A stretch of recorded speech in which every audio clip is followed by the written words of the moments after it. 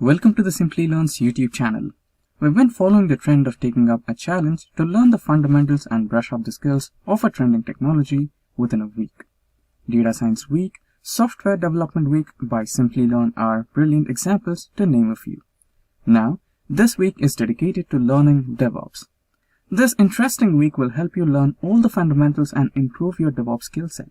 But before we begin, let me tell you guys that we have daily updates on multiple technologies. If you are a tech geek in a continuous hunt for latest technological trends, then consider getting subscribed to our YouTube channel and don't forget to hit that bell icon to never miss an update from SimplyLearn. DevOps is a software development and operations approach that enables faster development and deployment of software products and easier maintenance of existing deployments by eliminating the compatibility barriers separating the developers and operations teams. Should you ask how? Well, that's exactly our first session in DevOps Week. Without further ado, let's get started. We shall begin with having a basic understanding of DevOps with a short animated video. After that, we shall dive deeper and understand what DevOps is all about. We shall see what is its relevance in the present scenario. We shall learn different tools in our learning journey. The tools that we shall see are Git, Gradle, Maven, Selenium, Docker, Chef, Ansible, Puppet, Nagios, and Jenkins. After we have a fair amount of knowledge regarding DevOps and DevOps tools, we will look at the interview questions that will increase our chances to crack any DevOps interview. Now, without any further ado, let's begin with our animated introduction. Meet Tim. Tim builds a robot in his lab, a climate-controlled and pollution-free environment. Once he's done, he drops the robot off at his project partner, Mia's house. Mia takes it out to her backyard to ensure that the robot meets the requirements. But here is where the problem arises. The change in the environment causes the robot to malfunction. Mia is now really annoyed and she has a lot to correct. And it seems to her as though Tim didn't really do much. This wall between them leaves the poor robot to bite the dust. Well, what if we broke this wall? Tim and Mia now work together in a common space. Tim develops each block of functionality of the robot, which is then immediately checked by Mia. Both are now working simultaneously instead of waiting on the other to finish their task. As and when a feature is ready for use, they are put together to build the final product. They develop a common mindset and share ideas. To further speed up the process, they use several tools which can automate every stage. This means that the robot is now ready sooner, with less iterations and manual work. From an organization perspective, Tim would be the developer, while Mia the operations. Their union is the core of the DevOps approach. DevOps has several stages and set of tools to automate each of these stages. Let's have a look at these. Tim first puts down a plan. In terms of software, this could mean deciding on the modules and the algorithms to use. Once he has the plan, he now codes the plan. With tools such as Git, Tim has a repository for storing all the codes and their different versions. This is called version control. Next, this code is fetched and made executable. This is the build stage. Tools such as Gradle and Maven will sort this out. Now, before deployment, the product is tested to catch any bugs. The most popular tool automating testing is Selenium. Once the products are tested, Mia must deploy it. The deployed product is then continuously configured to the desired state. Ansible, Puppet, and Docker are some of the most common tools used that automate these stages. Now, every product is continuously monitored in its working environment. Nagios is one such tool that automates this phase, and the feedback is fed back to the planning stage. And finally, we have the core of the DevOps lifecycle, the integration stage. Tools such as Jenkins is responsible for sending the code for build and test. If the code passes the tests, it's further sent for deployment. This is called continuous integration. Let's now have a look at an organization that has adopted the DevOps approach. which of the below sequence of steps would they follow to develop a software? Leave your answers in the comment section. Keep an eye out for the right answer on the comment section or our YouTube community. Giants such as Amazon, Netflix, Target, Etsy, and Walmart have all adopted DevOps and seen a considerable increase in delivery and quality. In 2014, an hour of downtime for Netflix would cost it $200,000. It became absolutely crucial that Netflix prepared themselves for any sort of failure. And so, they took to the DevOps approach and implemented it in the most unique way. They developed a tool called the Simian Army. This tool created failures and automatically deployed them in an environment that did not affect the users. The team would troubleshoot these failures, and this gave them enough experience to deal with any degree of collapse. With everything being automated and happening simultaneously, organizations can now deliver at a much faster pace. So, considering the benefits of DevOps and its divergence from the traditional methods, would DevOps be the future? We're going to go through what we need to be able to do to go to DevOps, what the arguments are and why you need to do DevOps. And then we'll actually go through all the individual tools you need to be able to successfully implement DevOps within your organization. In addition to that, we're also going to take time and go through each of those tools so you get a good understanding of a step-by-step instructions on how to do basic setup of each of those tools. So let's get started. So what was DevOps before? So what was the process that we took for doing delivery before DevOps? Well, it was a model called Waterfall, and Waterfall was a very traditional approach to actually building out solutions. And the reason why it's called Waterfall is that you bring out all the individual requirements and individual sections of a project, and they cascade off each other. So if we look at the breakdown, we have requirements design, we have implementation, we have verification, we have maintenance, you'll have user acceptance testing. This is all based on the software development lifecycle model, or SDLC, and it's been around for quite some time and is still used by a lot of companies today. The challenge you had with the Waterfall model is that it really is a very long, drawn out model for actually building and delivering solutions. So it took a very long time to actually write code and then deploy the code. It was very difficult to actually identify problems within the code and provide feedback to the development team on what to fix. And this really was a very time consuming. We're talking about months, sometimes years, for projects to be actually go through a waterfall model process. So along came a new method of being able to do delivery, and it's called Agile. And the Agile approach is a way of being able to take the actual work that's done in a waterfall model and compress it down into small iterations. And what we would do is a fundamental change is that you would actually take teams that were disparate and as part of the individual cascades within a waterfall project, and you actually bring them together. So you have your requirements team person, design, developer, and release management team all together in one group working on an iteration. The great thing about Agile is that you took a process that was weeks or months or even years in length, as it was with Waterfall, and you reduce it down to 2 or 4 week sprints, depending on the cadence for your team.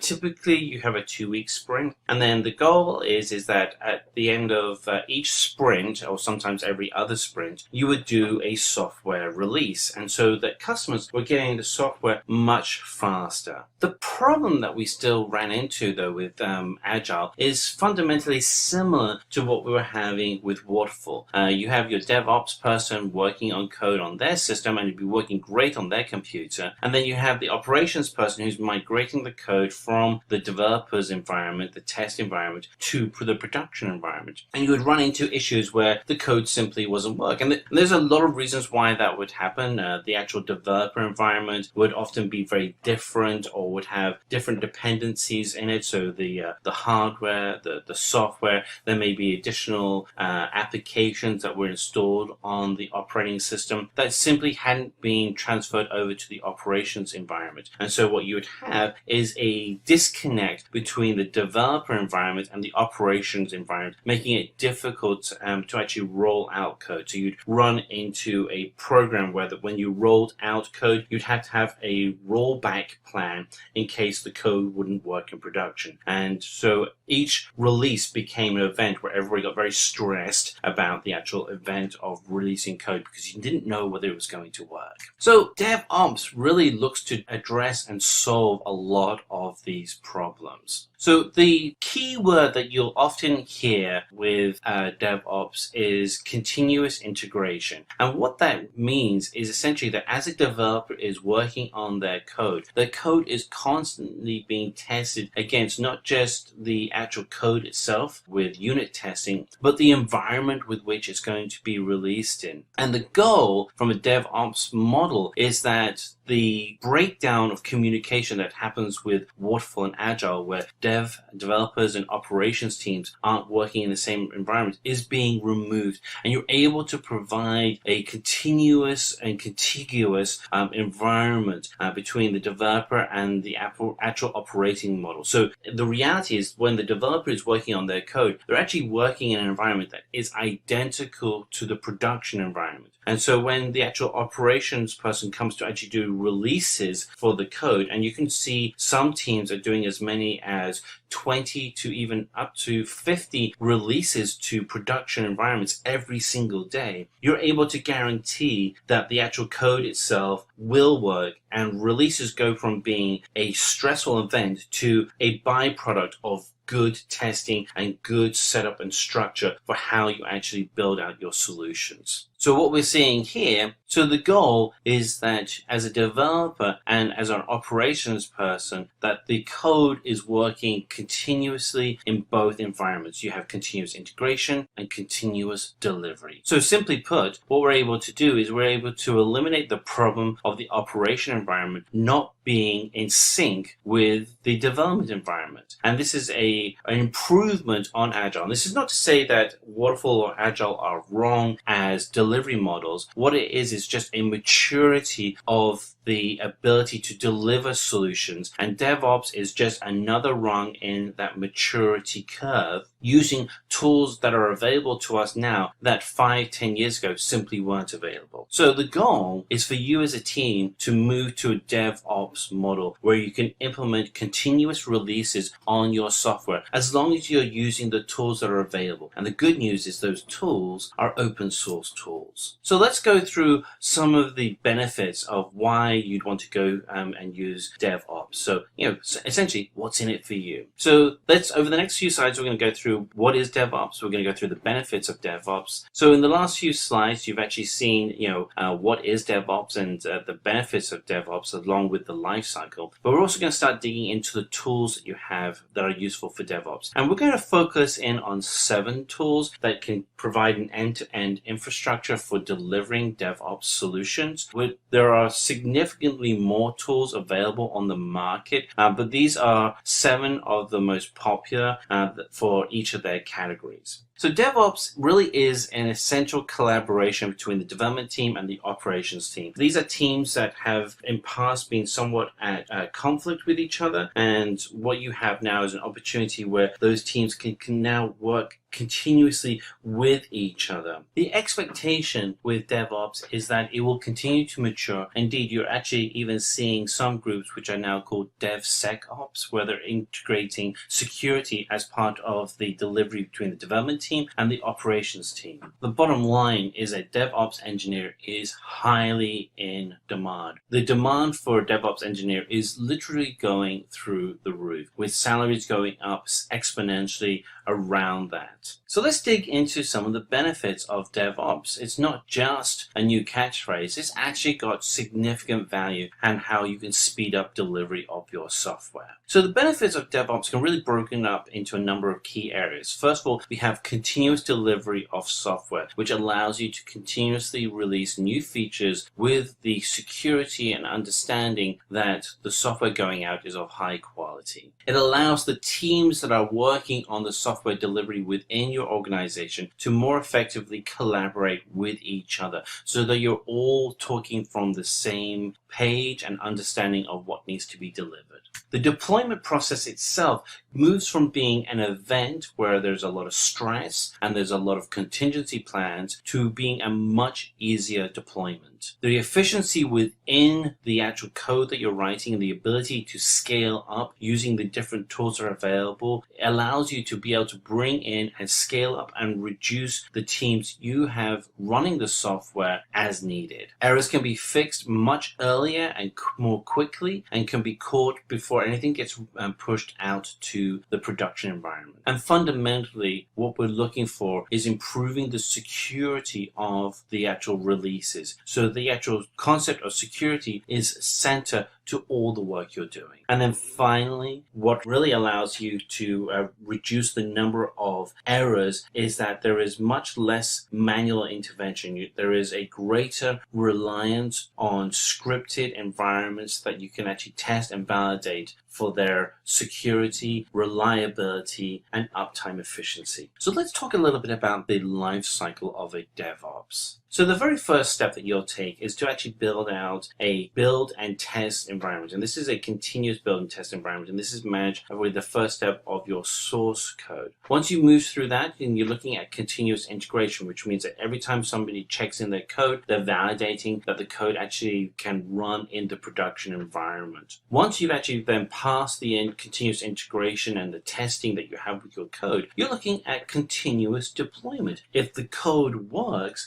and is available to be released into the production environment, let's go ahead and release it. And once you actually have release code, then you want to be able to validate that your environment is working efficiently. You may release code that is a new feature within your application, and customers may then gravitate immediately to that new feature. If they do, you want to be able to ensure that the code is working and, more importantly, that the infrastructure is there to support. And then finally, you're looking at software released as a continuous event. And then you go back to the beginning. You start working on more code. You run it through your build environment and continuous integration, deployment, continuous monitoring, and keep that cycle moving. So let's dig into the tools that you as a DevOps engineer would need to learn. If we break down the environment that we have, all the way from source code management to software release, there are a number of key tools that you want to be able to use. So for instance, source code management, Git is an open source tool that you would want to use for managing your code. The continuous build and test environment will be managed with Maven and Selenium. Integration with the environments that you're working on is managed through Jenkins. The actual deployment to your production environments would be managed with products such as Ansible and Docker. And then the monitoring of your network would be used with tools like Nagios. The thing that you have to remember with all these tools is that they're open source tools. There is no licensing that you have to purchase. Some of the tools will have pro level licensing that you can choose to select. But to get started, all of these are open source tools you can actually start using for free right now. We are going to dive deep and understand the top 10 reasons why you should learn DevOps. So, what is DevOps? DevOps is a collaboration between the development and operation teams which enables continuous delivery of applications and services to our end users. Before DevOps, there was a lot of communication gap between the development and operation teams. The code that used to work fine on the development side would create a lot of errors on the operation side. This in fact led to a lot of issues. The biggest issue was the delay in project delivery. The solution to this was DevOps. In DevOps, the operation and development engineers participate together in the entire lifecycle, from the design through the development process to the delivery of the software to the end users. It enhances the process to deliver the software faster and a software of high quality. If there is any bug or error, it is fixed at the right time rather than dragging it to the last phase. Let's now look into the 10 reasons why you should learn DevOps. So at number 10, we have technical, cultural and business benefits of DevOps. Let me explain each benefit one by one. So first we have the technical benefits. Continuous software delivery is the most important process of delivering the software in smaller increments to ensure that the software can be released at any time. With this approach of DevOps, the team will always be ready on delivering anytime. It has the benefit of having less complex problems to fix. The code is tested at every stage and both the development and operation teams make sure that the complexity is reduced to a great extent. DevOps also has the benefit of faster and easier resolution to every problem. If any bug or error is found at an earlier stage, it is fixed and then moved on to the next stage. Hence, this way at the final stage, there will be 0 or minimum number of bugs. Moving forward, let's look into the cultural benefits of DevOps. The workload is divided equally between all the employees, so no individual is under the pressure to code, test, debug an entire software. This results in a team that is happy and more productive. Since DevOps is a collaboration between the development and operation teams, if any issue arises on one side, the team is always ready to help. And the employees are engaged to make sure that the software is as the end user requires and hence is delivered at the set date. DevOps helps in increasing the professional development opportunities. Finally, let's look into the business benefits of DevOps. The basic principles of DevOps, that is automation, continuous delivery, and quick feedback cycle, aim to make the software development process faster and more efficient. Being an extended version of Agile methodology, DevOps ensures that the complete software development lifecycle goes smoothly. By promoting collaboration between the teams, DevOps offers continuous feedback so that the errors are fixed in time and the releases are done faster. These days, the development teams need to break down the interdepartmental constraints and collaborate, as well as communicate in a dynamic, round-the-clock environment. DevOps gives a way to improve the business agility by providing an environment of mutual collaboration, communication, and integration across the various teams in an IT organization. All the team members are responsible for meeting the quality and timeline of the software deliverables. With DevOps, organizations can improve the deployment frequency, recovery rates, and hence result in a lower failure rate. With every new release, it is possible to ensure the reliability and stability of an application. When applications perform flawlessly in the market, organizations reap the benefits of greater customer satisfaction. At the 9th position, we have work with good developers. Poor code is all too common. Sadly, users arrive at the realization when it's too late. The fact is, some developers are good at what they do, while others have poor coding skills. A team of software developers consists of excellent, good, average, and poor developers. It is important that the bad codes generated by many developers need to be stopped, else it may increase the production time. DevOps helps in reducing the bad code limits, as the bad code cannot go to the next phase until it is fixed. Also, a team member who is terrible at coding could be good at any other different roles and vice versa. Retasking team members earlier in the process prevent wastage of time and resources. So, in this way, DevOps eliminates bad developers and ensures that the team comprises of good developers. Next, at 8th position, we have increased efficiency. Due to increment in efficiency level, it results in speeding up the process of development and also makes it error-free. DevOps can also increase efficiency through automation. There are many ways to automate tasks in DevOps. DevOps allows engineers to focus on those tasks which are not automated. There are certain tools of acceleration that increase the efficiency. They are the cloud-based platforms or other scalable infrastructure which help in increasing the access of the team to the hardware resources and hence speeds up the process of testing and deployment operations. With the use of build acceleration tools, the code compiles faster. There may be a process that helps in embedding parallel workflows into the continuous delivery chain so that the delays are avoided. Moving on, at 7th position, we have a better organizational culture. With the help of DevOps, there has been an improvement in software development. The development and operation teams are more focused on performing together rather than having separate goals. The team is more focused on production. If both the teams are combined, it will result in innovative ideas in a very efficient and effective manner. There is improved collaboration and communication between the team members. DevOps facilitates better understanding among the team members, and this understanding increases worker morale. Next, at the 6th position, there is faster release of software. It is true that DevOps makes the process of software development agile, hence it leads to the timely release of the software. Companies can quickly study the behavior of users and incorporate the changes to come up with a better product. This, in turn, helps the organization to stay competitive. There is a reduction in rollbacks and failure rates regarding deployment and the time that is taken to recover with better products. DevOps reduces the time for cycles of development and also ensures a faster rate of innovation. At position 5, we have better knowledge of software delivery lifecycle.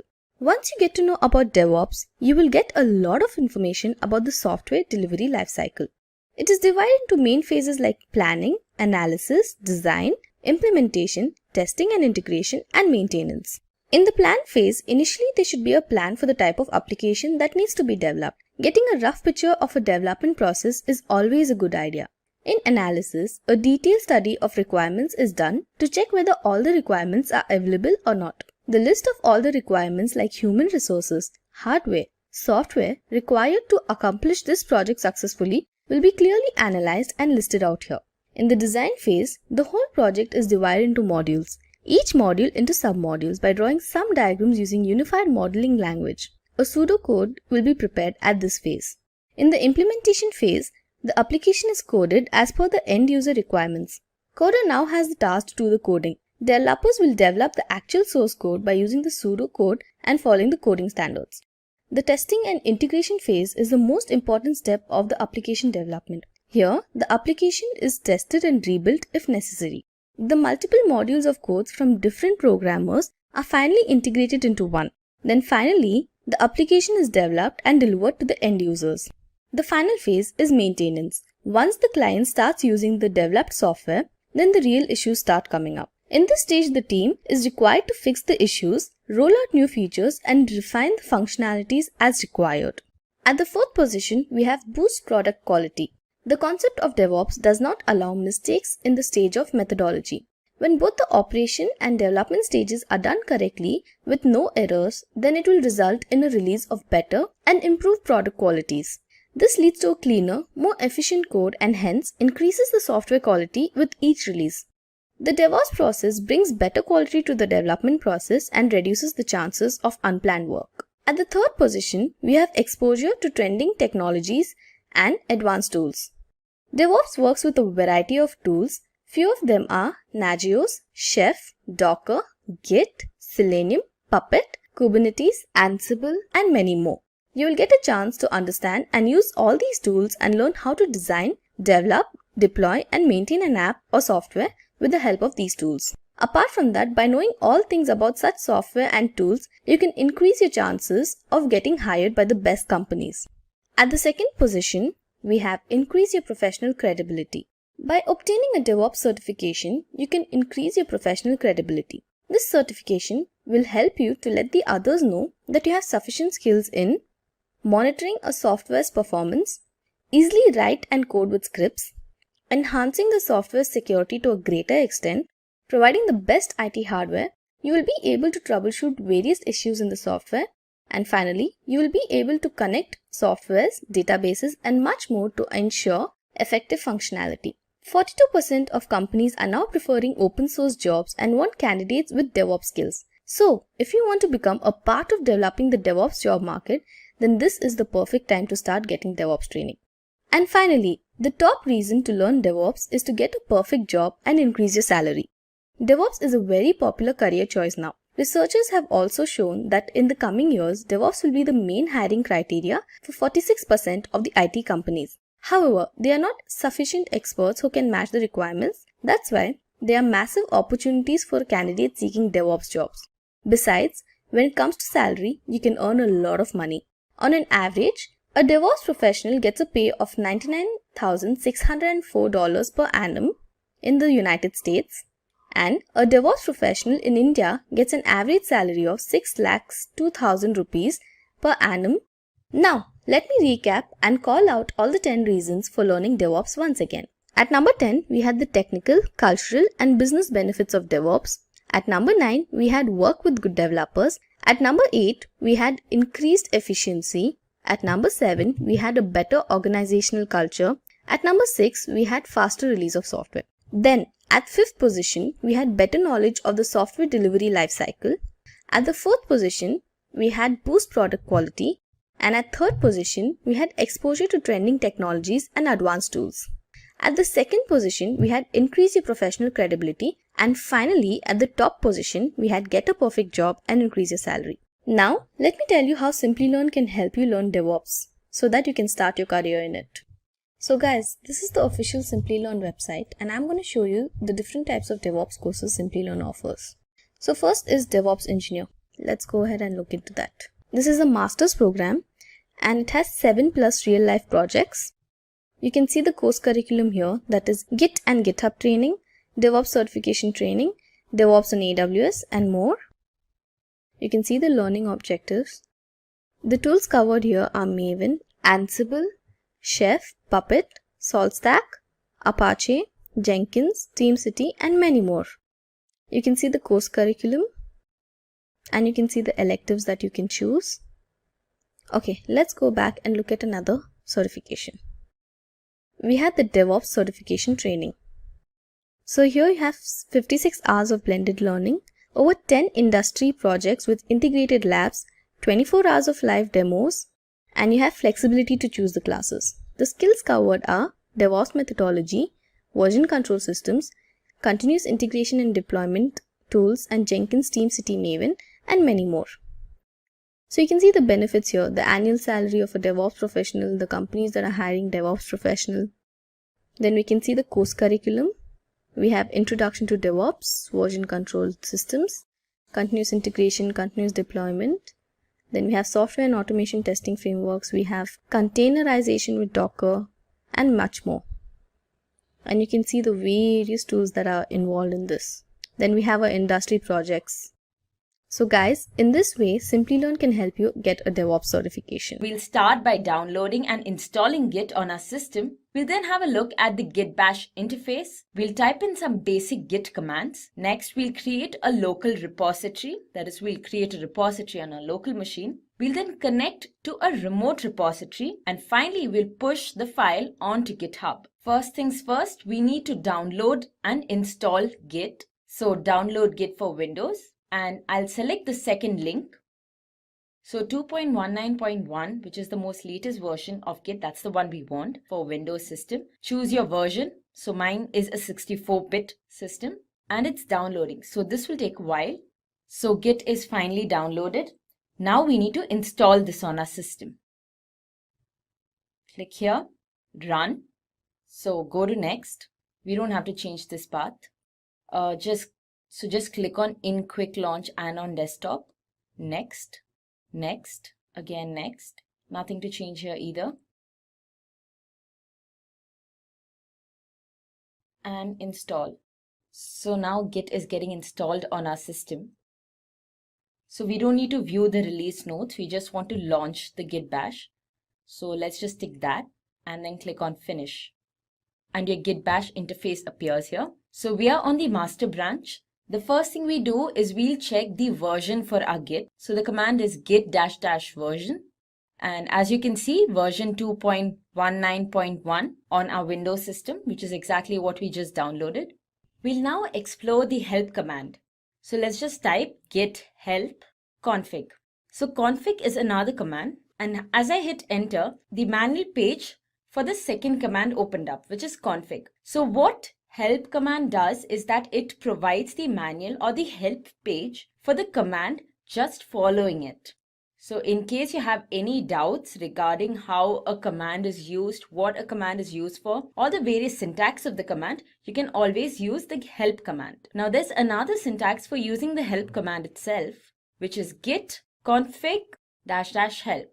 Enter. This does the exact same thing, as you can see. Now that we looked at the help command, let's begin by creating a local directory. So mkdir test. Now test is my new directory. I'll move into this directory. So cd test. Great. So now that we are inside our test directory, let's initialize this directory. So git init is the command for initializing the directory. And as you can see the path here, this is the local path where a directory is created. So I'll just show you the directory test and it's completely empty. What we do now is we'll create a text file within this new directory that we created. So new text document and I'll just name this demo. I'll open this and just put in some dummy content. So hello SimplyLearn. Save this file and go back to your bash interface. Let's just check the status now. So git status, and as you can see, our file has appeared, it's visible, but nothing is committed yet. So this means that we have not made any change to our file through the Git tool itself. So the next thing that we are going to do is we'll be adding demo to our current directory. The next command that we'll be applying is the commit command. And when you add certain files to the current directory, the commit command is applied on all the above directories.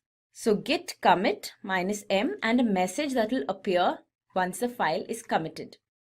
So as you can see, one file is changed and one insertion. I'll just clear the screen. Next thing we need to do is we need to link our Git to our GitHub account. So the command for doing that is git config global user.username. And this will be followed by our username. So let me just show you my GitHub account. So this is my GitHub profile and my username is SimplyLearn-GitHub. So guys, before you begin this procedure, just make a GitHub account. Type in my username here, SimplyLearn-GitHub, and enter. And there you go. Our Git is successfully linked with GitHub. Next thing we do is we'll just open our GitHub and we'll create a new repository. Give a repository name. So I'll name it test_demo and create repository. Great. So our repository is created. This is our remote repository. What we do next is just copy the link and then go back to your bash interface. Now we need to link our remote and our local repository. So git remote origin and then paste the HTTP link.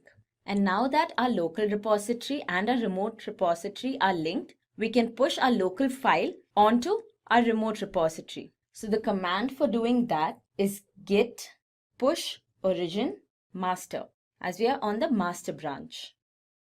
And that's done. So now let's move back to GitHub. I'll just click on test demo.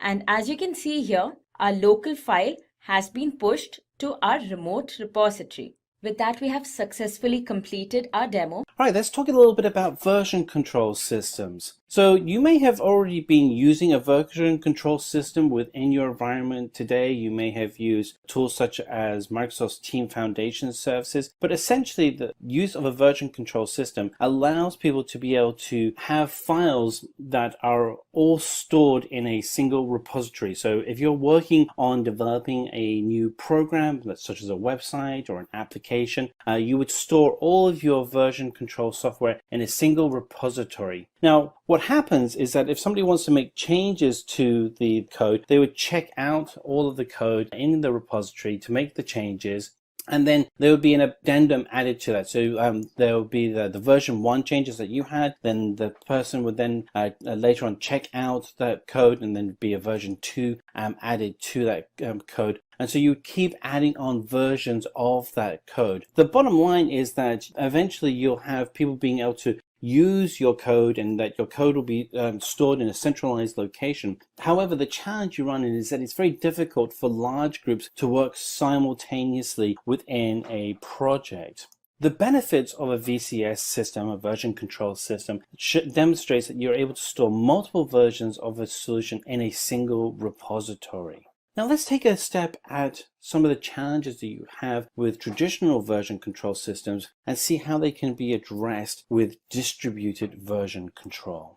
So in a distributed version control environment, what we're looking at is being able to have the code shared across a team of developers. So if there are 2 or more people working on a software package, they need to be able to effectively share that code amongst themselves, so that they constantly are working on the latest piece of code. So a key part of a distributed version control system that's different to just a traditional version control system is that all developers have the entire code on their local systems, and they try and keep it updated all the time. It is the role of the distributed VCS server to ensure that each client, and we have a developer here, and developer here, and developer here, and each of those are clients, have the latest version of the software, and then that each person can then share the software in a peer-to-peer like approach. so that as changes are being made into the server of changes to the code, then those changes are then being redistributed to all of the development team. The tool to be able to do an effective distributed VCS environment is Git. Now, you may remember that we actually covered Git in a previous video, and we'll reference that video for you. So we start off with our remote Git repository, and people are making updates to the copy of their code into a local environment. That local environment can be updated manually and then periodically pushed out to the Git repository. So you're always pushing out the latest code changes you've made into the repository. And then from the repository, you're able to pull back the latest updates. And so your Git repository becomes the kind of the center of the universe for you. And then updates are able to be pushed up and pulled back from there. What this allows you to be able to accomplish is that each person will always have the latest version of the code. So what is Git? Git is a distributed version control tool used for source code management.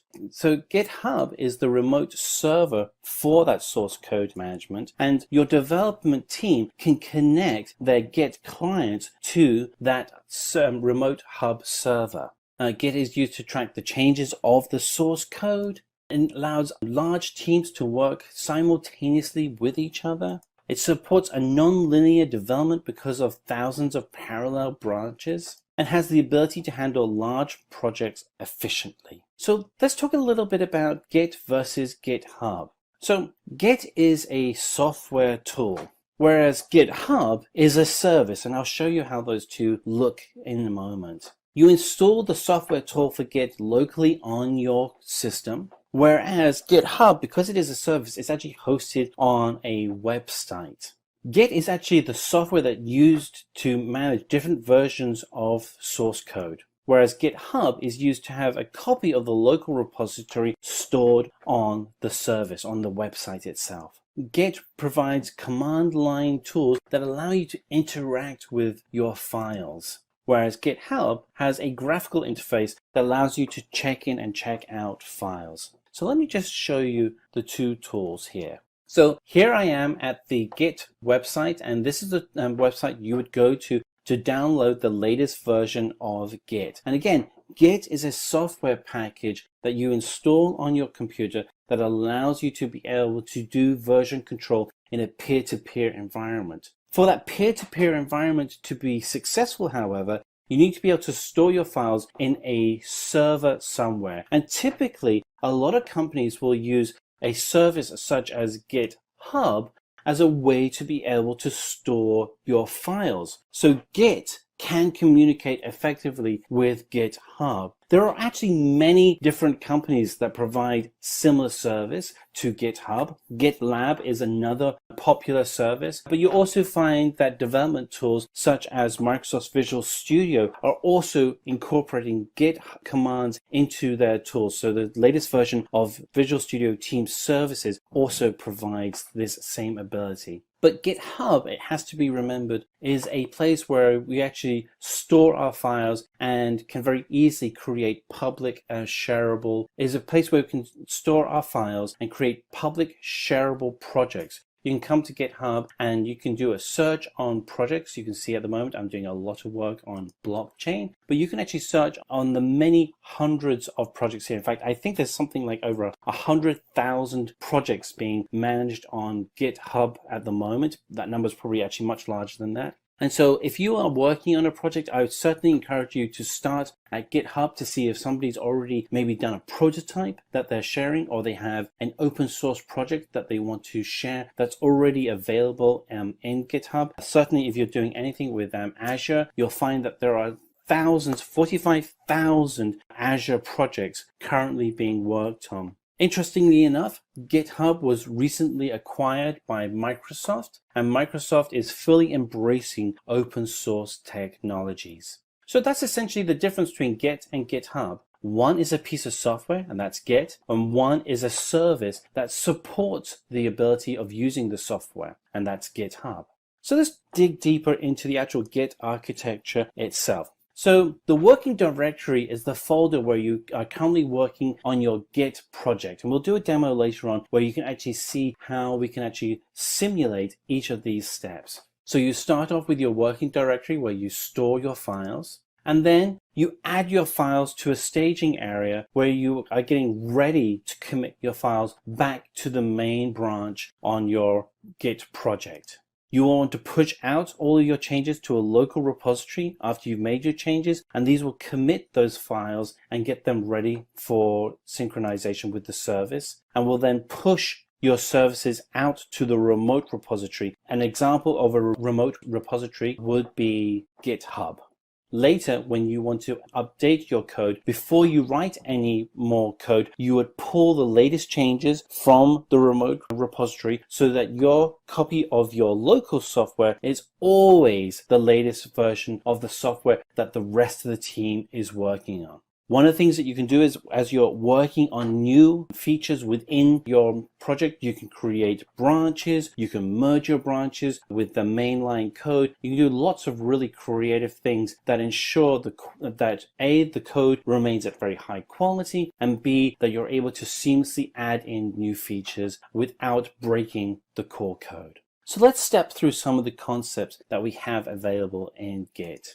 So let's talk about forking and cloning in Git. So both of these terms are quite old terms when it comes to development, but forking is certainly a term that goes way back, long before we had distributed CVS systems such as the ones that we're using with Git. To fork a piece of software is a particular open source project. You would take the project and create a copy of that project, but then you would then associate a new team and new people around that project. So it becomes a separate project in entirety. A clone, and this is important when it comes to working with Git, a clone is identical with the same teams and same structuring as the main project itself. So when you download the code, you're downloading an exact copy of that code with all the same security and access rights as the main code. And then you can then check that code back in, and potentially your code, because it is identical, could potentially become the mainline code in the future.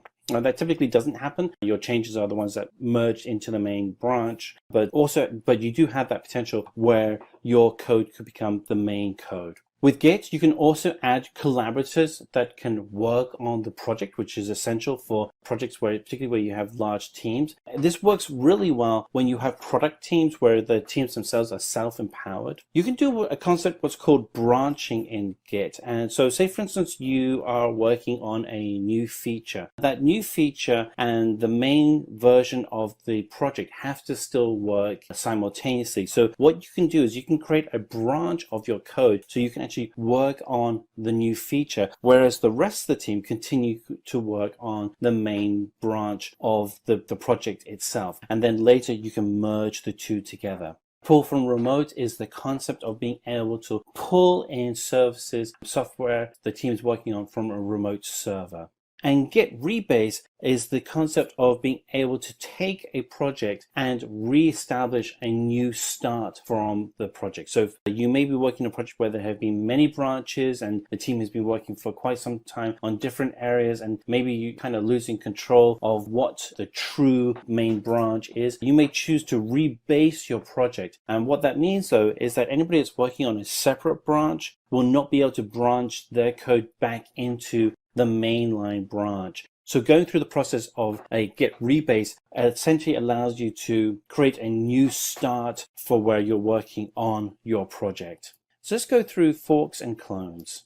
So you want to go through the process. So you want to go ahead and fork the code that you're working on. So let's use this scenario that one of your team wants to go ahead and add a new change to the project. The team member may say, yeah, go ahead and create a separate fork of the actual project. So what does that look like? So when you actually go ahead and create a fork of the repository, you actually go and you can take the version of the mainline branch, but then you take it completely offline into a local repository for you to be able to work from.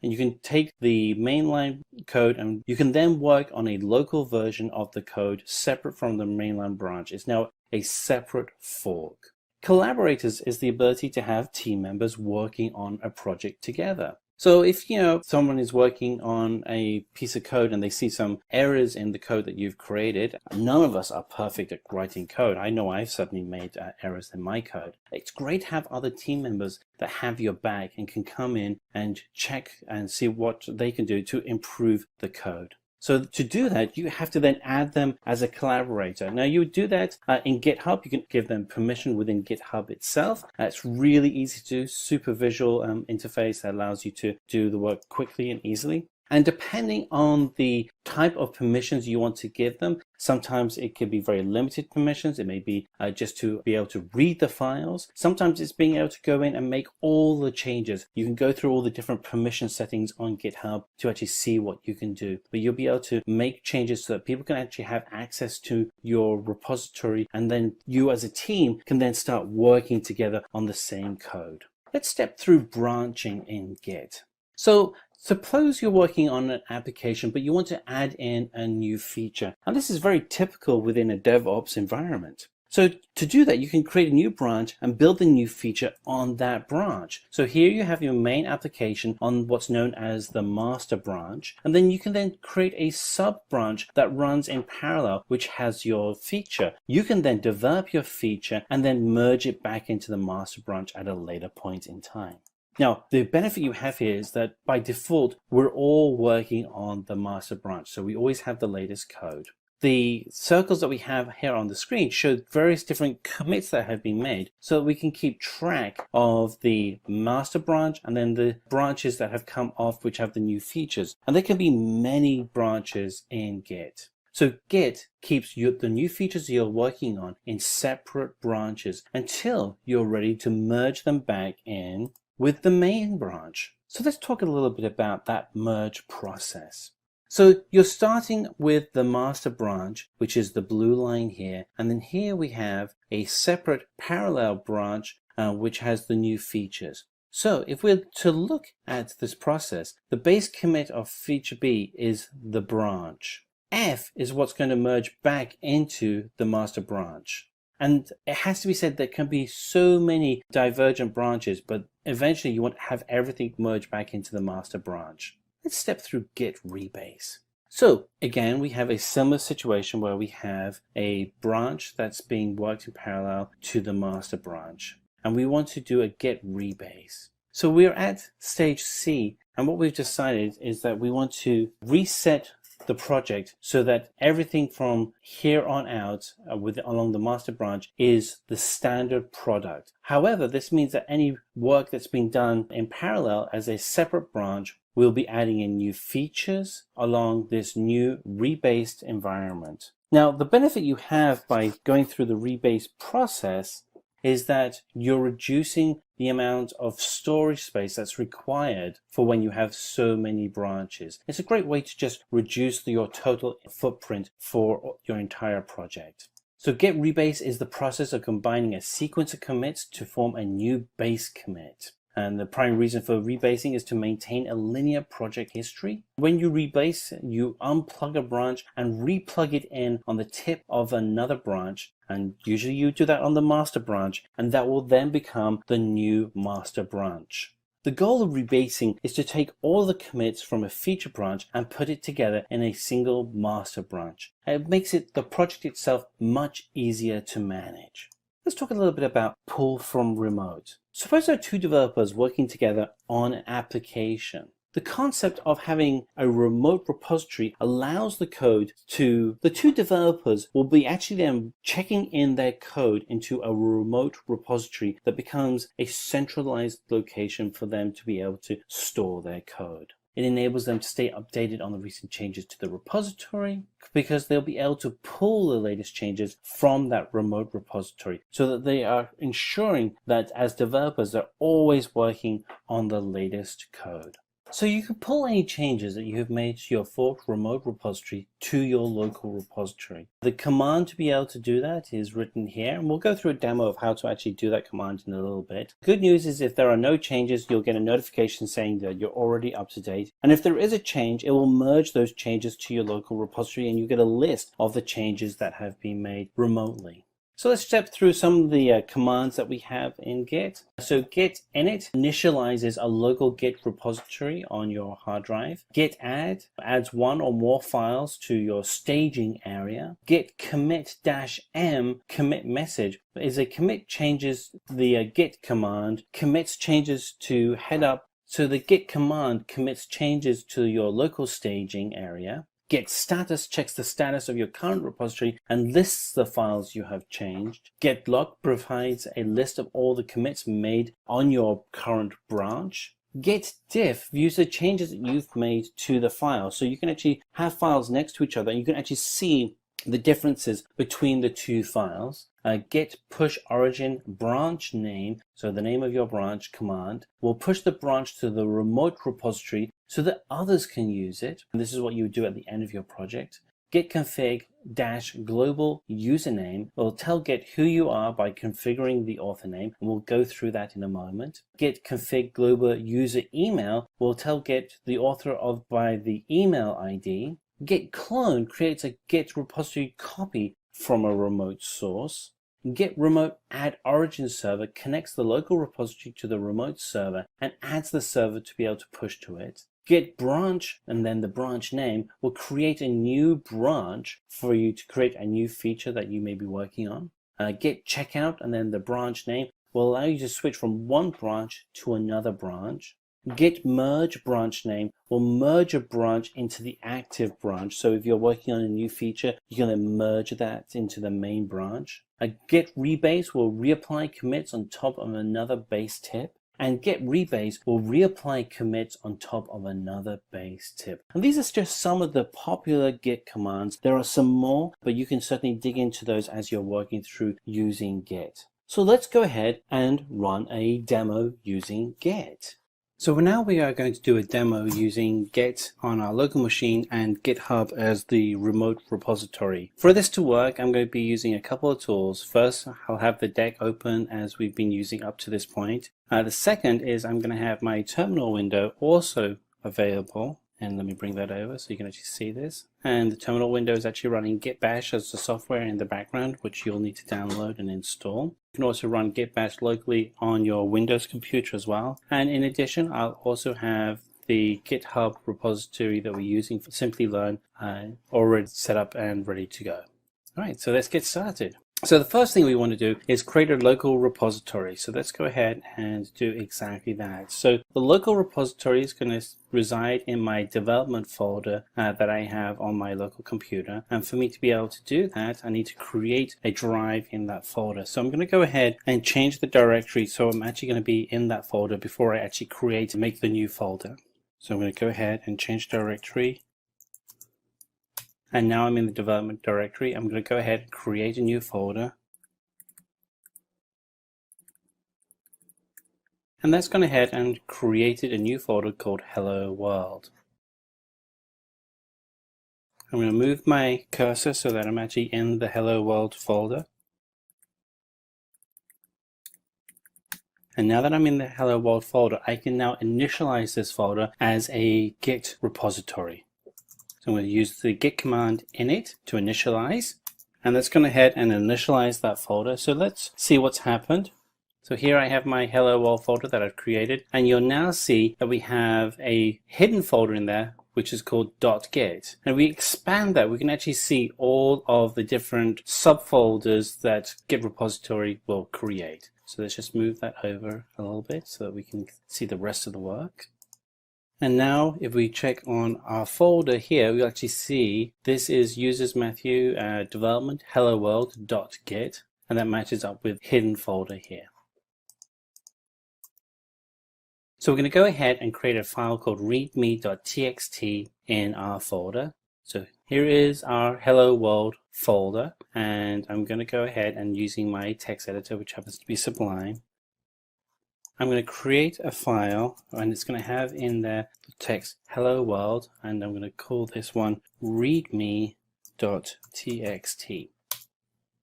If I go to my hello world folder, you'll see that we have the readme.txt file actually in the folder. What's interesting is if I select the git status command what it'll actually show me is that this file has not yet been added to the commits yet for this project. So even though the file is actually in the folder, it doesn't mean that it's actually part of the project. For us to do that, we actually have to go and select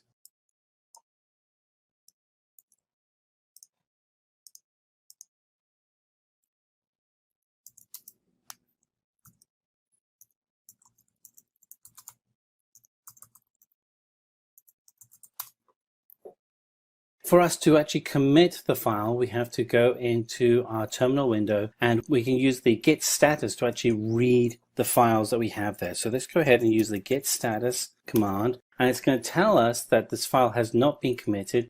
You can use this with any folder to see which files and subfolders haven't been committed. And what we can now do is we can go and actually add the README file. So let's go ahead and we're just going to select git add. So the git command is add readme.txt. So that then adds that file into our main project, and we want to then commit those files into the main repositories history. And so to do that, we'll hit the git command commit, and we'll do a message in that commit, and this one will be first commit, and it has committed that project. What's interesting is we can now go back into README file, and I can change this. So we can go hello Git. Git is a very popular version control solution, and we'll save that. Now what we can do is we can actually go and see if we have made differences to the README text. So to do that, we'll use the diff command for Git. So we do git diff, and it gives us two releases. The first is what the original text was, which is hello world. And then what we have afterwards is what is now the new text in green, which has replaced the original text. So what we're going to do now is you want to go ahead and create an account on GitHub. We already have one. So what we're going to do is we're going to match the account from GitHub with our local account. So to do that, we're going to go ahead and select git config, and we're going to do dash, and it's going to be a global user name, and we're going to put in our username that we use for GitHub. In this instance, we're using the SimplyLearn -GitHub account name. And under the GitHub account, you can go ahead and create a new repository name. In this instance, we call the repository hello-world. And what we want to do is connect the local GitHub account with the remote hello-world.git account. And we do that by using this command from Git, which is our remote connection. And so let's go ahead and type that in. Open this up so we can see the whole thing. So we're going to type in git remote add origin https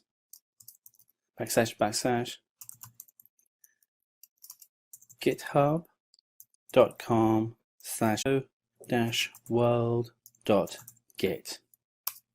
That creates the connection to your Hello World account. And now what we want to do is we want to push the files to the remote location using the git push command. Commit git push origin master.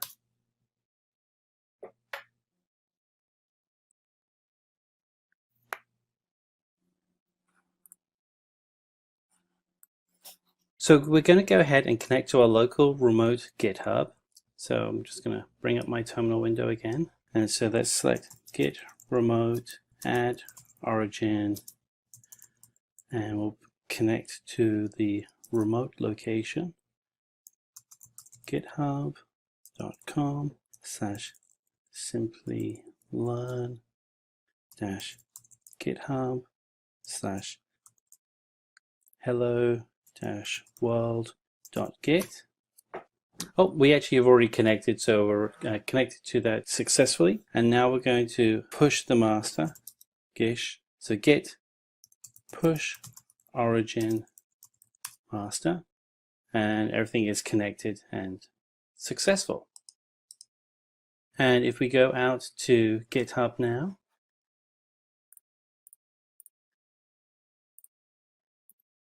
we can actually see that our file was updated just a few minutes ago. So what we can actually do now is we can go and fork a project from GitHub and clone it locally. So we're going to use the fork tool that's actually available on GitHub. Let me show you where that is located. And here is our branching tool. It's actually changed more recently with a new UI interface. And once complete, we'll be able to then pull a copy of it out using the fork's new HTTP URL address. So let's go ahead and do that.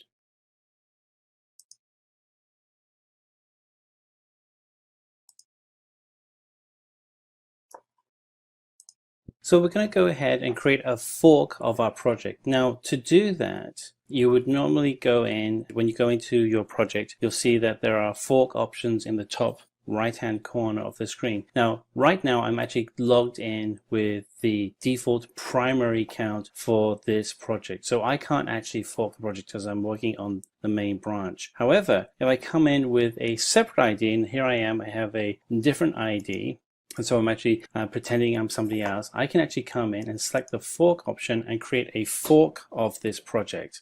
And this will take just a few seconds to actually create the fork. And there we are. We have gone ahead and created the fork. So you want to select clone or download with this. And so this is the, I select, that'll actually give me the web address. I can actually show you what that looks like. I'll open up my text editor.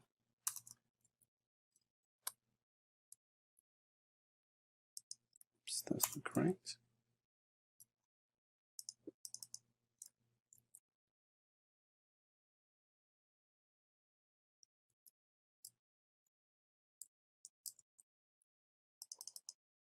I guess that is correct. So I'm going to copy that.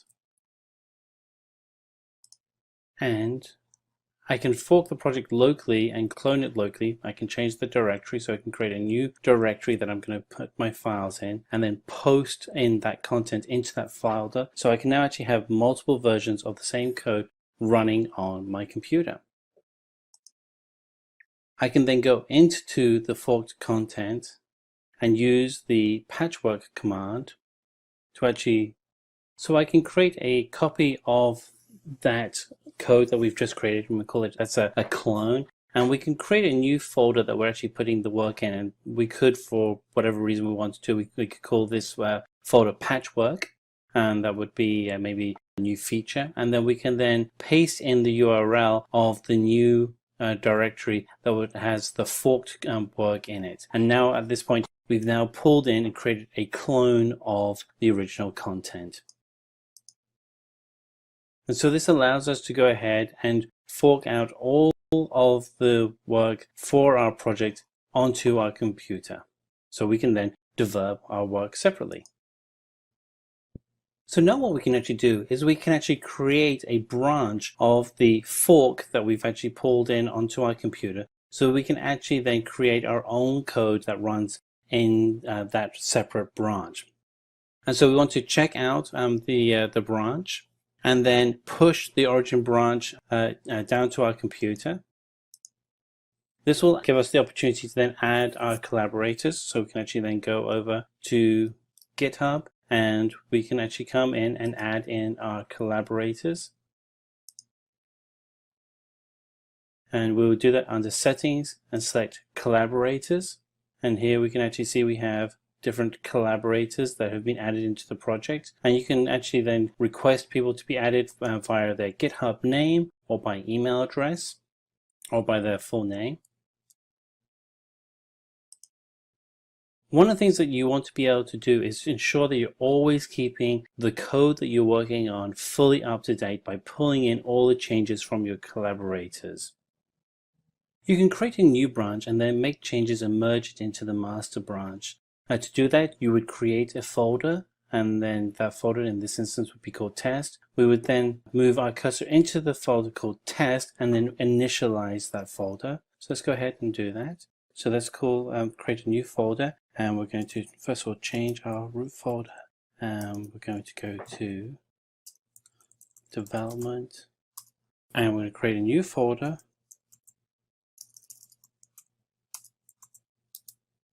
We call it test, and we're going to move into the test folder, and we will initialize that folder. And we're going to move some files into that test folder.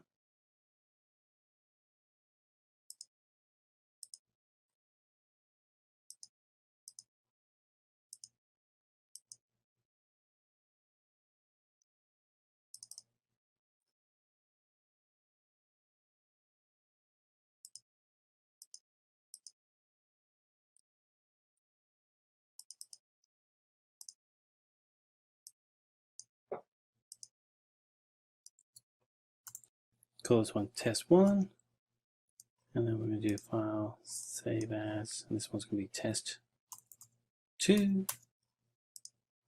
And now we're going to commit those files. Git add, git add, and then we'll use the dot to pull in all files, and then git commit -m files committed.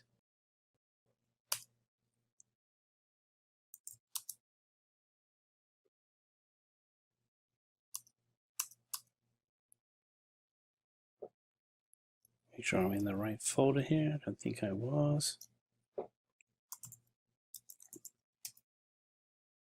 And now that I'm in the correct folder, let's go ahead and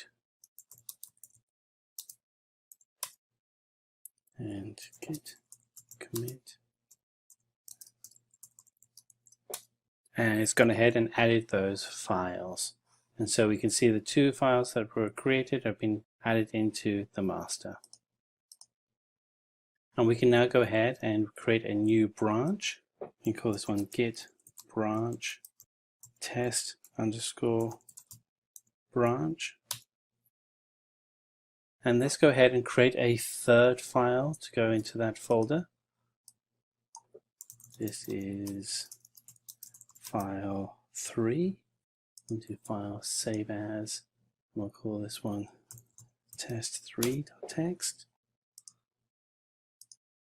And we'll go ahead and add that file. And do git add test3.txt. And we're going to move from the master branch to the test branch. Git check out test _ branch. And it switched to the test branch. And we'll be able to list out all of the files that are in that branch now. And we want to go through and merge the files into one area. So let's go ahead and we'll do git merge test _ branch. And it's, well, we've already updated everything, so that's good. So otherwise it would tell us what we would be merging. And now all the files are merged successfully into the master branch. There we go, all merged together. Fantastic. And so what we're going to do now is move from master branch to test branch. So git checkout test _ branch. And we can modify the files, the test3 file that we took out, and pull that file up.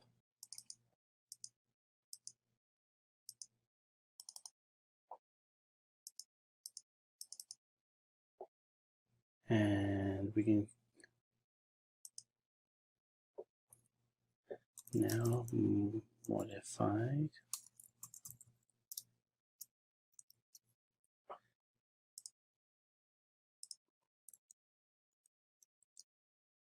and we can then commit that file back in. And we've actually been able to then commit the file with one changes, and now we see it's the text read change that was made. And we can now go through the process of checking the file back in, switching back to the master branch, and ensuring that everything is in sync correctly. We may at one point want to rebase all of the work. It's kind of a hard thing you want to do, but it will allow you to allow for managing for changes in the future. So let's switch to it back to our test branch, which I think we're actually on. We're going to create 2 more files. Let's go to our folder here and let's go copy those. And that's created. We'll rename those tests 4 and 5. And so we now have additional files. And we're going to add those into our branch that we're working on. So we're going to go in and select git add -a, and we're going to commit those files. Git commit -a-m, adding 2 new files, and it's added in the 2 new files. So we have all of our files now. We can actually list them out, and we have all the files that are in the branch. And we'll switch then to our master branch. We want to rebase the master. So we do git rebase master, and that will then give us the command that everything is now completely up to date. And we can go git checkout master to switch to the master account. This will allow us to then continue through and rebase the test branch and then list all the files so they're all in the same area. So let's go git rebase test underscore branch, and now we can list, and there we have all of our files listed in correctly. Choose from over 300 in-demand skills and get access to 1,000 plus hours of video content for free. Visit SkillUp by SimplyLearn. Click on the link in the description to know more. Now we will be talking about how exactly we can make use of Maven here in performing various kind of operations, whether it's a build, compilation, various kind of stuff there. So let's talk about it, why exactly we use Maven here. Now Maven is something which is a kind of a build tool which is there for most of the Java-based projects here. So this tool also helps us in building up the source code by downloading some couple of dependencies. These dependencies are something which is being configured by the developers, which a developer feels that the project is dependent on, and he requires those dependencies to be downloaded. So this tool is specifically used to build and manage any kind of a Java-based project, whatever the complexity of the topic or the project is there. So this tool will be able to handle that particular requirement or that project. So it simplifies the day-to-day work of a Java developer and helps them in their projects for performing daily-to-daily activities. Right now, Maven also helps us in getting the specific jar files for each and every project. So if you are you can pretty much make a jar file, var file, or ER file, any kind of a package mechanism you can follow for your Maven there. So to download the dependencies, we don't have to actually go to the official website of each and every software. You can easily get it, the dependencies of each and every third-party binaries on the mvnrepository.com. This is a website which is present, on which if you visit, you will be able to download the dependencies which is required by your project or by your specific project over here. So it totally depends on how exactly you want to download and you want to get together a specific repository over here. So mvnrepository.com is the one. If you visit, you will be able to download and go through all the jar files, dependent jar files as in dependencies which you require for your current project. Right, so now what exactly is a Maven all about? So let's see on that part.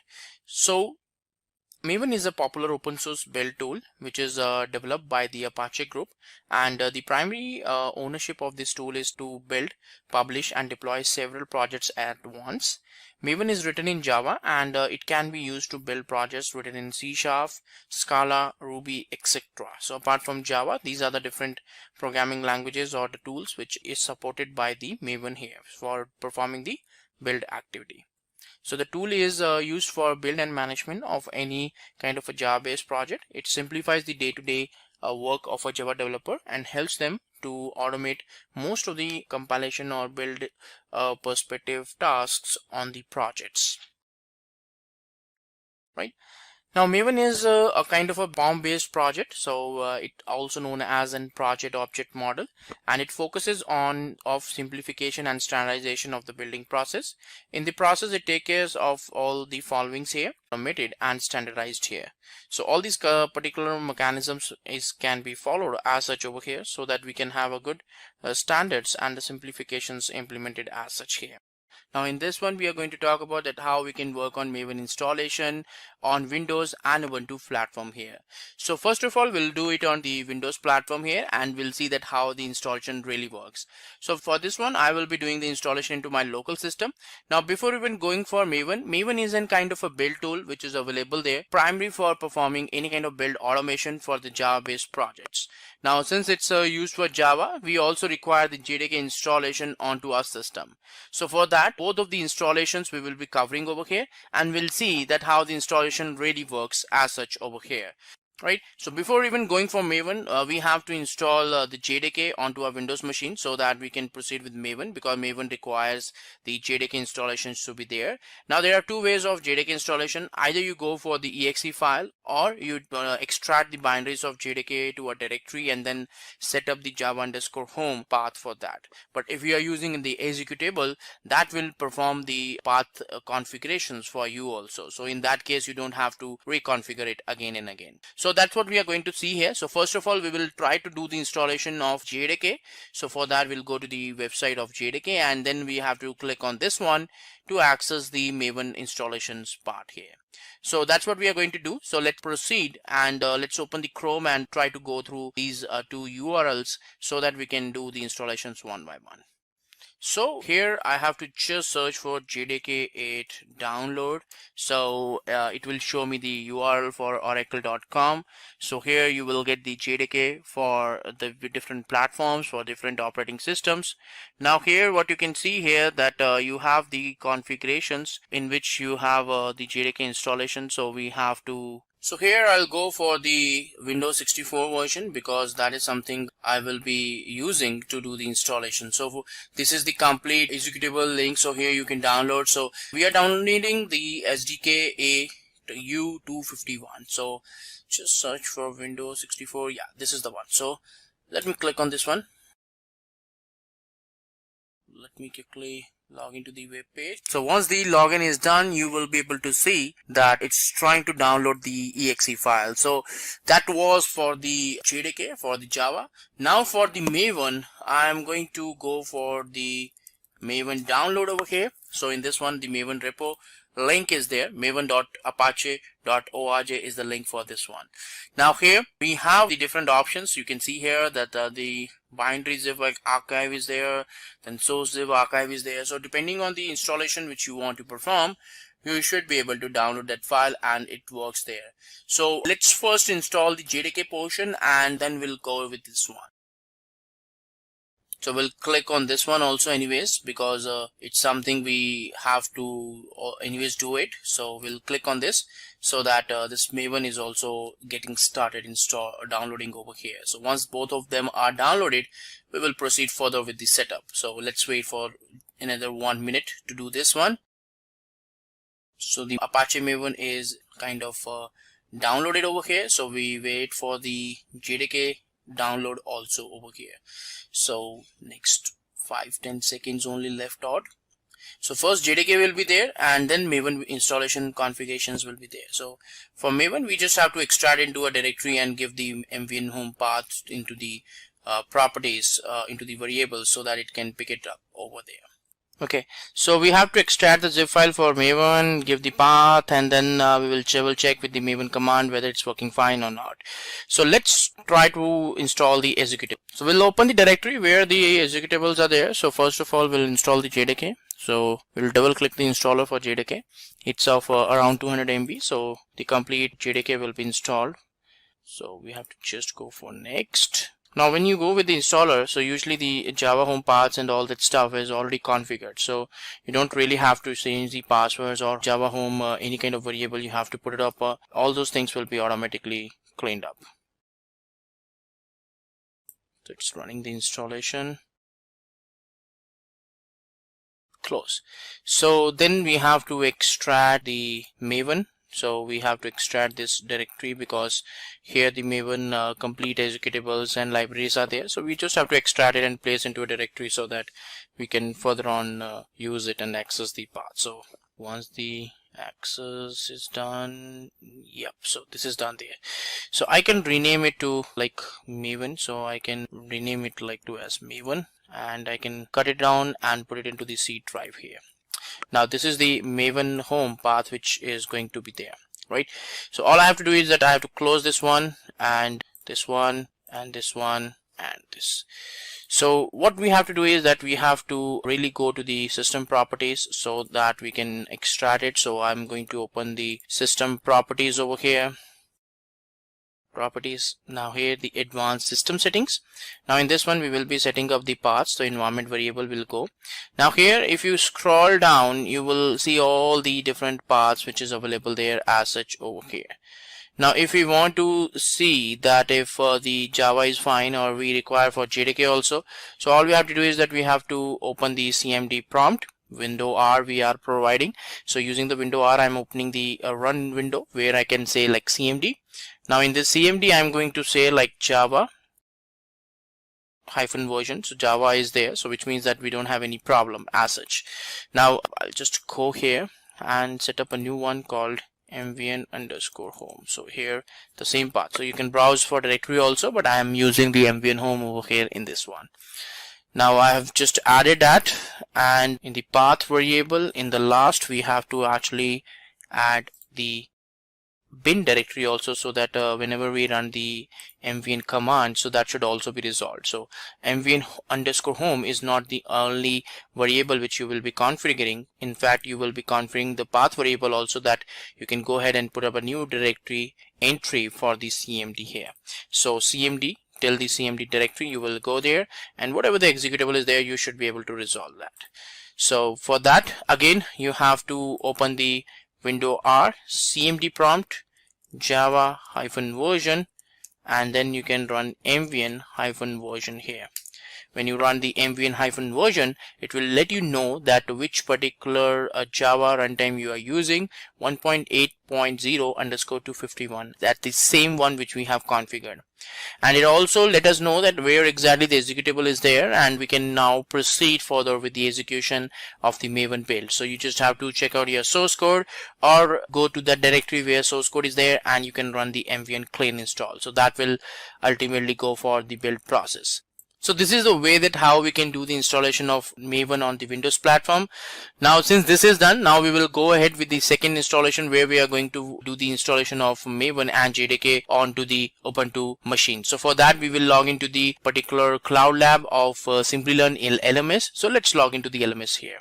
So now we are going to do the installation of JDK and Maven on the Ubuntu virtual machine here. So for that we will log into the LMS. So let's log into that. So this is the LMS over here. Here I have already started the lab here. So all I have to do is that I have to just click on this link here. So it will open the lab into a new tab. It's a GUI mode of Ubuntu server, so which we will be using to configure it. So here first of all I can open the Chrome browser also. So let me open the browser here so that I can download the Maven executables as such over here. So JDK we can do it using the package installation. So using the apt executable we will be doing the installation. So I have to just open the terminal here. So once the terminal is opened, you have to log in through the root ID. Now why we require root ID? So that we should be able to do the package installations and other configurations. So that requires root access. Now once that is done, you have to run the a particular app update command.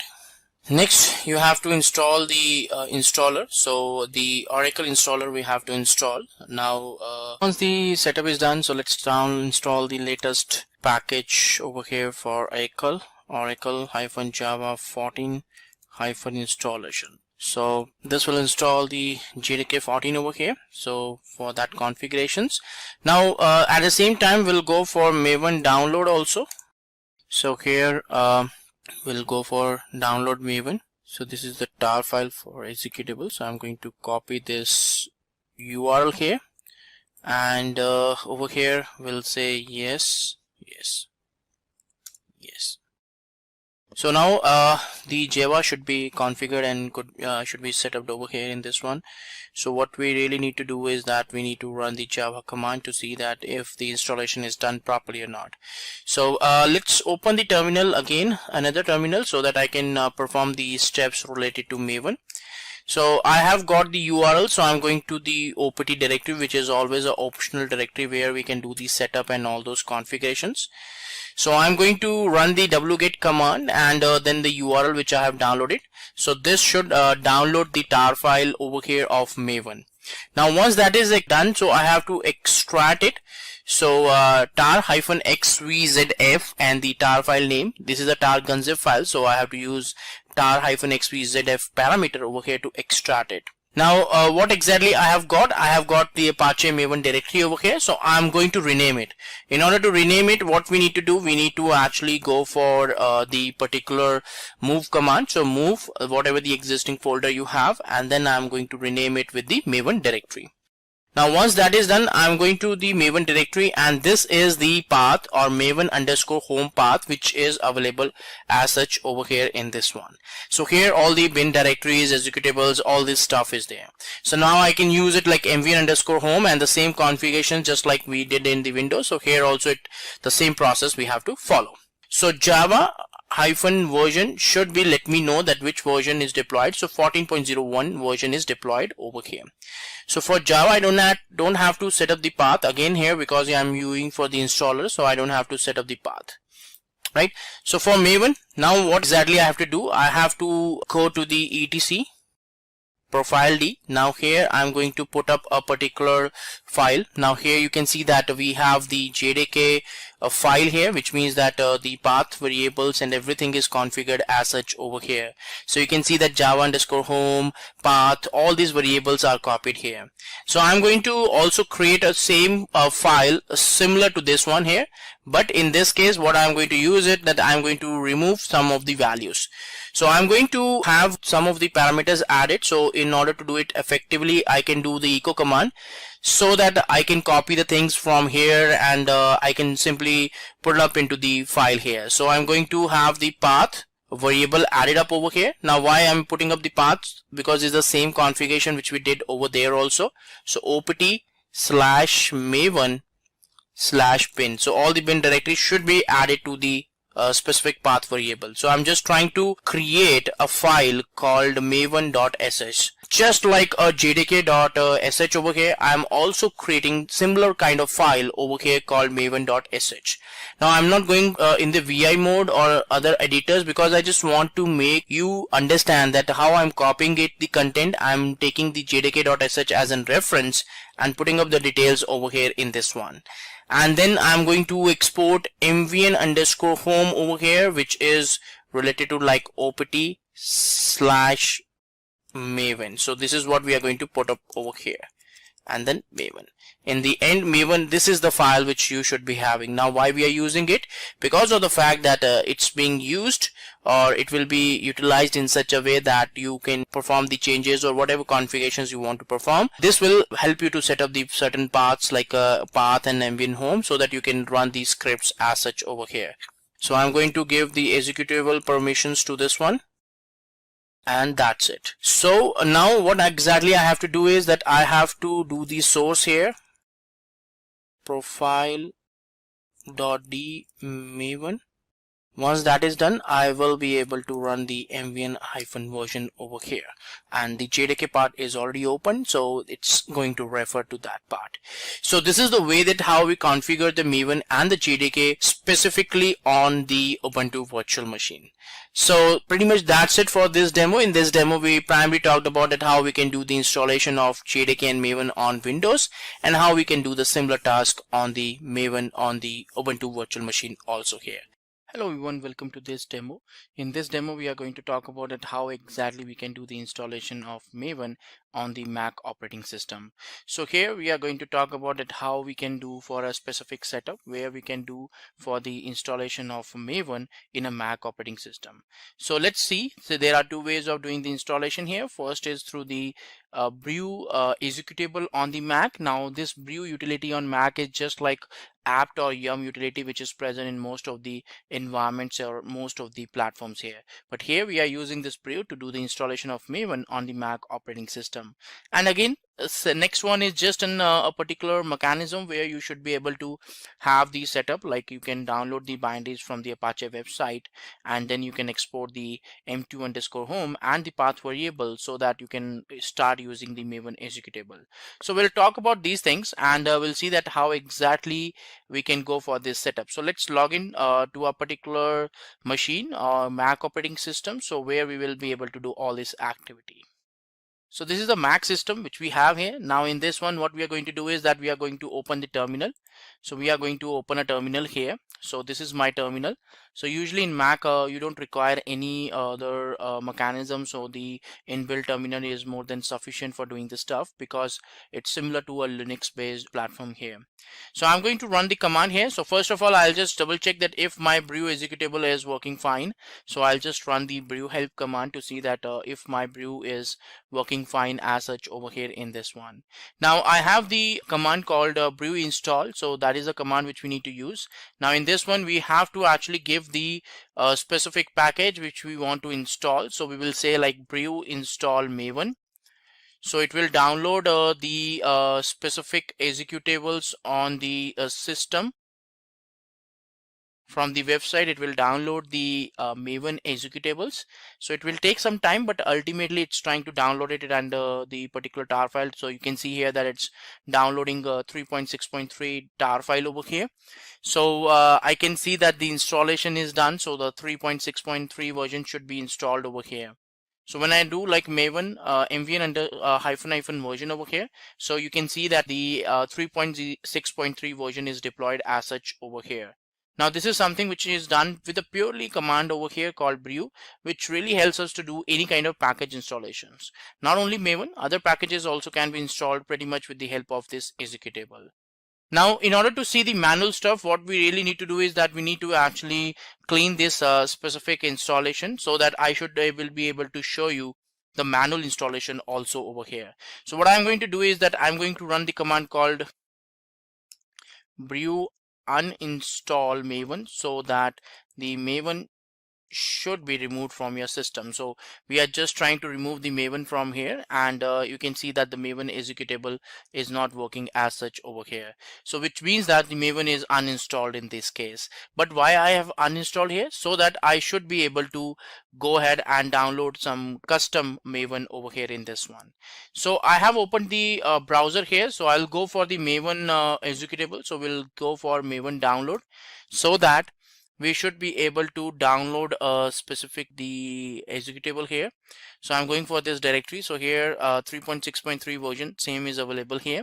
So I'm going to download the bin.tar.gz, which was the file we have. So this is also a kind of a Linux platform, right? So that's the reason why here the tar file should work perfectly fine. So here I'm going to the OPT directory where we can have all the optionals related packages. So if it is not there, so I can create a directory called /opt. So I can log in with root. So if you don't have the root access, so you can go for the applications. In the applications, you can actually create a directory called Maven. So here I can go for Maven. Yeah. So here we will be downloading the war file here. So the tar.gunzip file we are downloading over here. So I'll give the path here.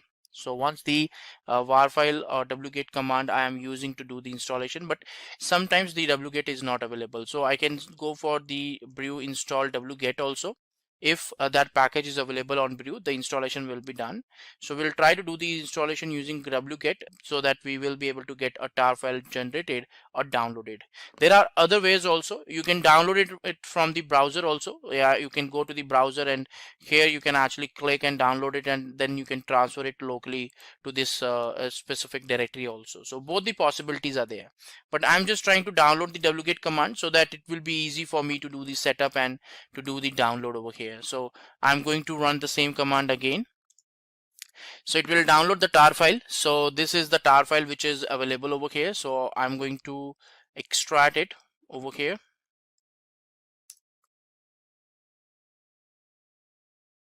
So once the extraction is done, so I'm going to rename it like to Apache Maven, so that I should not have any kind of versioning or these kind of parameters over here. And the Apache.maven hyphen this tar file I'm trying to remove as such over here. So this is what I have got as an end result over here. Now this is the current directory in which I have these applications and these setups going forward over here. So if I run the mvn hyphen version command, so that will not be giving me any kind of output over here, because still I have extracted the tar file, but that is not, the activity is not complete. I have to exactly set up some environment variables so that I should be able to run this mvn command. So what I really need to do over here is that we have to export certain variables.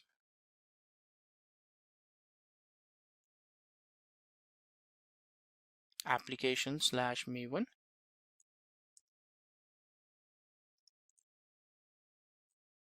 Apache Maven. So this is the home directory which I'm trying to configure over here. And then next thing is that path variable. So I'm going to have we are going to coordinate the path variable with the folder. So I'm going to have the folder structure here. So the bin directory we have to provide. So I'm going to copy here and paste, and then I'm concatenate it with the bin here. So now my environment variables are established. So my mvn hyphen version command, as you can see here, is that it's being picked up over here, but it's saying that the particular Java runtime is not available. So I can go for Java brew install Java. So that should be enough there to install a Java package there. So you can see that it says that it's already installed, so and up to date. So that's the reason why it's not able to do the installation. So I'm going to reinstall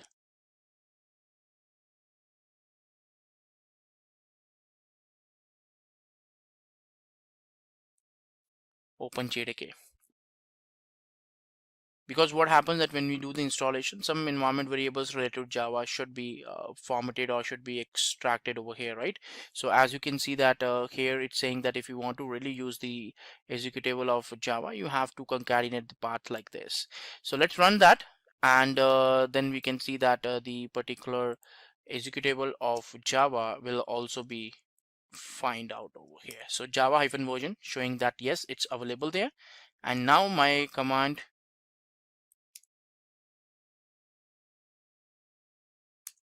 should be able to show me that yes, it's working fine. The JDK was already installed, but the problem with that is that since it's installed into a particular location, so you have to actually override your path value so that you should be able to see in that directory and find out the Java executable. So that I have got by doing the deinstallation. I got the command over there in the output saying that this is the installation which is done, and now you just have to extract, or you have to just put that path directory into the specified path variable, and that's how you got the Maven and Java both command lines working over here. So this is how you will be doing the Maven installations all together, how the overall installation of Maven and the JDK really works on Mac operating system. Now what exactly is a Maven repository all about?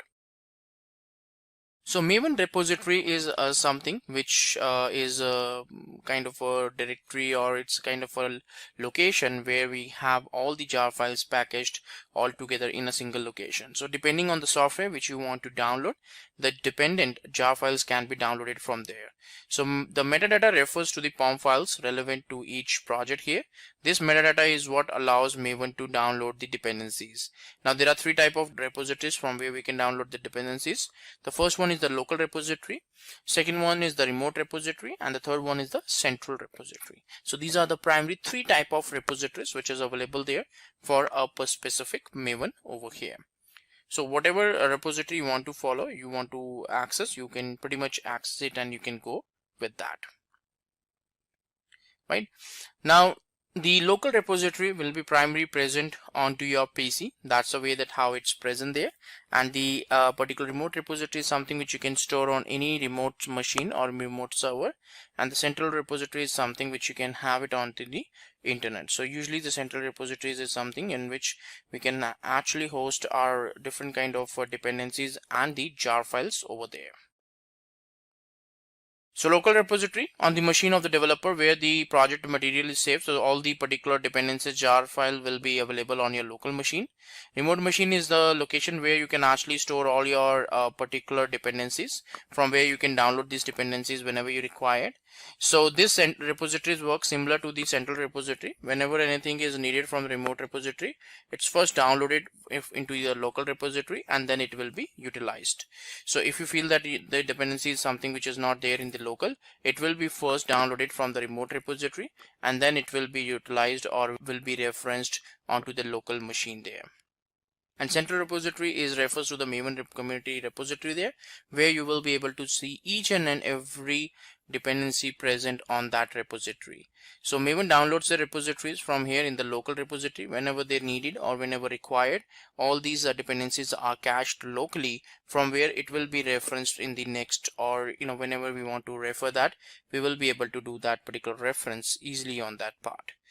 So this is the way that how the three particular repositories or Maven repositories really helps us for performing various kind of automations as such here.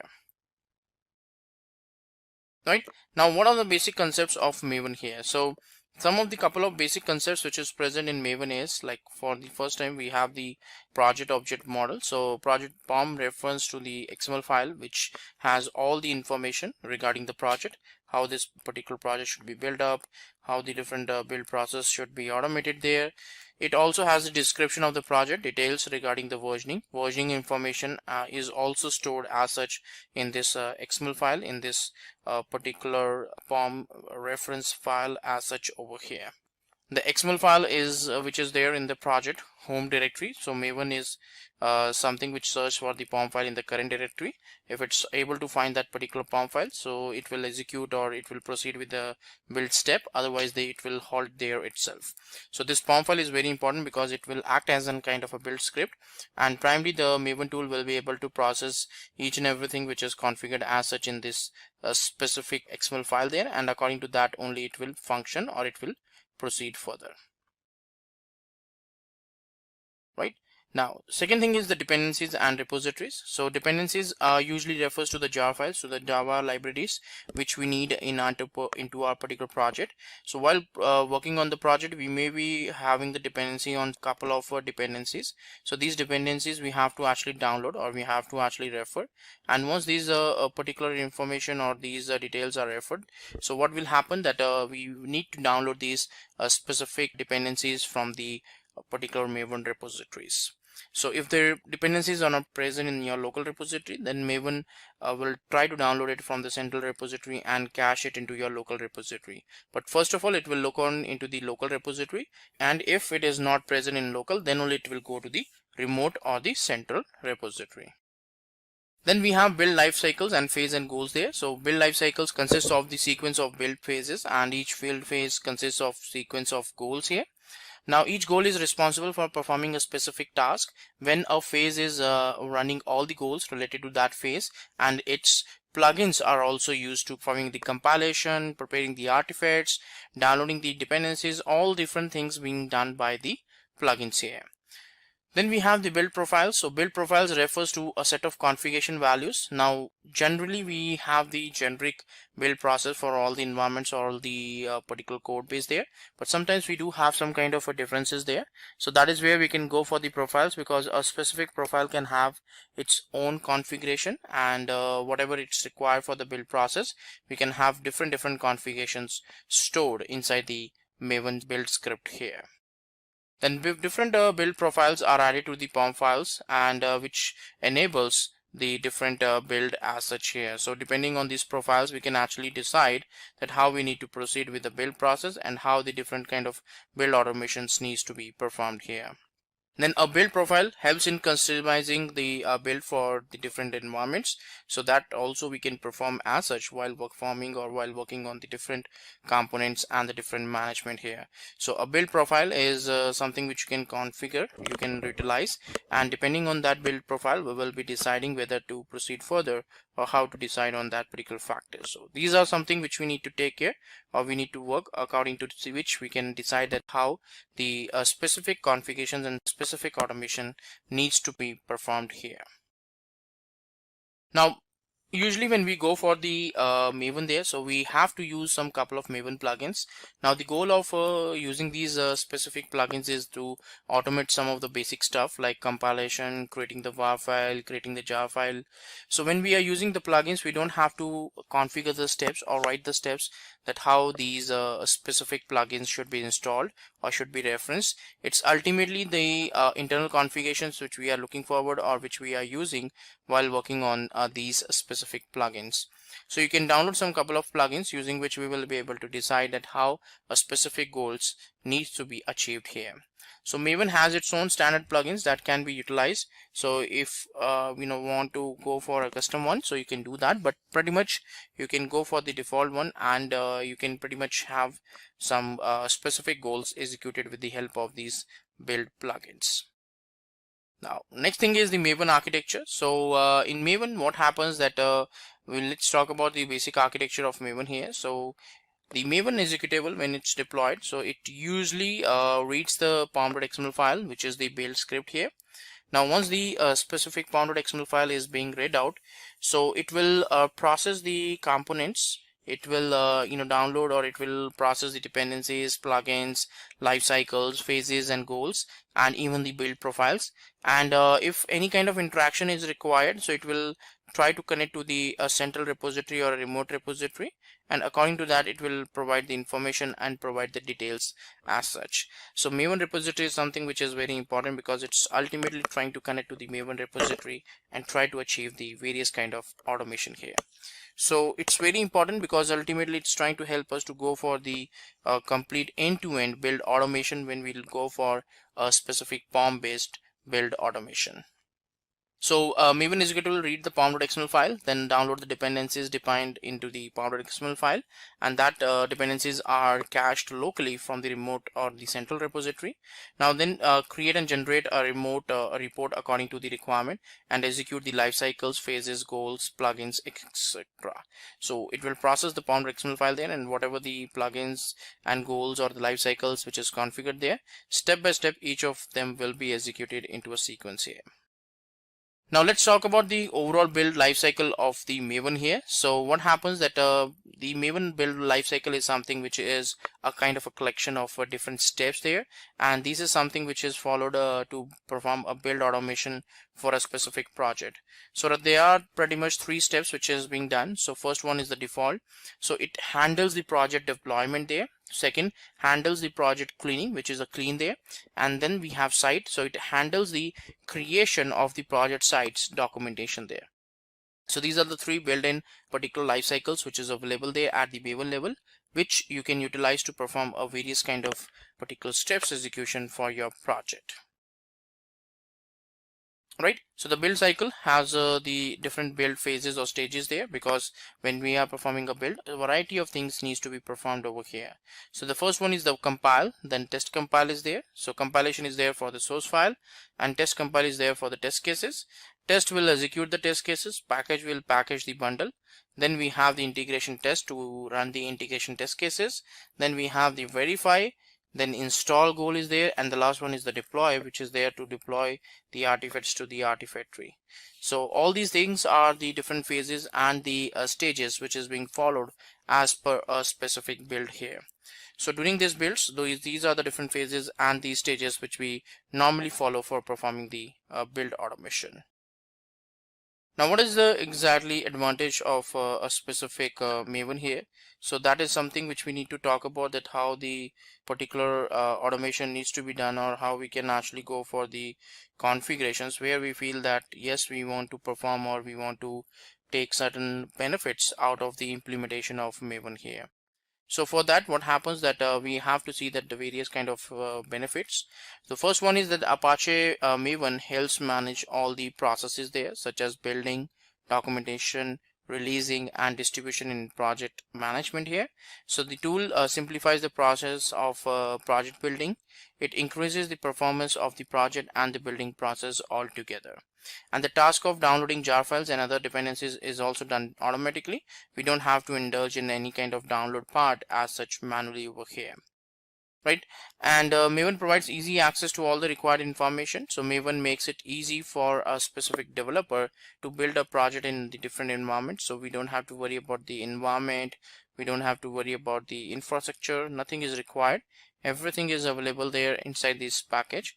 And depending on the particular, you can write the source code on one machine and you can pretty much do the build on another machine. And this is the reason how the build automation really happens on the first place, because the developer is writing the source code in one location and the same code is deployed onto the particular, or built onto this Jenkins or any kind of build tool there. Right, in Maven you can easily add new dependencies, so you must write the particular dependencies in the POM file. So if you feel that you want to download some particular dependencies, so all you have to do is that you have to put that dependency into the specific pom.xml file there, and depending on that, the execution will be really performed and executed as such here. Right, so let's talk about the demo now. So let's see that how exactly we can go for this demo and we can perform the various kind of automations. So this is the virtual machine which we have here, on which the Maven is already installed. So we can run like mvn. So Maven will be available as in 3.6.3 here. Now I'm going to run a particular command called mvn archetype generate here. Let me create a directory here, a temp directory, and to perform this activity over there. So mvn archetype generate. Now once we run that, so what will happen that it will download some of the binaries there, because ultimately what we are trying to do is that we are trying to generate a new project, like a Maven project. So a couple of particular plugins will be downloaded by the Maven executable so that it can achieve that particular execution. So we just have to wait for downloading all these values. Now here it's trying to give us particular attributes, like it's asking the different attributes over here. So what exactly we want to configure. So if you want to configure, you can provide that details, otherwise you can perform or whatever the setup you want to perform. Now here it's asking for the version, so which kind of version we want to follow. So I'm going to follow like 5 here, so I'll press 5. Then a group ID which is there, so it's basically a kind of a group mechanism, so I can say like com.SimplyLearn. So that's the value which I'm providing here. Artifact ID, I can make it like a sample project or something like that. I can do, so that will be the artifact ID which is there. So version I am keeping the same only. So and yeah, so package same here. So I just want to create, so I'll just provide the value called yes and enter. So with this, what will happen that a sample project will be created here, right? So whatever the artifact ID you provided, so according to that, the project is created in this directory. So you have to go into this directory and see that what exactly the files are created there. So you have the pom.xml file. Now this pom.xml file, when I open, so you can see here that there are some attributes, like you can have the values related to what version or group ID you want to follow. So this is the group ID, this is the artifact ID. So this is jar file by default, you can change it according to your requirement. Then this is the version, and if you feel that you want to do the changes to the name, that also you can perform here. So by default, the JUnit dependency is added, but if you want to keep on adding your own custom dependencies, you will be able to do that.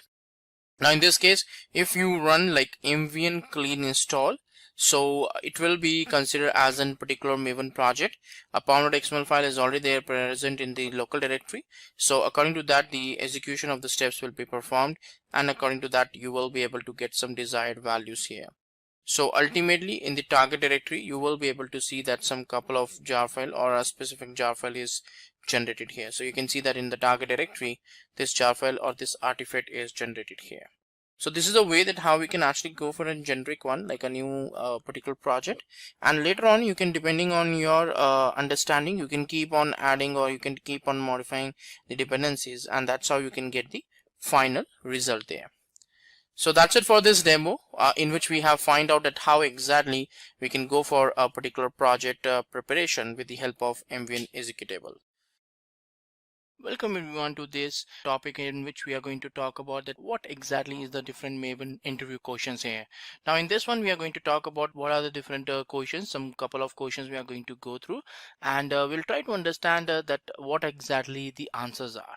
Now let's talk about the first question over here. So what exactly is in Maven here? So Maven is nothing but a kind of a popular open tool, open source build tool, which is available there. Now before Maven, there were a couple of build tools which was present, like Ant, and a lot of other legacy tools was present there. But after that, Maven is something which was released as an open source tool, and it really helps the organization to automate some couple of build processes, and have some particular mechanisms like build, publish, and deploys of different projects at once itself. So it's a very powerful tool which can really help us to do the build automations. We can integrate them with the other tools like Jenkins, and we can automate them, we can schedule the builds. So a lot of various advantages we can get with the help of this tool here. It's primarily written in Java, and it can be used to build up various other kind of projects also, like C#, Scala, Ruby, etc. So all these other typical tools can also be built up with the help of this tool. So this tool is primarily used to do the particular development and management of the artifacts in the Java based projects.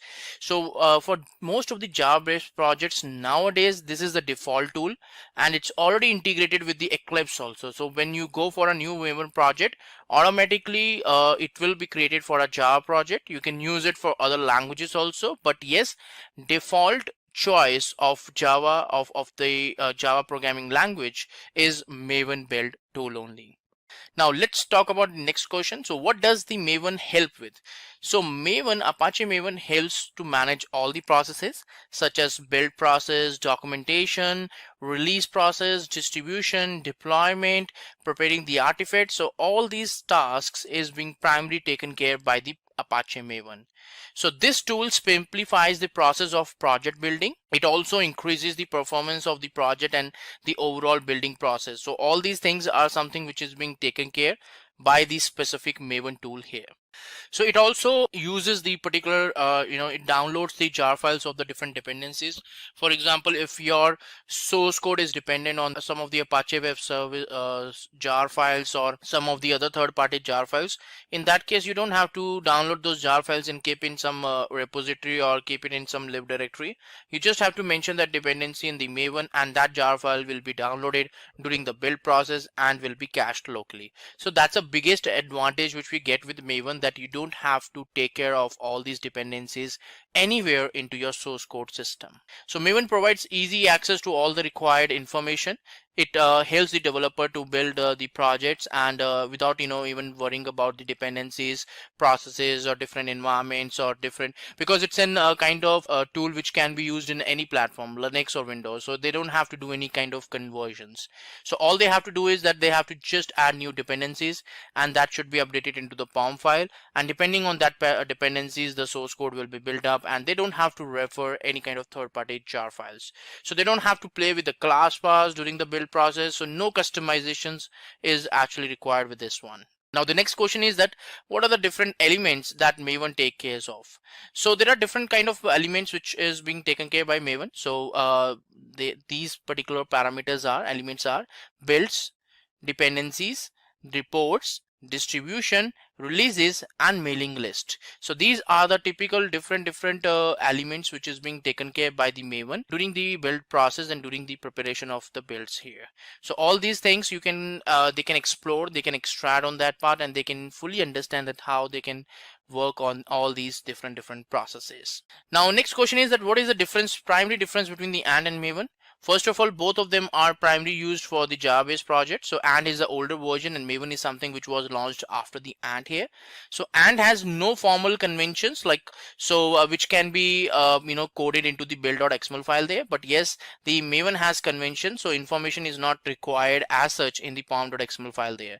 So AND is procedural, whereas Maven is declarative over here. So AND does not have any kind of life cycle, so it depends on you that how you program the AND there. But Maven is having a lot of life cycles there which we can configure, we can utilize. So the AND related scripts are not reusable because you cannot reuse it, and you have to do some kind of customizations in order to work on that. But yes, Maven is not having much of the project related any kind of dependencies. They can be easily reusable there because there is nothing about the pom.xml file. It's just the artifact name and the dependencies, which is something we can override or we can change, and then the same pom.xml file we can reuse as such for the new project also. So that is where the reusability comes into the picture. Now Ant is a very specific build tool, so we don't have to, there is no plugins as such which is available there. You just have to code everything that what build process you want to prepare. Whereas in case of Maven, we have the concept of plugins which can really help us to understand that how we can make use of these plugins so that we can have the reusability implemented. So these are some of the differences which is available there between the Ant and Maven here. Now next thing is that what exactly is in POM file all about. So POM file is nothing but it's kind of a XML file which is available there, and it's having all the information regarding the project and the configuration details. So it primarily used over here that how the configuration needs to be done and how the setup should be performed as such here. So pom.xml file is the build script which we prepare.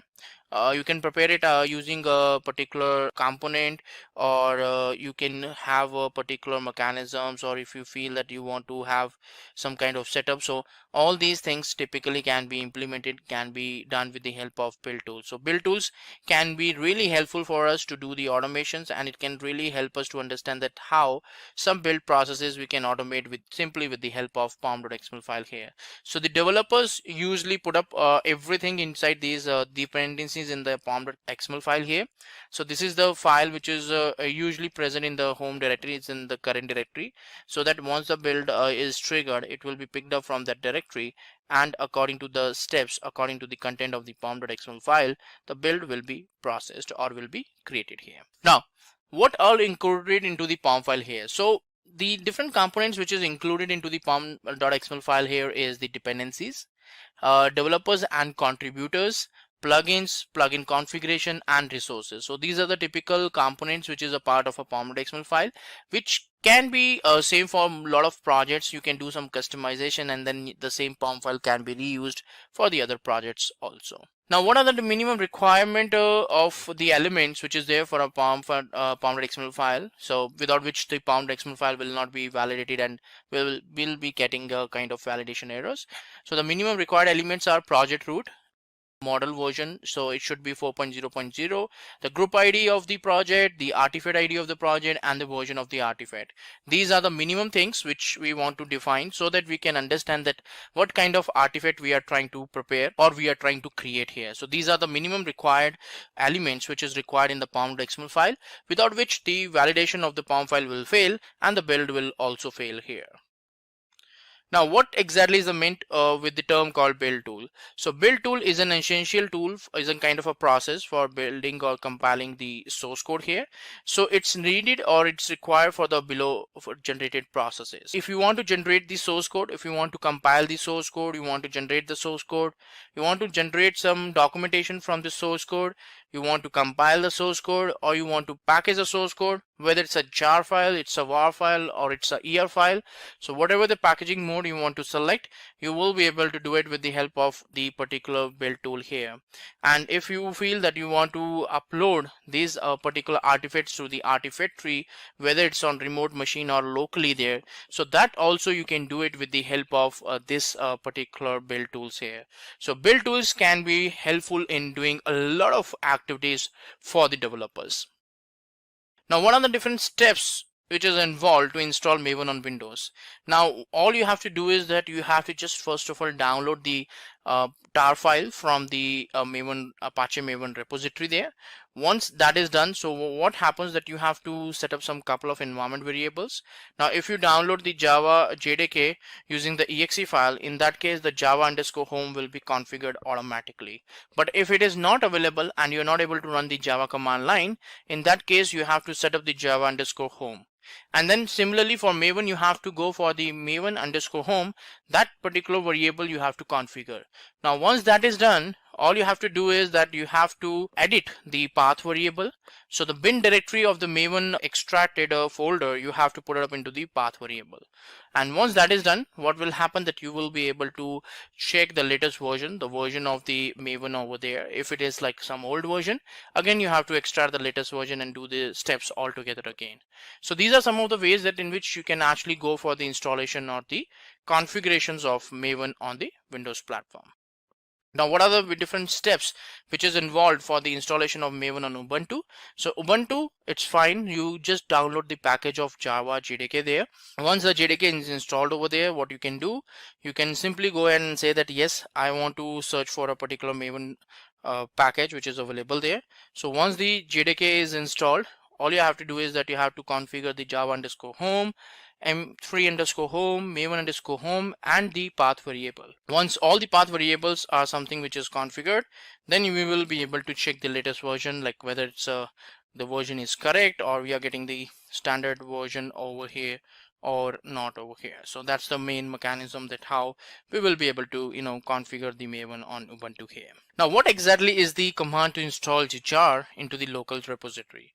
Now, sometimes what happens that we are not able to fetch, like some dependency is not present on the particular central repository, Maven repository, or your artifact tree repository.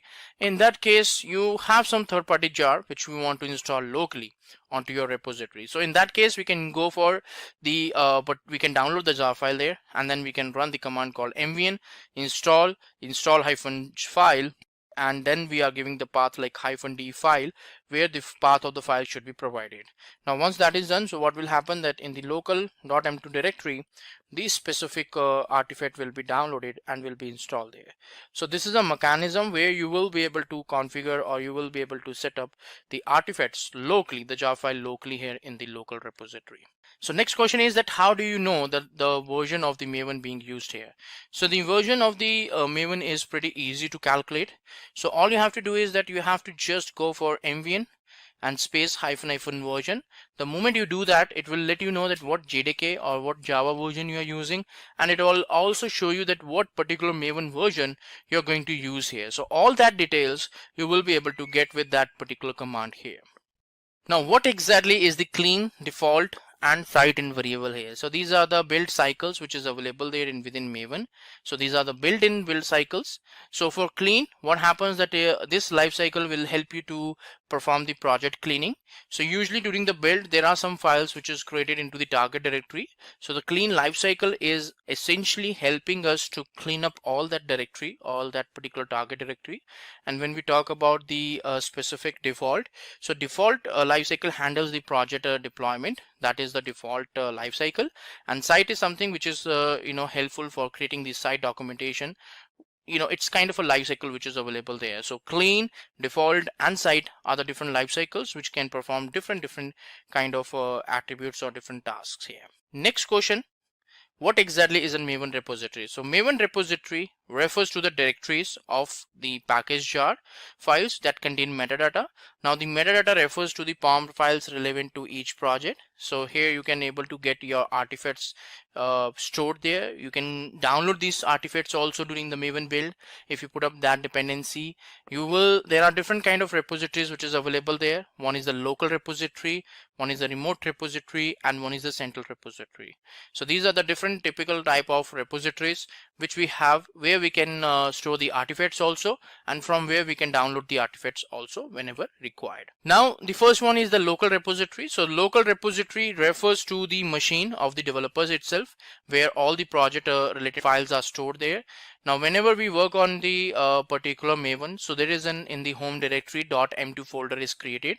Now usually whatever the artifacts downloaded from artifactory or from the Maven repository, it gets cached locally there, and once it is downloaded, next time it will not download the same artifacts or the same dependency altogether again. So this local repository is something which is available locally on the developer's machine only. So it contains all the dependent jars which a particular developer is downloading during the Maven build. Now remote repositories refers to the repository which is present on the server, and from where we will be downloading the particular dependencies.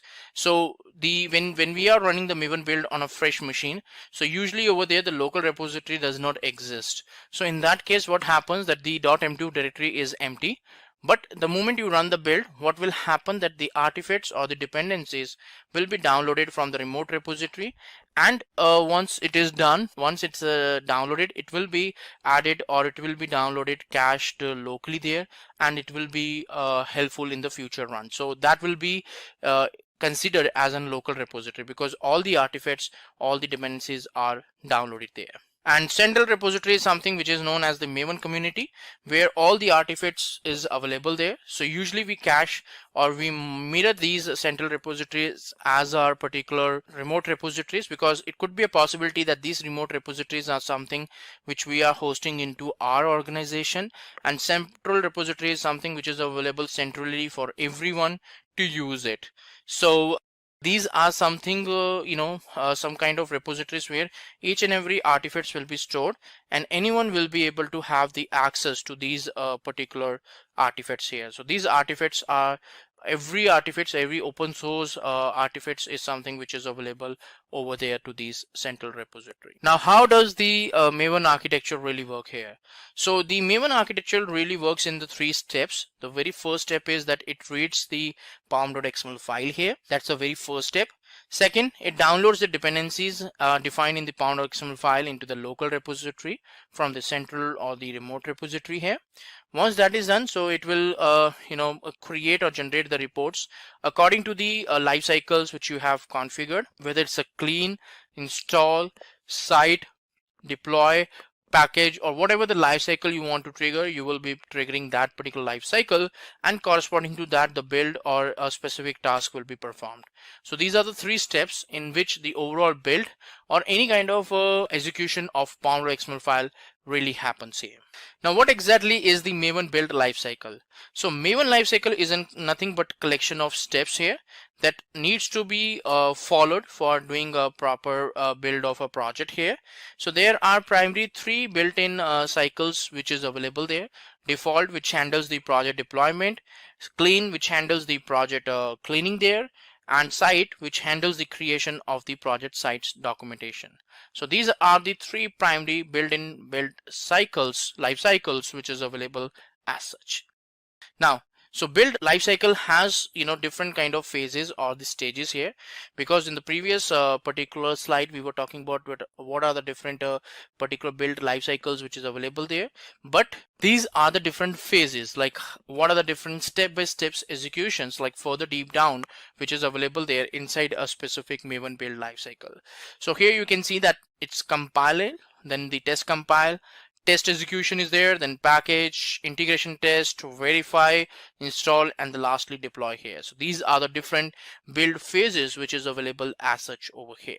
So what exactly is the command to use to do a particular Maven site? So mvn site is something which is used to create a Maven site here.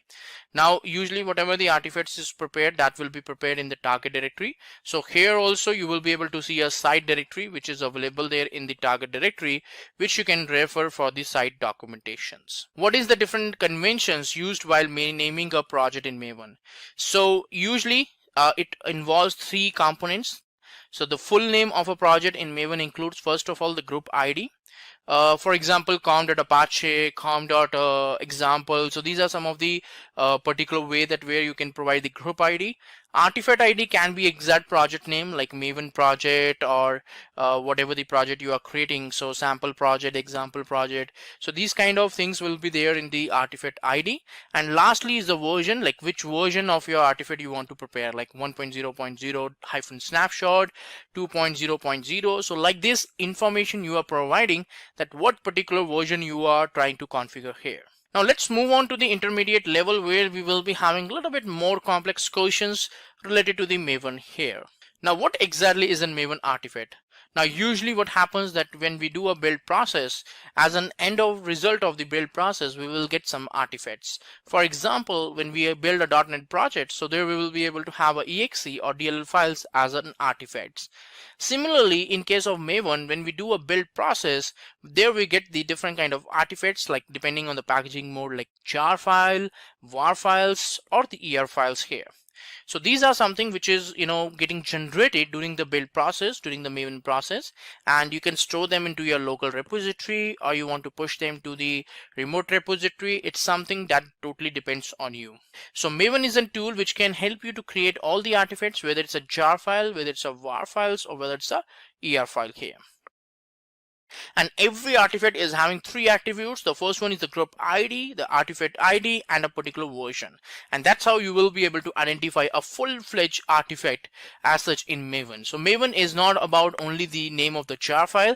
It's actually referring to the attributes like group ID, the artifact ID, and the version of the artifact here.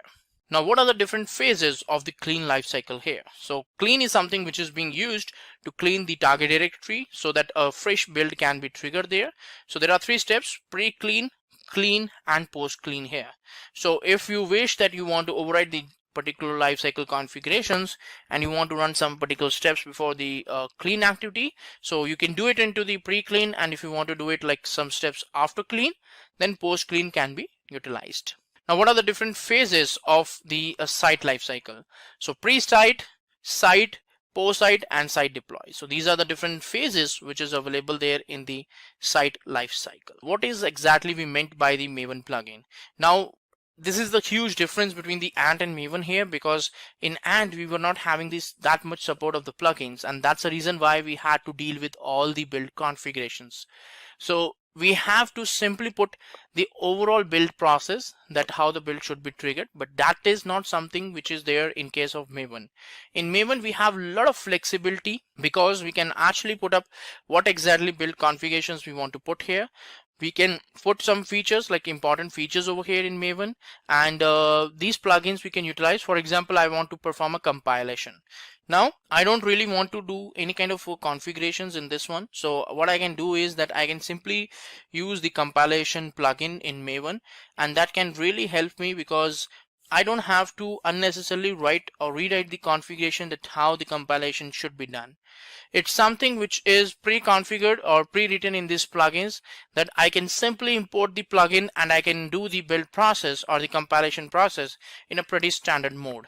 So I don't really have to do any kind of workarounds with that, and simply with a small automations I will be able to reach that how these Maven plugins can be integrated into my .xml file, and I can desire or I can have some particular procedures and some steps executed there. So that's the biggest benefit which we really get with the help of Maven plugins. Now, why exactly the Maven plugins are utilized? So to create a jar files, to create the var files, to compile the code files, to perform the unit testing, to create the project documentation, and to create the project reports. So there are a variety of things in which we can actually use these Maven plugins through the integrations within the .xml file there. So it's all about the plugins. You just import the plugin and that desired activity will be performed there. Now, what are the different type of plugins which is there? So you can have either a build projects.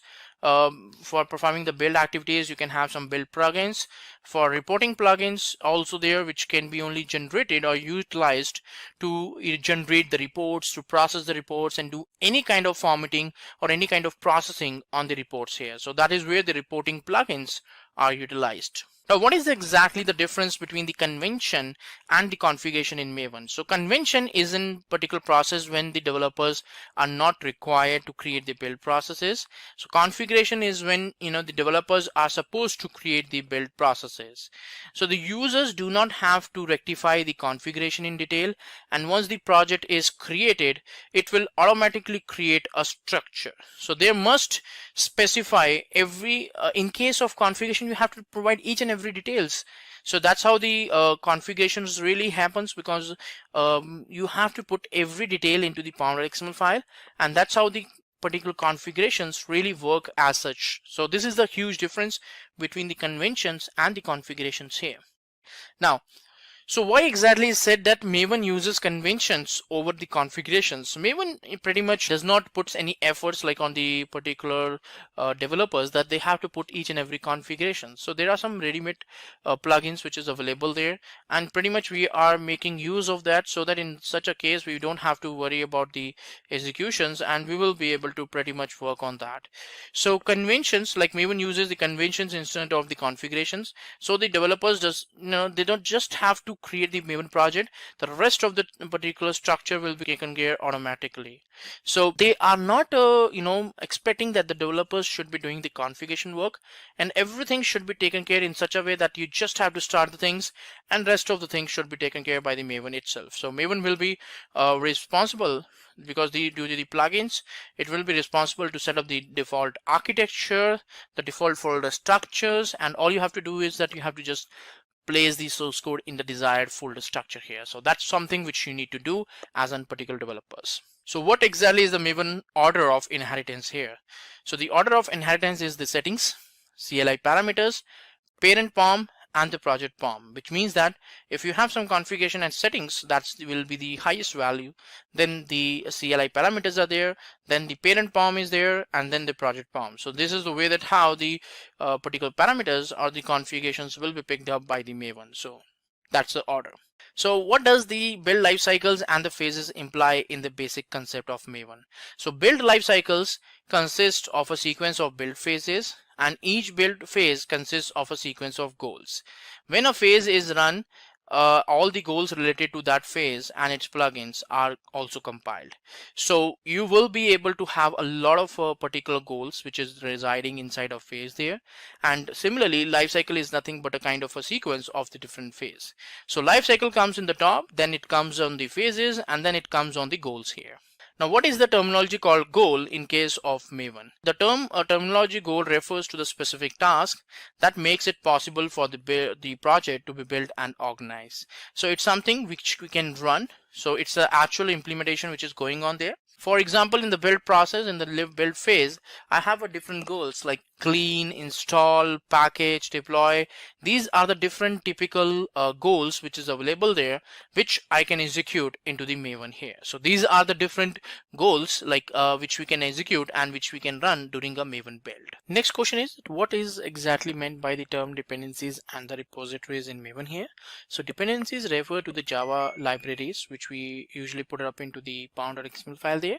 Now what happens that sometimes our source code is requiring some Java files like a secondary Java files for performing the build process. So instead of downloading it and storing it into the class path for during the build process, we just have to specify the dependency of that artifact, what dependency we need to put, and once that dependency is put up there, we will be able to have that jar file downloaded and cached into the local repository during the Maven build project.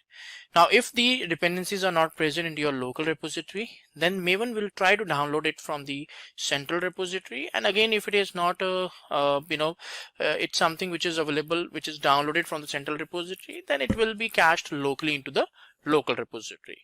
So that's the cycle which is being implemented and utilized during this process.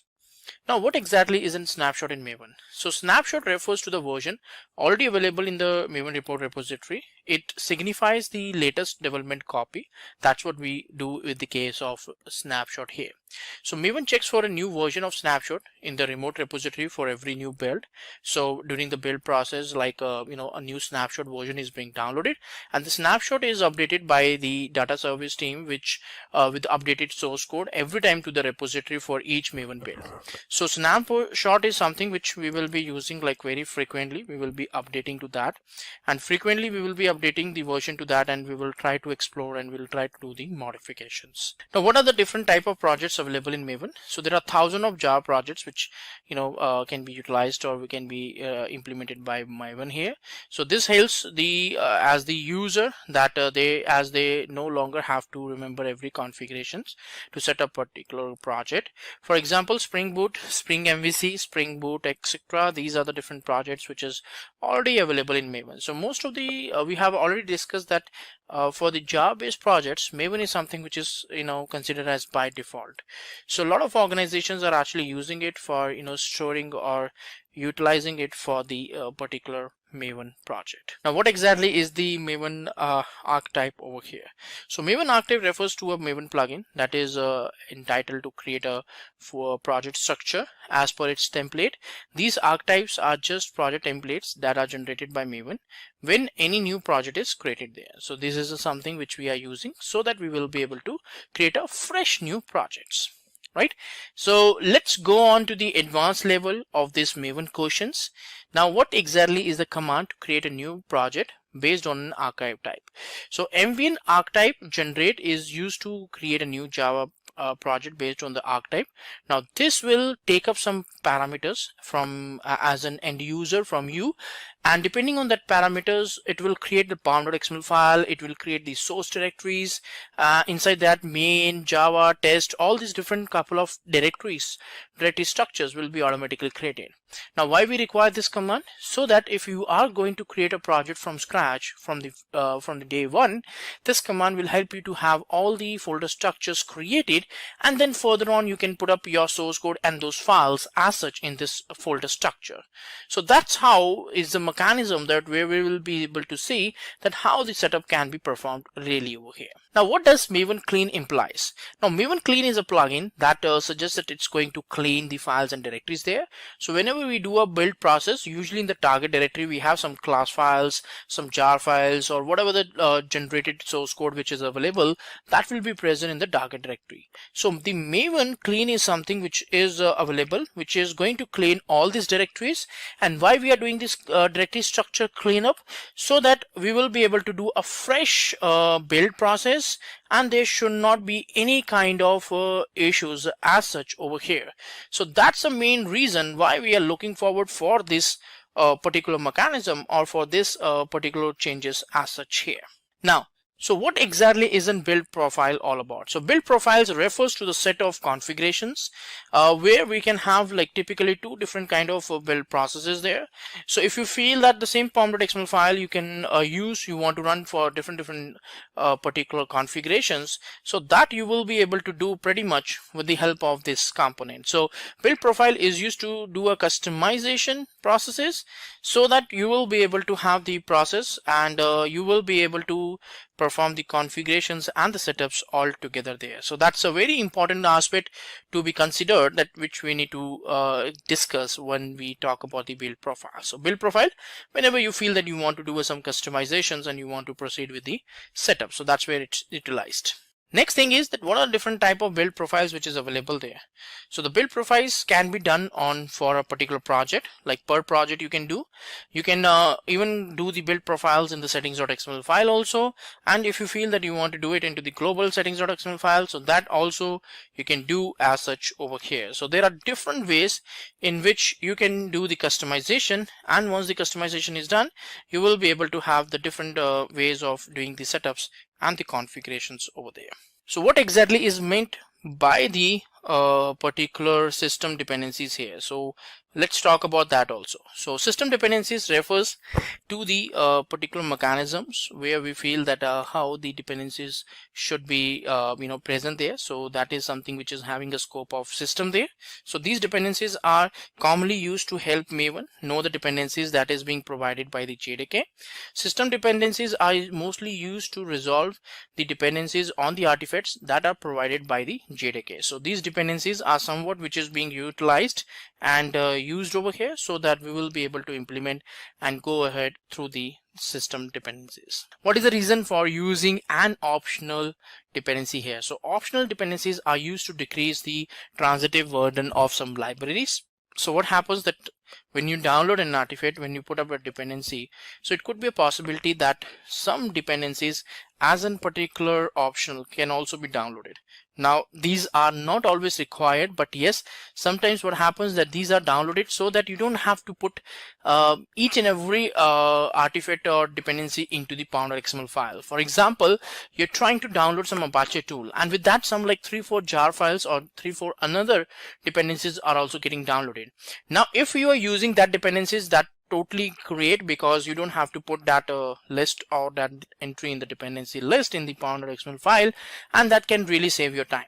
But if you feel that you don't want to have them and these are the optional ones and you really want to get rid of that, so that also you can exclude while downloading any kind of dependency. So these are the optional ones which, depending on your requirement, you can utilize, you can process, and if you feel that you don't want to get it, you won't want to process it, you can simply ignore it and you can get rid of that also. Now what is a dependency scope and how many type of dependency scope are there? So there are different type of dependency scopes which is there, which is used on each and every stage of the build here.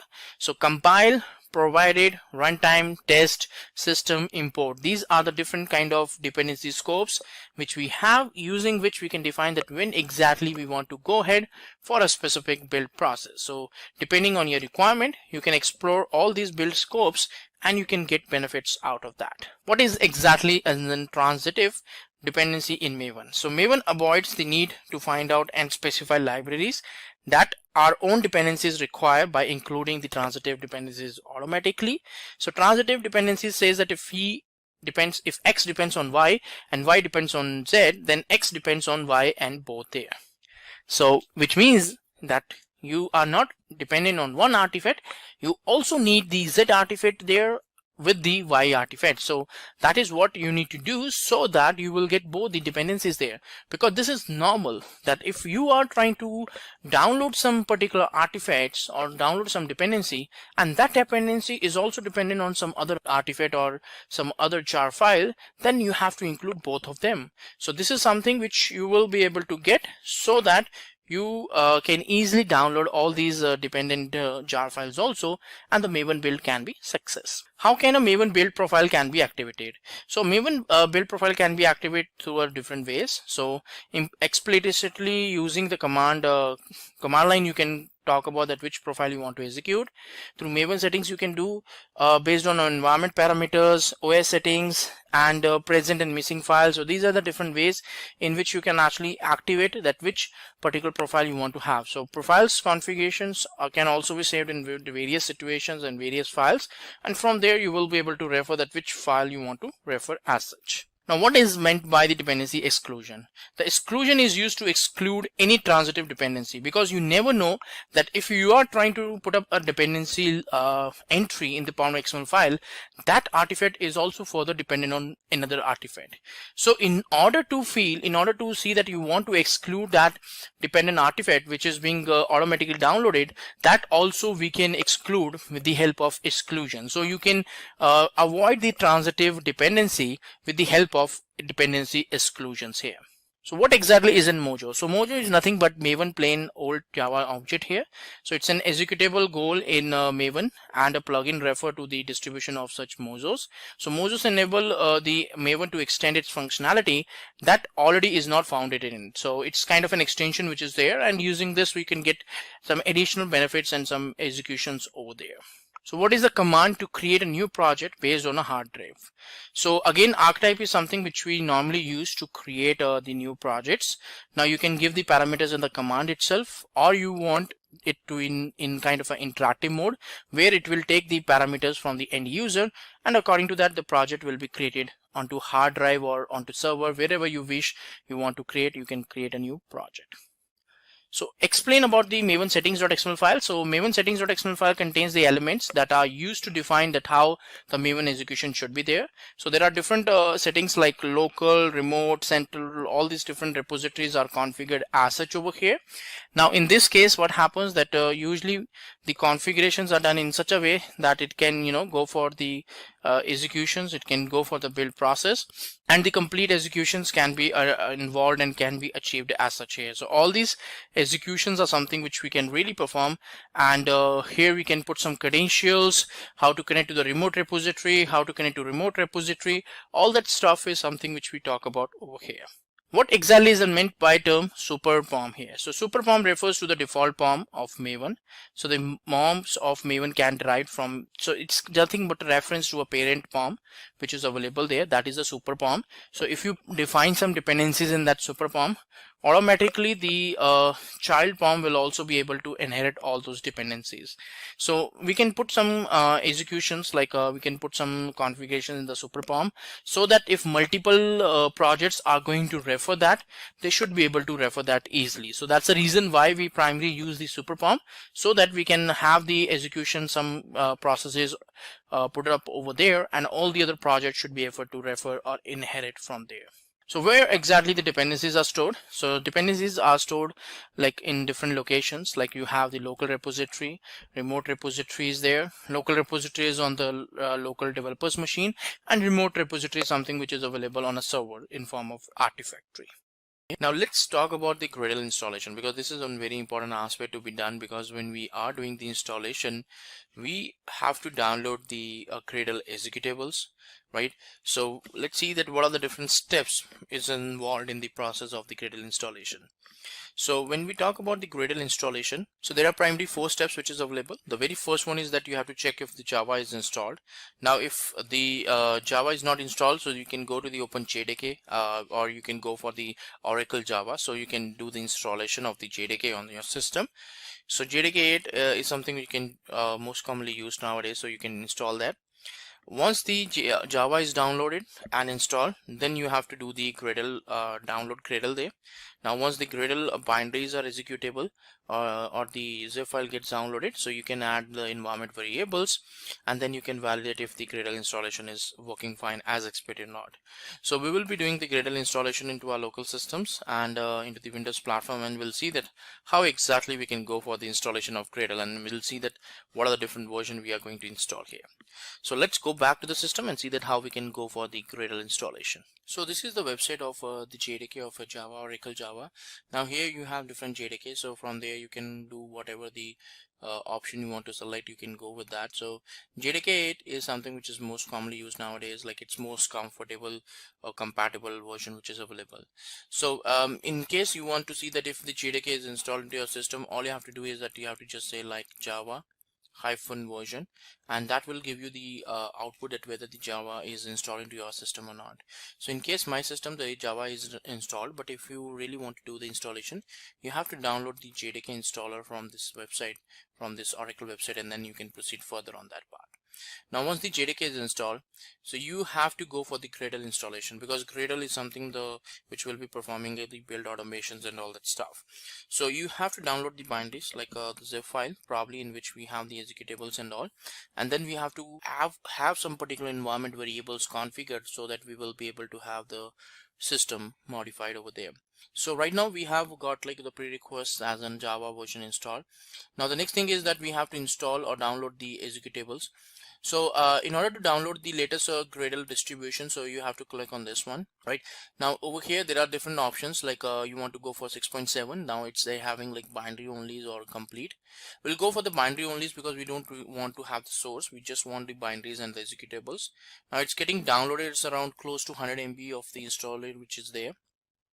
Now we have to just extract into a directory, and then the same path we need to configure into the environment variable, so that in that way we will be able to see that how the Gradle executables will be running, and it will give the complete output to us over here in this case. So it may take some time, and once the particular modifications and the download is done, then we have to extract it, and once the extraction is done, so we will be able to go back and have some particular version or have the configurations established over there. So let's just wait for some time, and then we will be continuing with the environment variables like this one. So once the installation and the extraction is done, now we just have to go to the downloads where this one is downloaded. We have to extract it. Now extraction is required so that we can have the setup, like we can set up this path into our environment variables, and once the path is configured and established, we will be able to start further on that part and on the execution. So meanwhile these files are getting extracted. Let's see. So we already got the folder structure over here, and we will see, like, we will give this path here. There is two environment variables we have to configure. One is the Gradle_home and one is the in the path variable. So we'll copy this path here. So meanwhile this is getting extracted, we can save our time and we can go to the environment variable. So we can right click on this one, properties. In there we have to go for the advanced systems settings, then environment variables. Now here we have to give it like Gradle_home. Now in this one we will not be giving it till the bin directory, so that only needs to be there where the Gradle is extracted. So we'll say okay, and then we have to go for the path variable where we will be adding up a new entry. In this one we will be putting up till the bin directory here, because the Gradle executable should be there when I'm running the Gradle command. So these two variables I have to configure, then okay, and okay.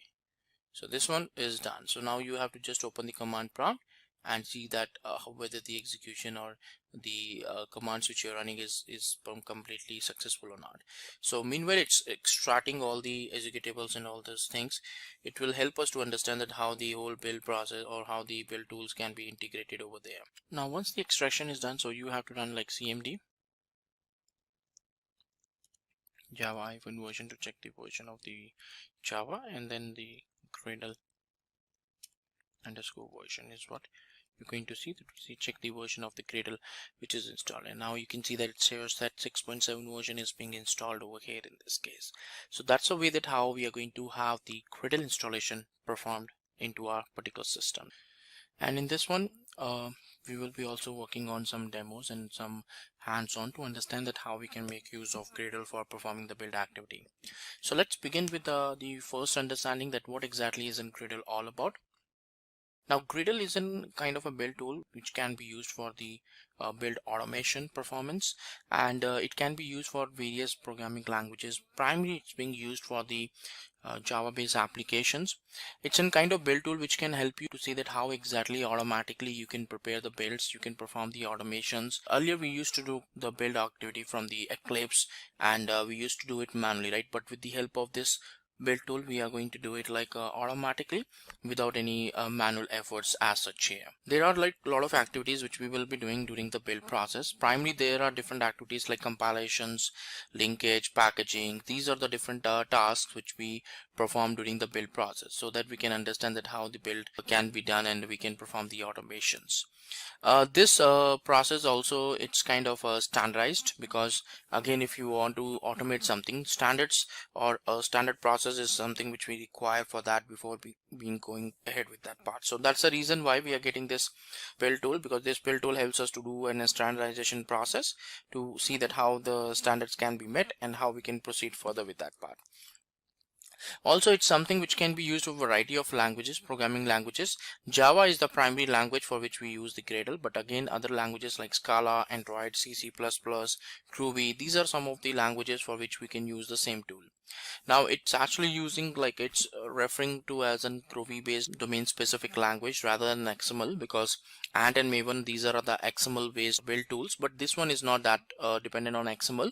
It's using the Groovy based domain specific language. DSL language is being used here. Right now again it's something which can be used to do the build it can further on be used to perform the test cases automations also there, and then further on you can deploy to the Artifactory also, that okay, I want to push the artifacts to the Artifactory, so that part also you can get it done over here.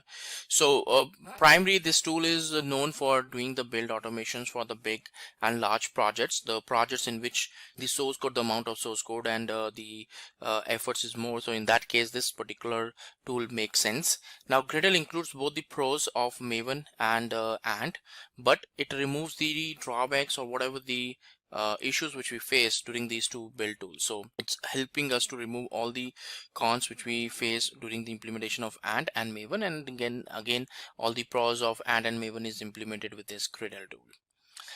Now let's see that why exactly this Gradle is used, because that's a very valid question, that what is the activity, like what is the reason why we use the Gradle. Because the first one is that it resolves issues faced on other build tools.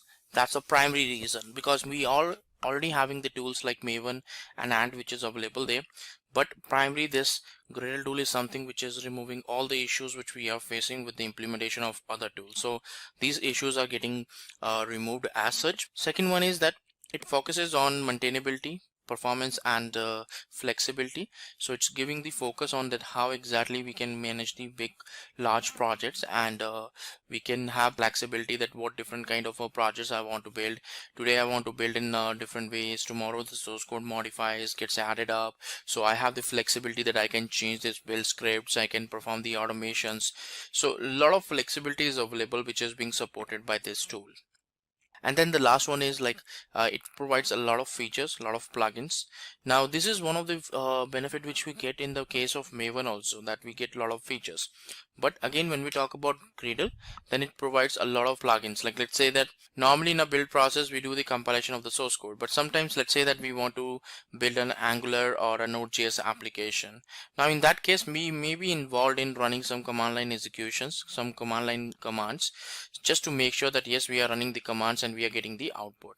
So there are a lot of features which we can use, like there are a lot of plugins which is available there, and we will be using those plugins in order to go ahead and in order to execute those build process and doing the automations. Now let's talk about the Gradle and Maven, because again when we talk about Maven, like it was like something which was primarily used for the Java, but again when we are talking about Gradle, so again it's just being used primarily for the Java here. But what is the reason that we prefer Gradle over the Maven? So what are the different reason for that? Let's talk about that part, because this is very important. We need to understand that what is the reason that Gradle is preferred as a better tool for the Java as compared to Maven when we talk about for the build automation here. Now the first one is that the Gradle using the Groovy DSL language, domain specific language, whereas the Maven is considered as a project management tool which is creating the POMs or XML format files. So it's being used for the Java project, but XML format is being used here. And on the other hand, Gradle is something which is not using the XML formats, and whatever the build scripts you're creating, that is something which is there in the Groovy based DSL language. And on the other hand, in the POM we have to create the XMLs, dependencies, whatever the attributes you're putting up in the Maven, that's something which is available there in the format of XML. The overall goal of the Gradle is to add functionality to a project, whereas the goal of the Maven is to to complete a project phase, like to work on different project phase, like compilation, test executions, then packaging, so then deploying to Artifactory. So these are all different phases which is available there into the Maven. But on the other hand, Gradle is all about adding the functionality, that how you want to have some particular features added up into the build scripts. In Gradle there are, like, we usually specify that what are the different tasks we want to manage. So different tasks we can add it up into the case of Gradle, and we can override those tasks also. In case of Maven, it's all about the different phases which is being happening over here, and it's in sequence manner. So these phases happens in the sequence order, that how exactly you can build up the sequence there. But in case of Gradle, you can have your own tasks, custom tasks also, and you can disrupt the sequence, and you can see that how the different steps can be executed in a different order. So Maven is something which is a phase mechanism there, but Gradle is something which is according to the features or the flexibilities. Now Gradle works on the tasks, whatever the task you want to perform, it works directly on those tasks there. On the other hand, Maven is something does not have any kind of inbuilt cache, so every time you're running the build, so separate things or the plugins and all this information gets loaded up, which takes definitely a lot of time.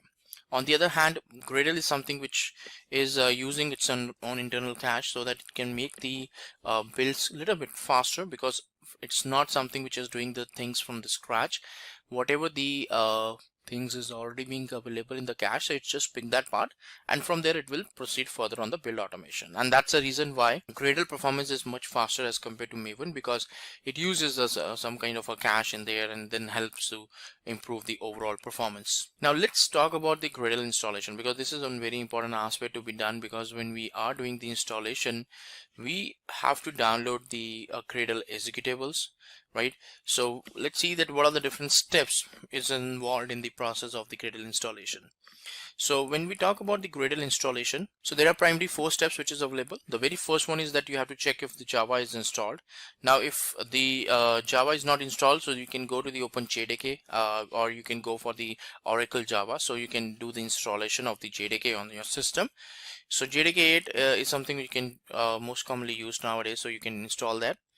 Once the Java is downloaded and installed, then you have to do the Gradle download Gradle there. Now once the Gradle binaries are executable or the zip file gets downloaded, so you can add the environment variables, and then you can validate if the Gradle installation is working fine as expected or not. So we will be doing the Gradle installation into our local systems and into the Windows platform, and we'll see that how exactly we can go for the installation of Gradle, and we'll see that what are the different versions we are going to install here. So let's go back to the system and see that how we can go for the Gradle installation. So this is the website of the JDK of Java, Oracle Java. Now here you have different JDK, so from there you can do whatever the option you want to select, you can go with that. So JDK 8 is something which is most commonly used nowadays, like it's most comfortable or compatible version which is available. So in case you want to see that if the JDK is installed into your system, all you have to do is that you have to just say like Java -version, and that will give you the output that whether the Java is installed into your system or not. So in case my system the Java is installed, but if you really want to do the installation, you have to download the JDK installer from this website, from this Oracle website, and then you can proceed further on that part. Now once the JDK is installed, so you have to go for the Gradle installation, because Gradle is something which will be performing the build automations and all that stuff. So you have to download the binaries, like the zip file probably, in which we have the executables and all, and then we have to have some particular environment variables configured, so that we will be able to have the system modified over there. So right now we have got like the prerequisites as in Java version installed. Now the next thing is that we have to install or download the executables. So in order to download the latest Gradle distribution, so you have to click on this one, right? Now over here there are different options, like you want to go for 6.7. now it's having like binary onlys or complete. We'll go for the binary onlys because we don't want to have the source, we just want the binaries and the executables. Now it's getting downloaded, it's around close to 100 MB of the installer which is there. Now we have to just extract into a directory, and then the same path we need to configure into the environment variable, so that in that way we will be able to see that how the Gradle executables will be running, and it will give the complete output to us over here in this case. So it may take some time, and once the particular modifications and the download is done, then we have to extract it, and once the extraction is done, so we will be able to go back and have some particular version or have the configurations established over there. So let's just wait for some time, and then we will be continuing with the environment variables like this one. So once the installation and the extraction is done, now we just have to go to the downloads where this one is downloaded. We have to extract it. Now extraction is required so that we can have the setup, like we can set up this path into our environment variables, and once the path is configured and established, we will be able to start further on that part and on the execution. So meanwhile these files are getting extracted. Let's see. So we already got the folder structure over here, and we will see that we will give this path here. There is 2 environment variables we have to configure. One is the Gradle_home and one is the in the path variable. So we'll copy this path here.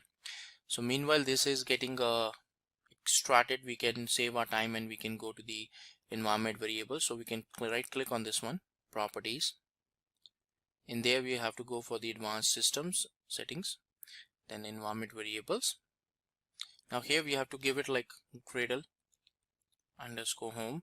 Now in this one we will not be giving it till the bin directory, so that only needs to be there where the Gradle is extracted. So we'll say okay, and then we have to go for the path variable where we will be adding up a new entry. In this one we will be putting up till the bin directory here, because the Gradle executable should be there when I'm running the Gradle command. So these two variables I have to configure, then okay, and okay. So this one is done. So now you have to just open the command prompt and see that whether the execution or the commands which you're running is completely successful or not. So meanwhile it's extracting all the executables and all those things. It will help us to understand that how the whole build process or how the build tools can be integrated over there. Now once the extraction is done, so you have to run like cmd Java version to check the version of the Java, and then the Gradle underscore version is what you're going to see. Check the version of the Gradle which is installed, and now you can see that it says that 6.7 version is being installed over here in this case. So that's the way that how we are going to have the Gradle installation performed into our particular system. So let's go back to the content. Let's talk about the Gradle core concepts here. Now in this one we are going to talk about what are the different core concepts of Gradle are all about. The very first one is the projects here.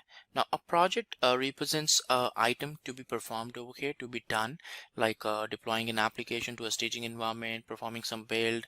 So Gradle is something which is required. The projects, the Gradle project which you prepare is not having multiple tasks which is available there, which is configured, and all these tasks, all these different tasks needs to be executed into a sequence.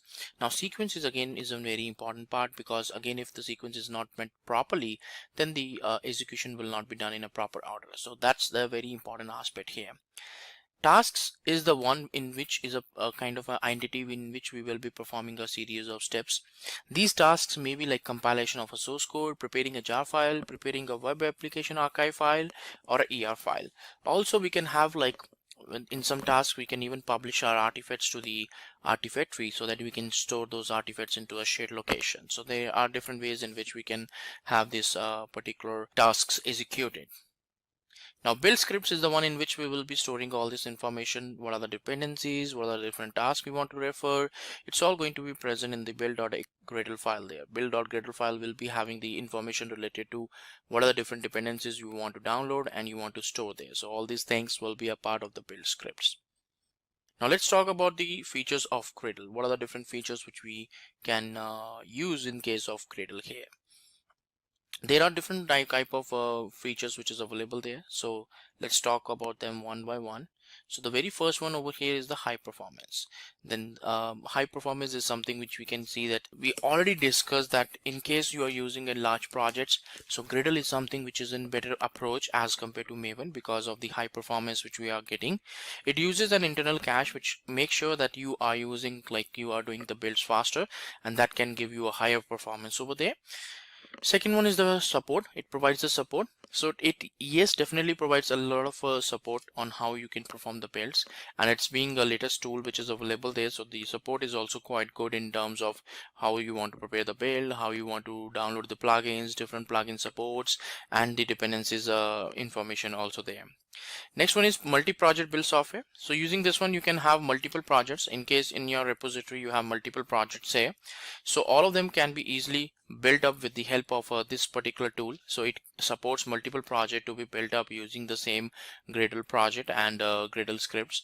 So that support is also available with this Gradle build tool.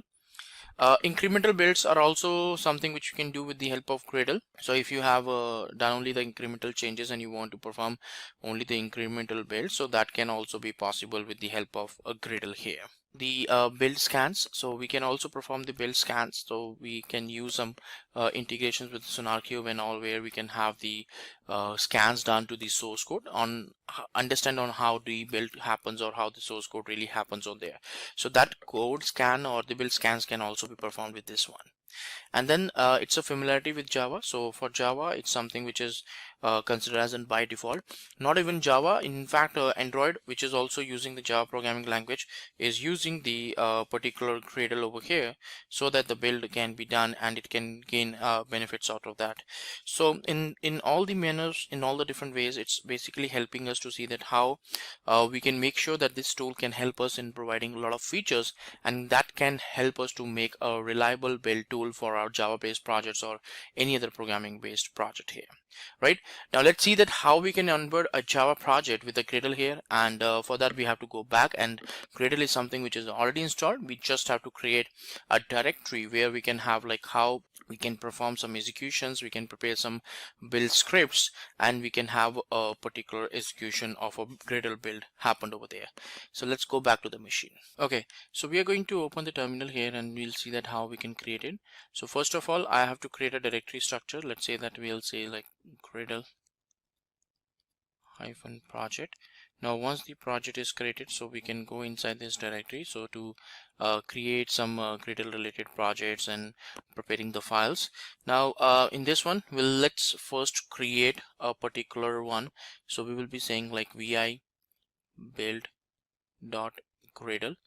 So in this one we are going to put like two plugins we are going to use. So we are going to say like apply plugin Java, and then we are going to say like apply plugin application. So these two plugins we are going to use, and when we got this file over here in this one, so it shows like build.gradle, which is available there in this case. So two these files are available. Now if you want to learn like what are the different tasks, so you can run like Gradle tasks command over there. So Gradle task will help you know that what are the different tasks which is available over here by processing the build scripts and all. So this will definitely help you to understand on giving you the output. So here all the different tasks are being given, and it will help you to understand that what are the different tasks you can configure and you can work over here, just like jar files, clean and all that stuff, build, compile, then init is there, then all these different executions, assemble, then Java dog, then build, then check, test, all these different tasks are there. And if you really want to run the Gradle build, so you can run like Gradle clean to perform the clean activity, because right now you are doing like a build, so before that you can have a clean, and then you can run a specific command, or you can run the Gradle clean build, which will perform the cleanup also, and it will at the same time will have the build process also performed over there. So build and cleanup both will be executed over here. And what is the status, whether it's a success or it's a failure, that will be given back to you. Now in this case, in the previous one, if you see that when you ran the Gradle clean, it was only running one task, but when you go for the build process, when you run the Gradle clean build, it's going to give you a much more information. In fact, you can also give me further information, like you can have the -info flag also there, so that if you want to get the details about the different tasks which is being executed over here, so that also you're going to get over here in this one. So you just have to put like -info, and then all these steps will be given back to you, that how these tasks will be executed and the response will be there. So that's a way that how you can create a pretty much simple straightforward project in form of Gradle, which can definitely help you to run some couple of Gradle commands, and then you can understand that what are the basic commands you can run and how the configurations really works on there. Right, let's go back to the main content. Right, now let's move on to the next one. So in the next one we are going to see that how we can prepare a Gradle build project in case of Eclipse. Now we are not using the local system, we are not directly creating the folders and the files here, we are actually using the Eclipse for creating a new Gradle project over here. So let's move on that part.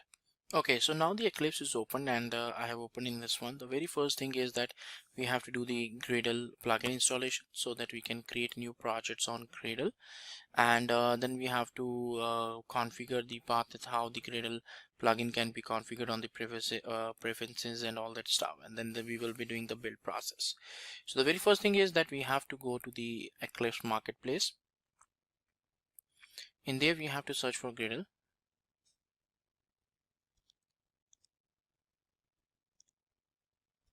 So once the search is done, it will show us the plugins related to Gradle. So we have to go for build ship Gradle integration. So we'll click on the install.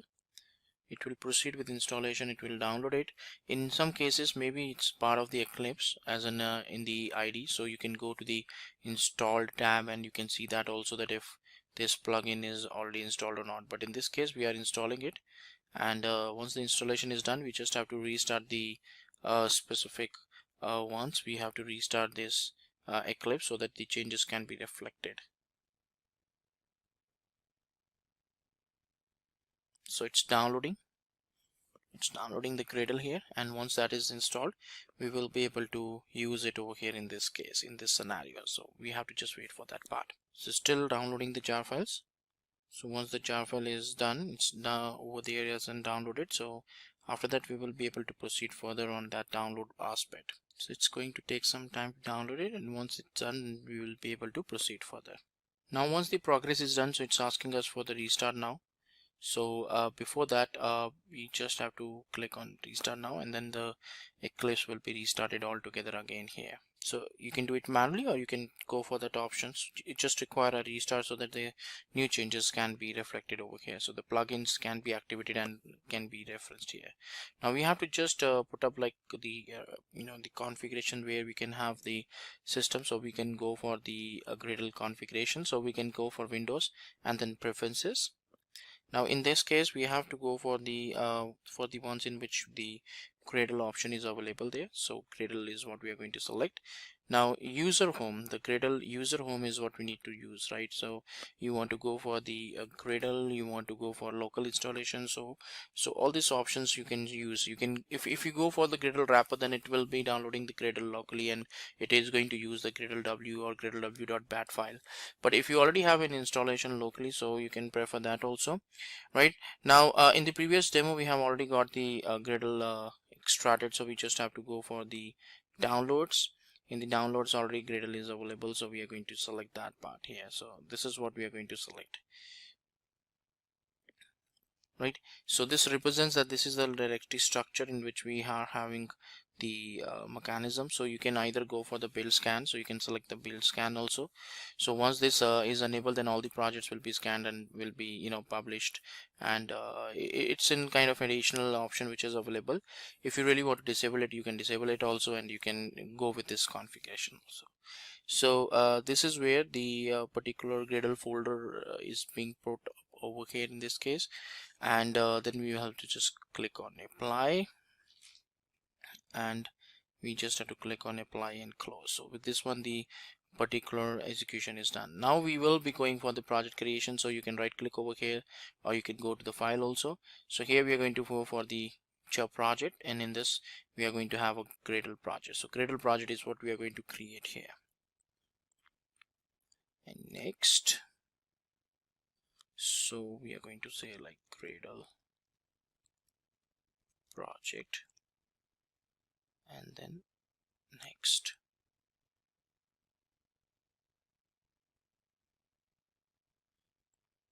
So once that is done, so finish. So with this one, when you create the project, so what will happen that automatically there will be a folder structure will be available there, right? And there are some Gradle scripts which will also be created there. So we will be doing the modifications to there, and we'll see that how the particular Gradle build script looks like, and how we will be adding some couple of Selenium related dependencies, and we'll see that how we can have more and more dependencies added, and what will be the impact of those dependencies on the overall project. So that also, it's very important aspect to be considered. So let this processing be happen over there. It's just creating, and some plugins and binaries are getting installed and getting downloaded. So we'll see that once the project is imported, completely executed over here and got created, we can extract that. Now if you see here, the particular option is available about the Gradle tasks, so you can extract it also, and you will be able to know that what are the different tasks which is available there. Let's see that in the build they are running like build. These are the different tasks which is happening inside the build process. So Gradle executions will be also available over here in this case, and Gradle tasks will be different. It will be represented over here in this one. So you just have to extract on the Gradle build project. Okay, so this is the library which is available. Now what happens that you will be able to have like settings.gradle. In this one you will be able to have like, okay, Gradle hyphen project is something which is available there in this one, so that's what I'm being referring. Then we have over here as in these folder structures which is created like source, main, Java. This is the one. Source, test, Java is the one which is available as in the folder structure, and source, test, resources are also available here. So the main source, main resources are also available. Now in this case what happens that these are the dependencies, project and external, these are the different dependencies are available there. So let's see, let's add a dependency over here in this one in the build.gradle script and see that how we can do that. If we open build.gradle file, so you can see that these dependencies are there, like test implementation, JUnit is available there, right? And then we have a implementations of this one which is available. Now these jar files when you put up, it will automatically be added up as in part of this one, as in part of the particular dependencies over here, and which means that you don't have to store them as in within the repository, and automatically they can be happened over there. So let's open a dependency page. So we will be going to MVN repository where we will be opening a dependency link. So this is the dependency link here. So Selenium-Java is available, and it can give you the dependency for all the different options. Now we have for Maven, this is the one, and for Gradle, this is the one here.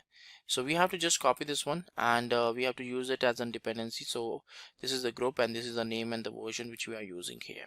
Now we have copied this one, so we will go back to the Eclipse. So here we have to just put that dependency, and we have to just save it. So this is something which is providing like Selenium dependencies which is available. So now we have to just refresh the project. So right click over here, then you will be able to see the options in the Gradle saying that refresh Gradle project. Now once the moment you do that, so you will be able to do, like, for the first time maybe it will take some time to download all the dependencies which is related to Selenium, but after that you will be able to see like the dependencies will be simply added up over here in this case. So you can see that all the Selenium related dependencies are added up.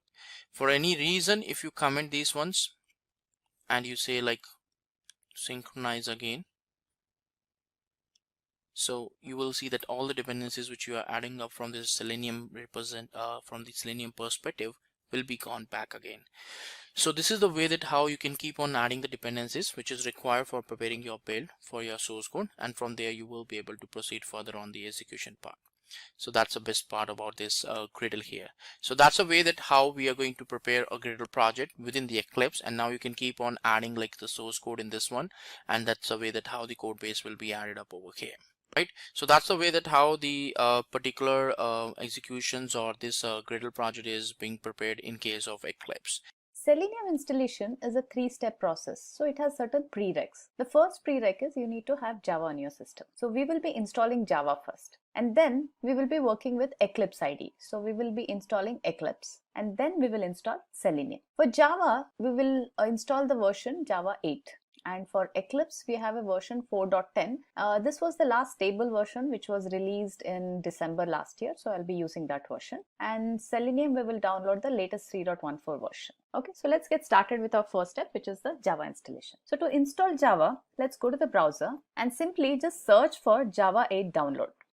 So now you will see that there is an Oracle site which is listed there, and that is where you would be downloading all your Java package. So go ahead and click on that, and for you to download any JDK package from the Oracle site, you need to create an account. So if you already have one, you just need to log in using that account, and then you can download any of the JDKs. And if you do not have one, please go ahead, create a new account on the Oracle, log into that account, and then you can just download the Java 8. So since I already have an account and I have already downloaded the package, but I'll show you how and where to download it from. So in this page, if you scroll down, so you will see this Java Development Kit 8211. So this is the version we'll be downloading it. So click on the Accept License Agreement, and then since we are working on the Windows system today, so we will be downloading this, the Windows package. So just click on that and it will get downloaded in your downloaded folder. And as I said, I've already downloaded the packages. So here it is. What I've done is I've just created a directory called installers, and I'm going to be keeping all my installables here.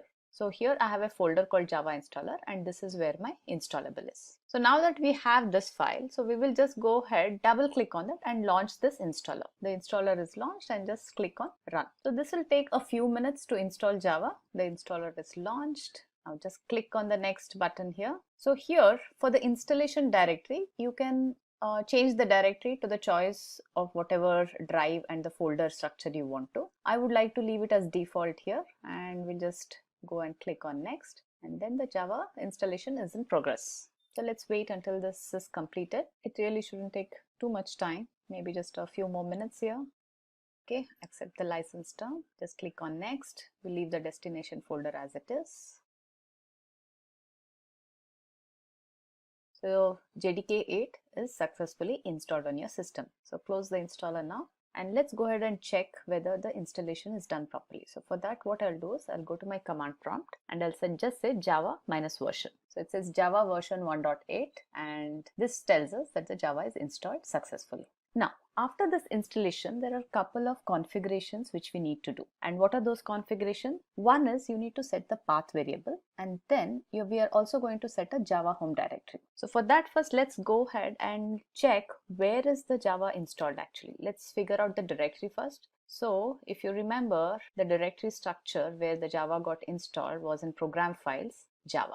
There are certain previous versions which I had installed and then uninstalled it. So that is why you see some residuals here sitting here. Let's not worry too much about that. Instead, let me go to the latest one what I have installed, which is this. Okay, and there is a bin folder here. And this is the path which we need to set in our path variable. So what I will do is I'll just copy this path and then go to your control panel. Here, go to your, where is my system? Yeah, so click on the system, go to advanced system setting, and here in the environment variables, find the path variable, okay, and then say edit. Now, what are we doing here in the path variable is we are going to add the Java bin directory to the path. Be very careful whenever you are editing your path variable. Do not overwrite anything. Always go into the edit mode, go towards the end here, and then just say Ctrl V, paste the path which you have just copied from the Explorer window. That's it. Now just say OK, done. So your path setting is done. So what's the next one we need to do? We need to add a new environment variable called the Java home. Now what I'll do for that is I'll just say new. I'll just type Java home here.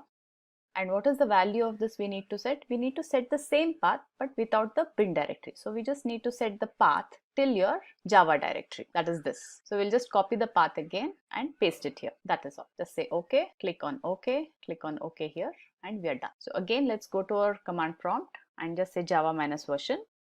So everything seems to be fine. So now successfully we have installed Java on the system. So what is our next installation step what we have? Now we need to install the Eclipse. So let's go back to the browser again. So to download Eclipse, we will be downloading the package from the eclipse.org. So when you go here to eclipse.org, you can see the latest version which is available. And the latest version available when this video was made was 2019-06.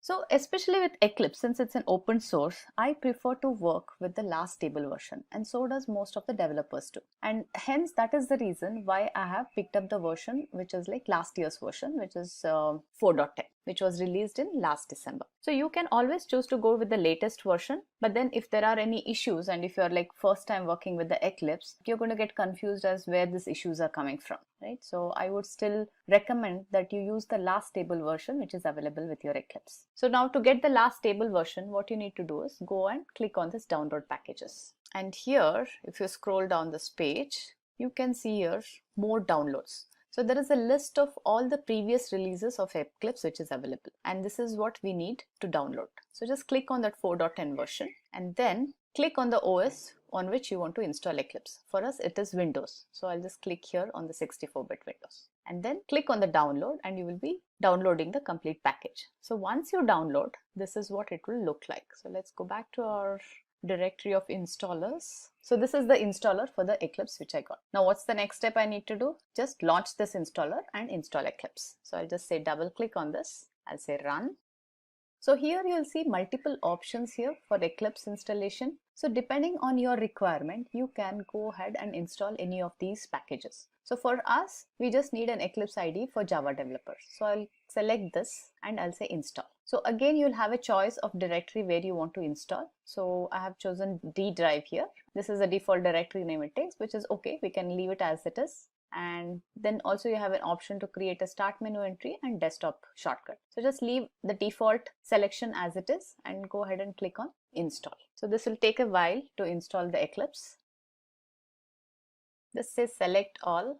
You can close this window. This says select all and accept it. Okay, so the installation has been completed successfully. So let's go and click on this launch and let's see the first window what opens. When you launch the Eclipse, you need to specify a workspace directory here.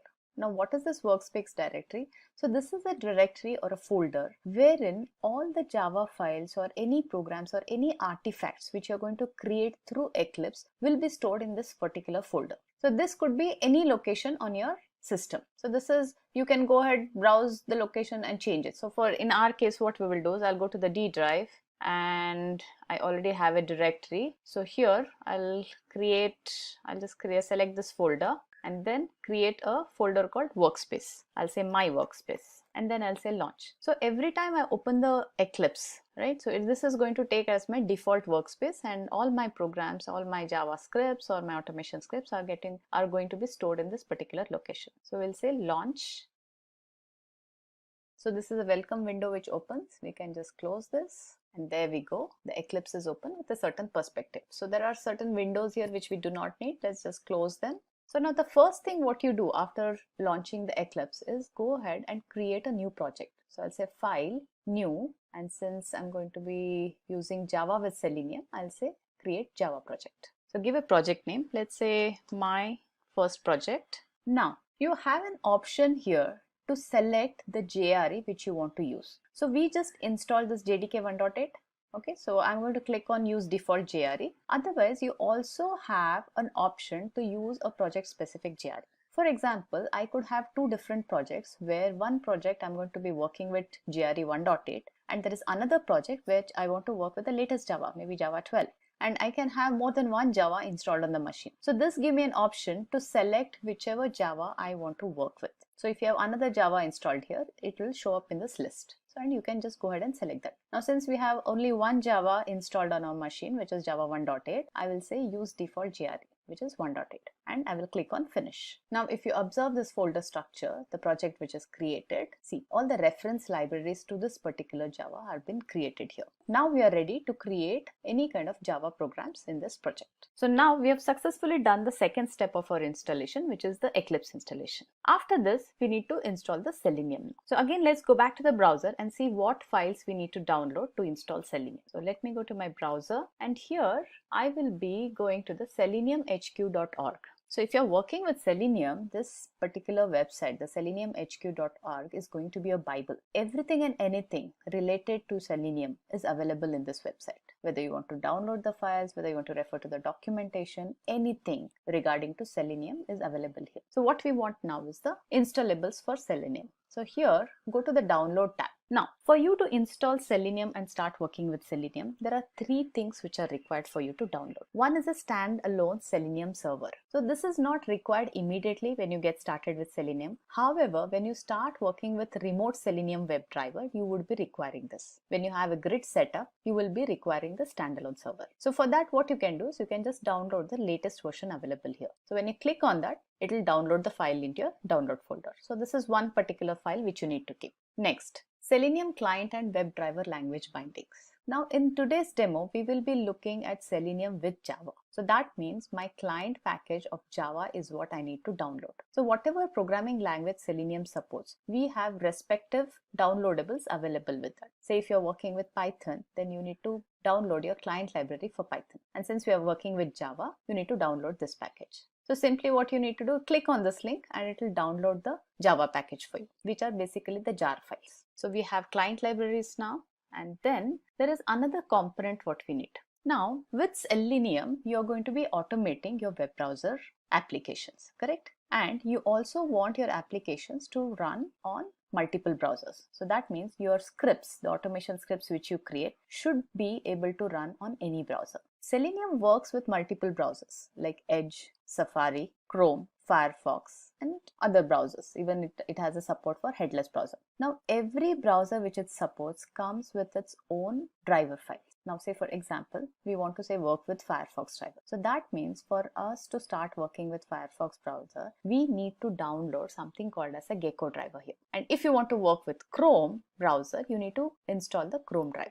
So depending on what browsers you'll be testing with, go ahead, click on each of this link and download the latest driver files. Now, since we are going to be working with Firefox in this demo, what I need to do is I just need to click here on the latest link. So when I click on the latest link, it is going to take me to this driver files. So driver files are specific to each of the operating system. So if you go down here, you will see there is a separate driver file available for Linux, for Mac and for Windows. So depending on which operating system where you'll be running your test, download that particular driver file. And this is the driver file I need because we are working on Windows machine. So these are the 3 different packages which we need to download from the seleniumhq.org for us to install Selenium. So let me show you the folder where I have already downloaded all this. So if you see here, Selenium Java 3.141.59. Okay, this is nothing but our client library which we saw here. Let's go back to the main page here. That is this. So once I download this, this is a zip file. After I unzip the file, this is the folder structure I see. And let's see what is there in this folder structure. So there are 2 jar files here,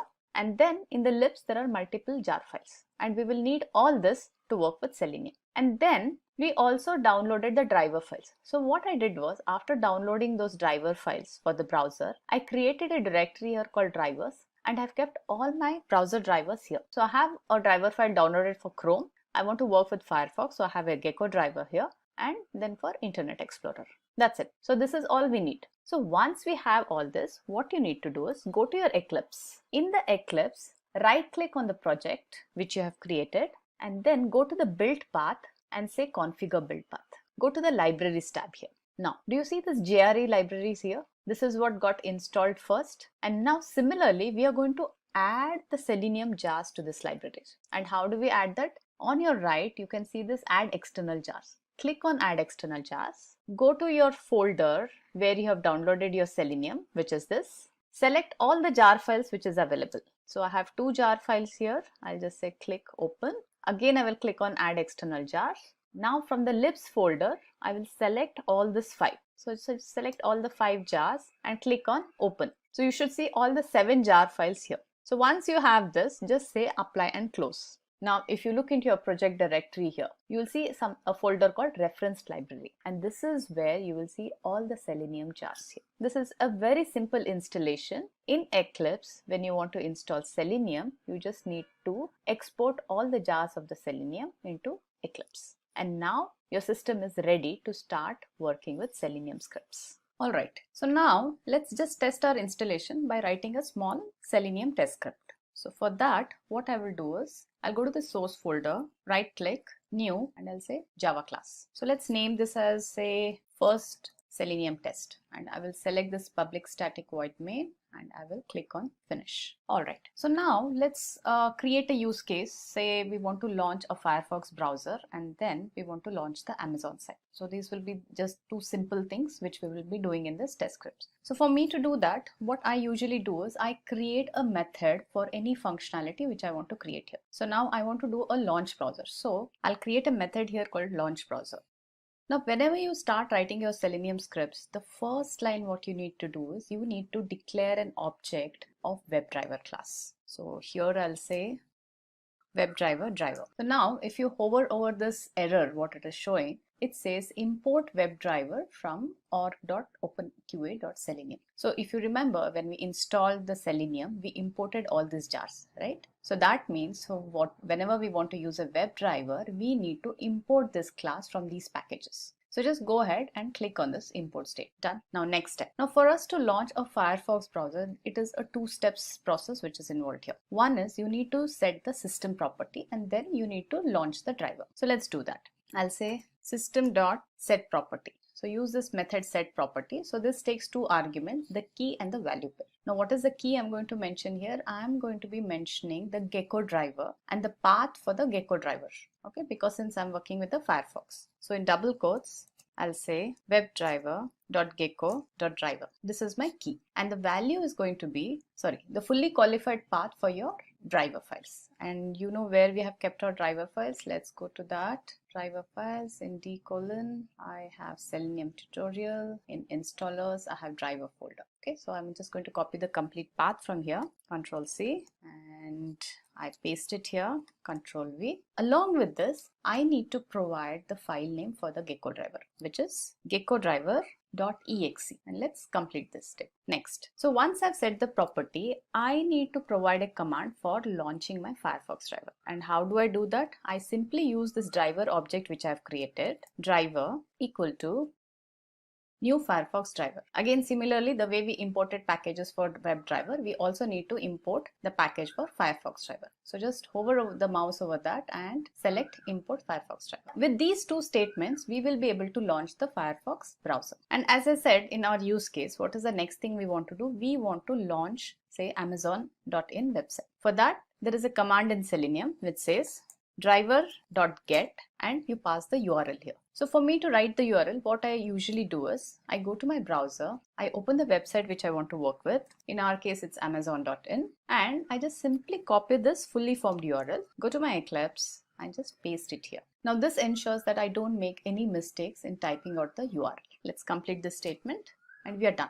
And now in the main function, I'll just create an object of this and we will call this method. So I'll copy this class. First Selenium test, say obj equal to new first Selenium test. And now I'll say obj dot, this is our function, launch browser. So let's save this and execute this. Control C, right click, run as Java application. Okay, so the Mozilla Firefox has been launched. Now it should launch your Amazon.in. Bingo. So there goes our first test script which ran successfully. If getting your learning started is half the battle, what if you could do that for free? Visit SkillUp by SimplyLearn. Click on the link in the description to know more. Before you start understanding any automation tool, it's good to look back into what manual testing is all about, what are its challenges, and how automation tool overcomes these challenges. Challenges are always overcome by inventing something new. So let's see how Selenium came into existence and how did it evolve to become one of the most popular web application automation tool. Selenium suite of tools. Selenium is not a single tool. It has multiple components. So we will look into each of them. And as you know, every automation tool has its own advantages and limitations. So we will be looking at what the advantages are and the limitations of Selenium and how do we work around those limitations. Alright, so let's get started. Manual testing. A definition, if you can say, a manual testing involves the physical execution of test cases against various applications. And to do what? To detect bugs and errors in your product. It is one of the primitive methods of testing a software. This was the only method which we knew of earlier. It is execution of test cases without using any automation tools. It does not require the knowledge of a testing tool. Obviously, because everything is done manually. Also, you can practically test any application since you are doing a manual testing. So let's take an example. So say we have a use case. You are testing, say, a Facebook application. And in Facebook application, let's open the Facebook application and say create an account. This is your web page which is under test now. Now as a tester, what would you do? You would write multiple test cases to test each of the functionalities on this page. You will use multiple data sets to test each of these fields like the first name, the surname, mobile number, or the new password. And you will also test multiple links. What are the different links on this page? Like say forgotten account or create a new page. So these are the multiple links available on the web pages. Also, you look at each and every element of the web page, like your radio buttons, like your drop down list. Apart from this, you would do an accessibility testing. You would do a performance testing for this page, or say a response time after you say click on the login button. Literally, you can do any type of tests manually. Once you have these test cases ready, what do? You start executing these test cases one by one. You will find bugs, your developers are going to fix them, and you will need to rerun all these test cases one by one again until all the bugs are fixed and your application is ready to ship. Now, if one has to run test cases with hundreds of transactions or the data sets and repeat them, can you imagine the amount of effort required in that? Now that brings us to the first demerit of the manual testing. Manual testing is a very time consuming process and it is very boring. Also, it is very highly error prone. Why? Because it is done manually and human mistakes are bound to happen. Since it's a manual execution, tester's presence is required all the time. One needs to keep doing manual steps, step by step again all the time. He also has to create manual reports, group them, format them so that we get good looking reports. Also send these reports manually to all stakeholders. Then collection of logs from various machines where you have run your test, consolidating all of them, creating repositories, and maintaining them. And again, since it's all is a manual process, there is a high chance of creating manual errors there. Scope of manual testing is limited.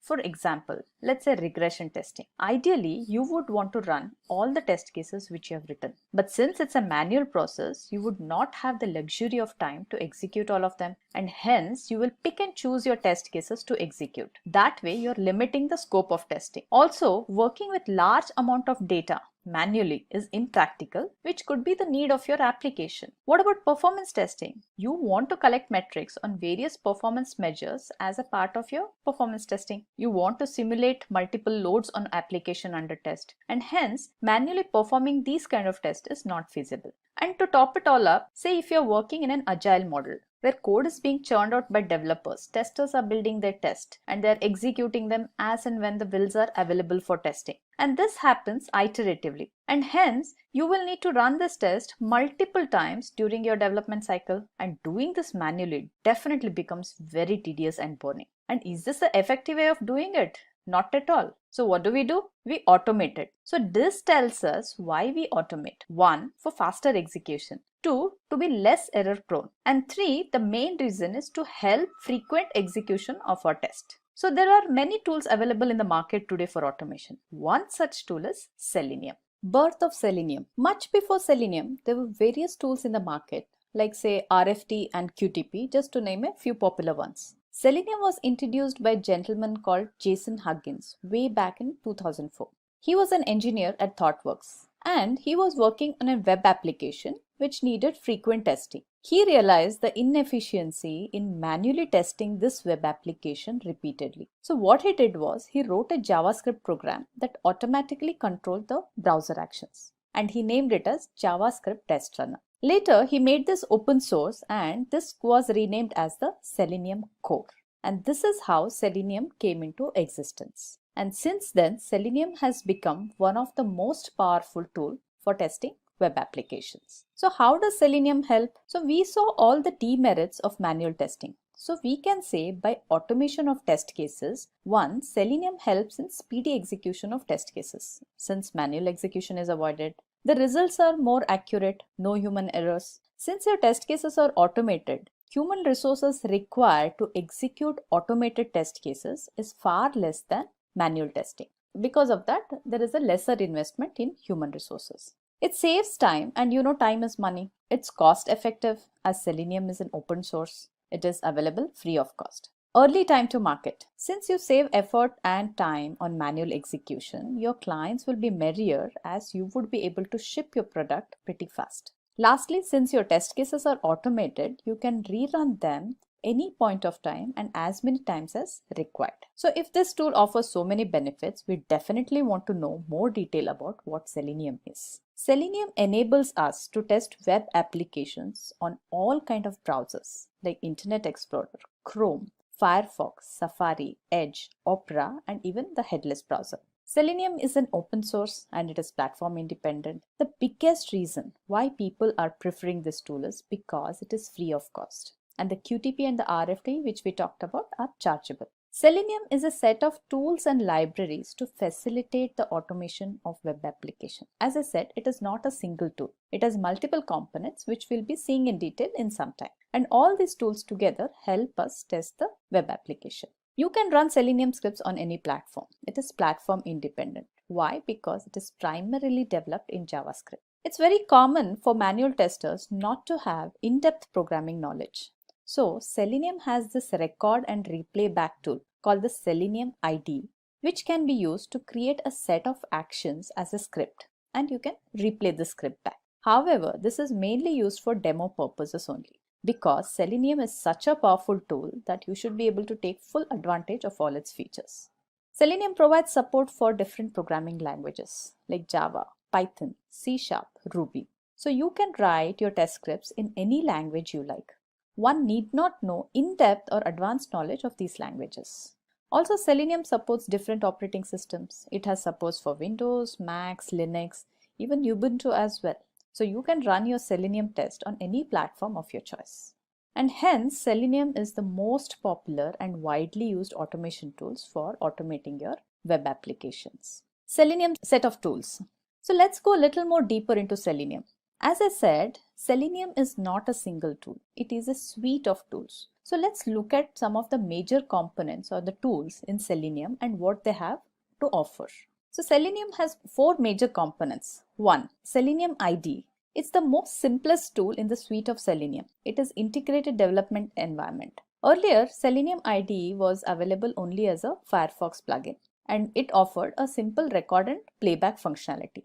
It is a very simple to use tool, but it's mainly used for prototyping and not used for creating automation in the real-time projects because it has its own limitations like any other record and replay tool. Selenium RC. This is nothing but Selenium Remote Control. It is used to write web application tests in different programming language. What it does, it basically interacts with the browser with the help of something called as RC server. And how it interacts is it uses a simple HTTP POST GET request for communication. This was also called as Selenium 1.0 version, but it got deprecated in Selenium 2.0 version and was completely removed in 3.0, and it was replaced by WebDriver. And we will see in detail as why this happened. Selenium WebDriver. This is the most important component in the Selenium suite. It is a programming interface to create and execute test cases. It is obviously the successor of the Selenium RC, which we talked about, because of certain drawbacks which RC had. So what WebDriver does is it interacts with the browsers directly, unlike RC, where the RC required a server to interact with the browser. And the last component is the Selenium Grid. So Selenium Grid is used to run multiple test scripts on multiple machines at the same time. So it helps you in achieving parallel execution. Since the Selenium WebDriver, you can only do sequential execution, Grid is what comes into picture where you can do your parallel execution.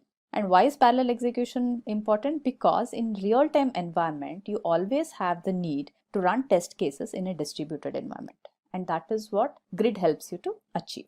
So all this together helps us to create robust web application test automation. And we will go in detail about each of these components. So before that, let's look at the history of Selenium version. So what did Selenium version comprised of? It had an IDE, RC and Grid. And as I said earlier, there were some disadvantages of using RC.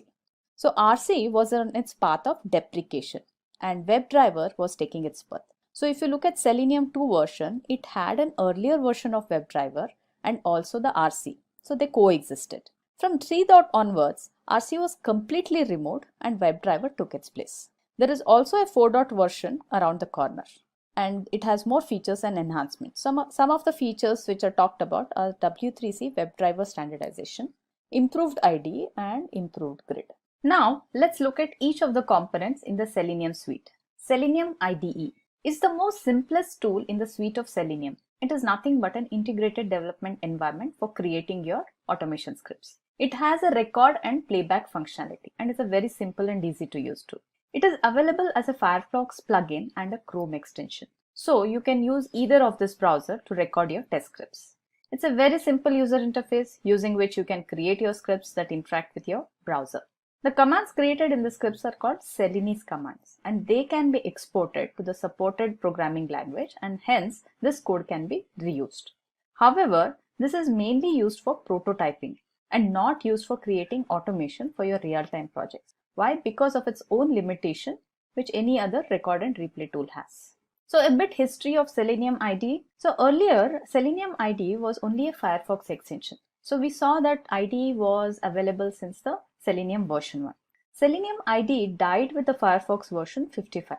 That was, IDE was stopped supporting from 55 version onwards. And this was around 2017 timeframe. However, very recently, all new brand Selenium IDE has been launched by Apply Tools. And also they have made it a cross-browser. So you can install the extension on Chrome as well as an add-on on Firefox browser.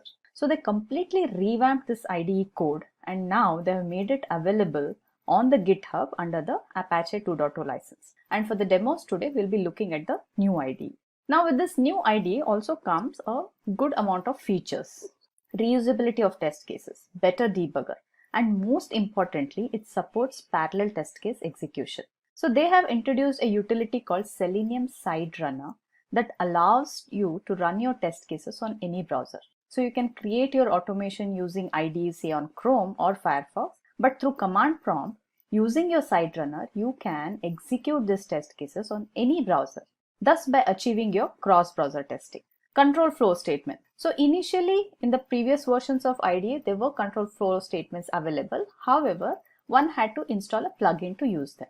But now it is made available out of box. And what are these control flow statements? These are nothing but your if-else conditions, the while loops, the switch case, and so on. It also has an improved locator functionality. That means it provides a failover mechanism for locating elements on your web page. So let's look at how this IDE looks and how do we install it and start working on that. So for that, let me take you to my browser. So say, let's go to the Firefox browser.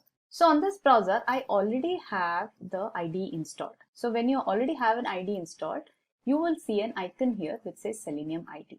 And how do you install this? You simply need to go to your Firefox add-ons. Here, where it says find more extension, so just type in Selenium IDE and search for this extension. So in the search results, you see this Selenium IDE, just click on that. And now since I've already installed, here it says remove. Otherwise, for you, it is going to give you an add button here. Just click on the add button. It will install this extension. Once it is installed, you should be able to see this Selenium IDE icon here. Okay, so now let's go ahead and launch this IDE. So when I click on that, it is going to show me a welcome page where it's going to give me a few options. The first option is it says record a new test case in a new project. So straight away, if you choose this option, you can start recording a test case. In which case, it's going to just create a default project for you, which you can save it later. Then open an existing project. So you can open if you already have a saved project. Create a new project and close. So I already have an existing project with me for the demo purpose. So I'll go ahead and open that. So I'll say open existing project, and I have created a simple script. What the script does is it logs me into the Facebook using a dummy username and password. That's all. It's a very simple script with few lines, and this is what it's going to do.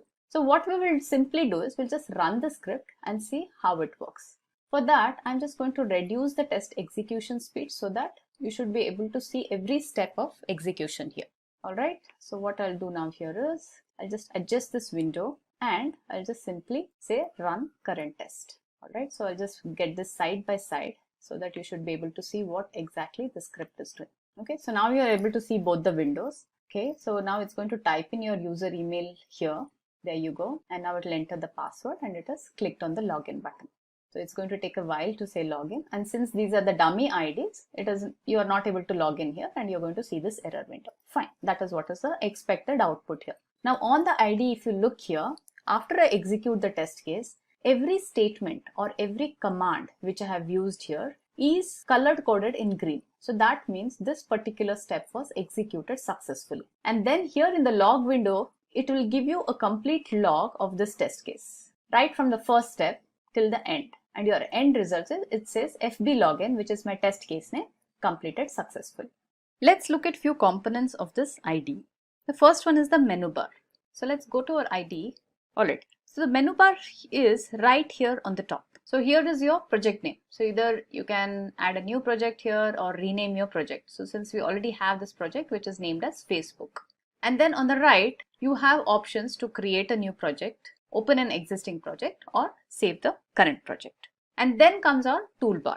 So using the options in this toolbar, you can control the execution of your test cases. So first one here is the recording button. So this is what you use when you start recording your script. And then on the left, you have two options here to run your test cases. The first one is run all tests. So in case you have multiple test cases written here, you can execute them one by one sequentially by using this run all test. Else, what you can do is if you just want to run your current test, this is what you would use. Then IDE has this debugger option, which you can use to do a step execution. So say for example, now whenever I run the scripts, it's going to execute each and every command here sequentially. So instead, if I just select the first command and say do step execution, alright, so what it does is the moment it finishes the first command, which is opening of Facebook, right? I think which is already done here. Yeah.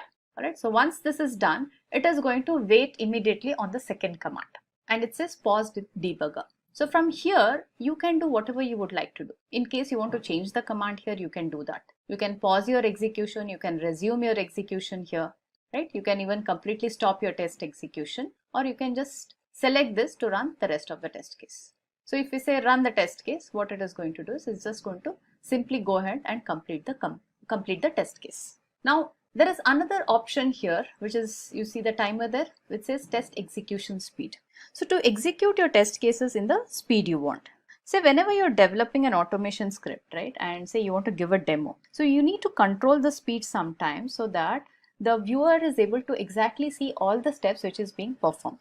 And this gives you an option to control that complete execution, right? So do you see the grading here? So we have somewhere from fast to completely slow execution. So the previous demo which I showed was I controlled the speed and then I executed it so that we could see every command how it is being executed. Alright, so what's the next? This is called as an address bar. So whenever you enter an URL here, that is where you want to conduct your test. And another thing what it does is it keeps a history of all the URLs which you have used for running your test. Then here is where your script is recorded. So each and every instruction is displayed here in the order in which you have recorded the script. And then if you look here, you have something called as log and reference. So now log is an area where it records each and every step of your command as and when they get executed. Right? So if you see here, it says open https facebook.com and OK. So that means this command was executed successfully. And after the complete test case is done, it gives you whether the test case passed or failed. So in case there is a failure, you will immediately see this test case is failed in red color. Also, there is something called as reference here. For example, say if I click on any of this command, the reference tab, what it is going to show me is details of this command which I have used in the script.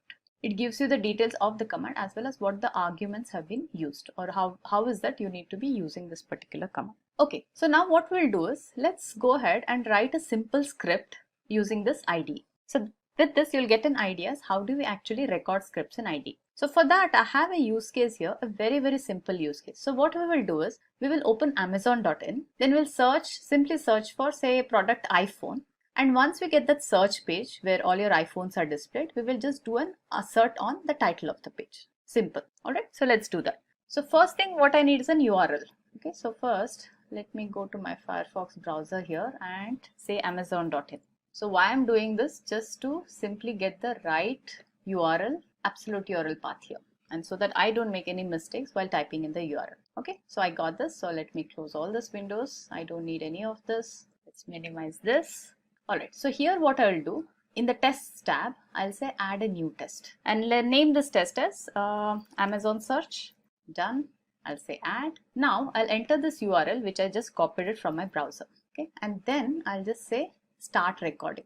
So what it did was, since I've entered the URL in this address box, it just opened the amazon.in URL. Now let's do our test case. So in my test case, what I said was I want to search for iPhone. Once I have this, I'm just going to click on my search button. So now this gives me a list of all iPhones. And then I said I want to add an assertion on the title of this page. So for me to do that, what IDE gives me an option is I have to just right click anywhere on this page and you'll see the Selenium IDE options here. So in this, I will select assert title and then I will close this browser. So that kind of completes my test case. So now take a look at all the steps which is created for me. So it says open / because I've already provided the URL here. So either you can replace it with your regular URL or you can just leave it as it is. So what I will do is, since this is going to be a proper script and I might be using this to run it from my command prompt also. So I'll just replace this target with the actual URL. And then what it is doing, it is setting a window size. Then there are whatever I did on that particular URL on that website, it has recorded all the steps for me. So this is where it says type into this particular text box, which is my search box. And what did it type? iPhone. This was the value which I entered. Now there was one more feature which I told you in this new IDE, which I said it has a failover mechanism for your locating techniques. Now that is what this is. Now if you look here, this ID is equal to tab search text box. This is nothing but that search box where we entered the text iPhone. And it has certain identification through which this IDE identifies that web element. And that has multiple options to select that particular search box. So right now what it has used is ID is equal to 2-tab search box. However, if you know the different locating techniques, you will be able to see here that it has other techniques also which it has identified, like the name and the CSS and the XPath. So how does this help in failover is, say tomorrow if Amazon.in website changes the ID of this element, right? You are not going to come and rewrite the scripts again. Instead, by using the same script, what it will do is, if this particular ID fails, if it is unable to find the element using the first locator, which is the ID, it simply moves to the next available ones and it tries to search for that element until one of these becomes true. That is what was the failure mechanism which has got added now. It's a very brilliant feature because most of our test cases break because of element location techniques. Well, let's come back to this. So then we added an assert title, right? So what is assert title here? It simply captures the title of that particular page and it checks. This is all. A very simple test case. So what we will do now is, we will stop the recording and then I've also given a close browser. So right now what I'll do is, I'll just comment this out. Why? Because if I just run this test case, it's going to be very fast and you might not be able to catch the exact command execution what has happened. Alright, so right now I'll just disable it, so that it will just do all these test cases and it just stays there without closing the browser. So now I'll just say run the current test case. So your Amazon in is launched. Okay, it is typed in the iPhone. It's also clicked on the search. So it is done. So now if you look here, since we are in the reference tab, it is not able to show. So let's go to the log.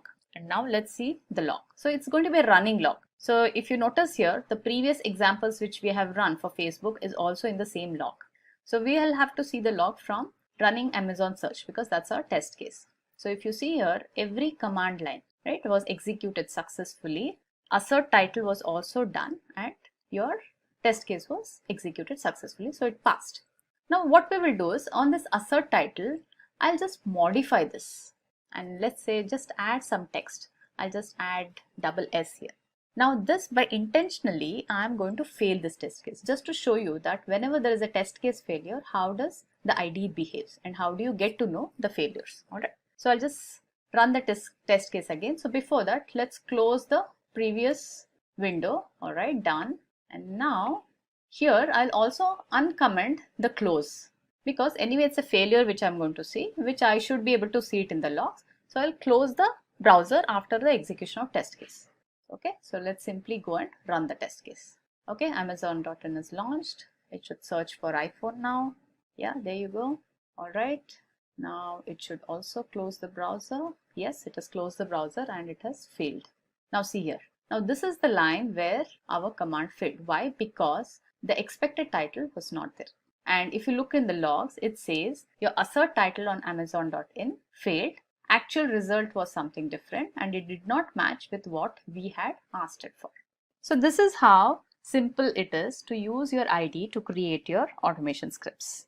So we saw all the components of IDE. We saw the record button, then I showed you the toolbar, I showed you the editor box and also the test execution log. So now let's come to what are the limitations of this IDE. With IDE, you cannot export your scripts, your test scripts to WebDriver scripts. This support is not yet added, but it is in the works. Data-driven testing, like using your Excel files or reading data from the CSV files and passing it to the script, this capability is still not available. Also, you cannot connect to database for reading your test data or perform any kind of database testing. With Selenium WebDriver, yes, you can. Also, unlike Selenium WebDriver, you do not have a good reporting mechanism with the IDE, like say for example, TestNG or ReportNG. So that brings us to the next component of the suite, which is Selenium RC, Selenium Remote Control. So Selenium RC was developed by Paul Hammond. He refactored the code which was developed by Jason and was credited with Jason as a co-creator of Selenium. Selenium Server is written in Java. It is used to write web application tests in different programming languages, as it supports multiple programming languages like your Java, C#, Perl, Python and Ruby. It interacts with the browser with the help of an RC server. So this RC server uses a simple HTTP GET and POST request for communication. And as I said earlier also, Selenium RC was called as Selenium 1.0 version. But it got deprecated in Selenium 2.0 and was completely removed in 3.0 and it got replaced by what? WebDriver. And we'll see why this happened and what was that issue which we had with the RC server. So this is the architecture of Selenium remote control at a very high level. So when Jason Huggins introduced Selenium, you know the tool was called as JavaScript program. And then that was also called as a Selenium core. So every HTML has a JavaScript statements which are executed by web browser, and there is a JavaScript engine which helps in executing this command. Now this RC had one major issue. Now what was that issue? Say for example, you have a test script, say test.javascript here, which you are trying to access elements from anywhere from the google.com domain. So what used to happen is every element which is accessible are the elements which can belong only to google.com domain. Like say for example, mail, the search or the drive. So any elements from this can be accessible through your test scripts. However, nothing outside the domain of say google.com in this case was accessible. Say for example, if your test scripts wanted to access something from yahoo.com, this was not possible. And this is due to the security reasons, obviously. Now to overcome that, the testers, what they had to do was they had to install the Selenium core and the web server, which contained your web application which is under test on the same machine. And imagine if you have to do this for every machine which is under test. This is not going to be feasible or even effective all the time. And this issue is called as a same origin policy. Now what a same origin policy issue says is it prohibits a JavaScript from accessing elements or interacting with scripts from a domain different from where it is launched. And this is purely for the security measure. So if you have written a scripts which can access your google.com or anything related to google.com, these scripts cannot access any elements outside the domain. Like as we said in the example yahoo.com. This was the same origin policy. Now to overcome this, what this gentleman did was he created something called as Selenium remote control server to trick the browser in believing that your core, your Selenium core and your web application under test are from the same domain. And this is what was the Selenium remote control. So if you look at again a high level architecture or how did this actually work, first you write your test scripts, which is here, right, in any of the supported language like your PHP or your Java or Python. And before we start testing, we need to launch this RC server, which is a separate application. So this Selenium server is responsible for receiving the Selenium commands. And these Selenium commands are the ones which you have written in your script. It interprets them and reports the result back to your test. So all that is done through your RC server. The browser interaction which happens through RC server, right, from here to your browser. So this happens through a simple HTTP and post and get request. And that is how your RC server and your browser communicate. And how exactly this communication happens? This RC server, it acts like a proxy. So say your test scripts asks to launch a browser. So what happens is this commands goes to your server and then your RC server launches the browser. It injects the JavaScript into the browser. Once this is done, all the subsequent calls from your test script, right, from your test scripts to your browser goes through your RC. And now upon receiving these instructions, your Selenium core executes these actual commands as JavaScript commands on the browser. And then the test results are displayed back from your browser to your RC to your test scripts. So the same cycle gets repeated, right, until the complete test case execution is over. So for every command what you write in your JavaScript here or your test script here goes through a complete cycle of going through the RC server to the browser, collecting the results again from the RC server back to your test scripts. So this cycle gets repeated for every command until your complete test execution is done. So RC had definitely a lot of shortcomings, and what are those? So RC server needs to be installed before running any test scripts, which we just saw. So that was an additional setup since it acts as a mediator between your commands, which is your Selenium commands, and your browser. The architecture of RC is complicated. Why? Because of its intermediate RC server, which is required to communicate with the browser. The execution of commands takes very long. It is slower. We know why, because every command in this takes a full trip from the test script to your RC server, to the core engine, to the browser, and then back to the same route, which makes your overall test execution very slow. Lastly, the APIs supported by RC are very redundant and confusing. So RC does have a good number of APIs. However, it is less object oriented. So they are redundant and confusing. Say for example, say if you want to write into a text box, how and when to use a type key command or just a type command is always confusing. Another example is some of the mouse commands, using a click or a mouse down. both kind of, almost providing a similar functionality. So that is the kind of confusion which developers used to create. Hence, Selenium RC got deprecated and is no more available in latest Selenium versions. It is obsolete now. Now, to overcome these shortfalls, WebDriver was introduced. So while RC was introduced in 2004, WebDriver was introduced by Simon Stewart in 2006. It's a cross-platform testing platform, so WebDriver can run on any platform, like say Linux, Windows, Mac, or even if you have a Ubuntu machine, you can run your Selenium scripts on this machine. It is a programming interface to run test cases. It is not an IDE. And how does this work actually? So test cases are created and executed using web elements or objects using the object locator and the WebDriver methods. So when I do a demo, you will understand what these WebDriver methods are and how do we locate the web elements on the web page. It does not require a core engine like RC. So it is pretty fast. Why? Because WebDriver interacts directly with the browser and it does not have that intermediate server like the RC had. So each browser, in this case, what happens is each browser has its own driver on which the application runs. And this driver is responsible to make the browser understand the commands which you will be passing from the script. Like say for example, click of a button or you want to enter some text. So through your script, you tell which browser you want to work with, say Chrome, and then the Chrome driver is responsible for interpreting your instructions and to execute it on the web application launched on the Chrome browser. So like RC, WebDriver also supports multiple programming languages in which you can write your test scripts. So another advantage of WebDriver is it supports various frameworks like TestNG, JUnit, NUnit, and ReportNG. So when we talk about the limitations of WebDriver, you will appreciate how this support for various frameworks and tools help in making the Selenium a complete automation solution for web application. So let's look at the architecture of WebDriver at a high level. What is in WebDriver? So WebDriver consists of 4 major components. The first one is we have got client libraries, right? Or what we also call it as language bindings. So since Selenium supports multiple languages and you're free to use any of the supported languages to create your automation script, these libraries are made available on your Selenium website, which you need to download and then write your scripts accordingly. So let's go and see from where do we download this. So if I go to my browser,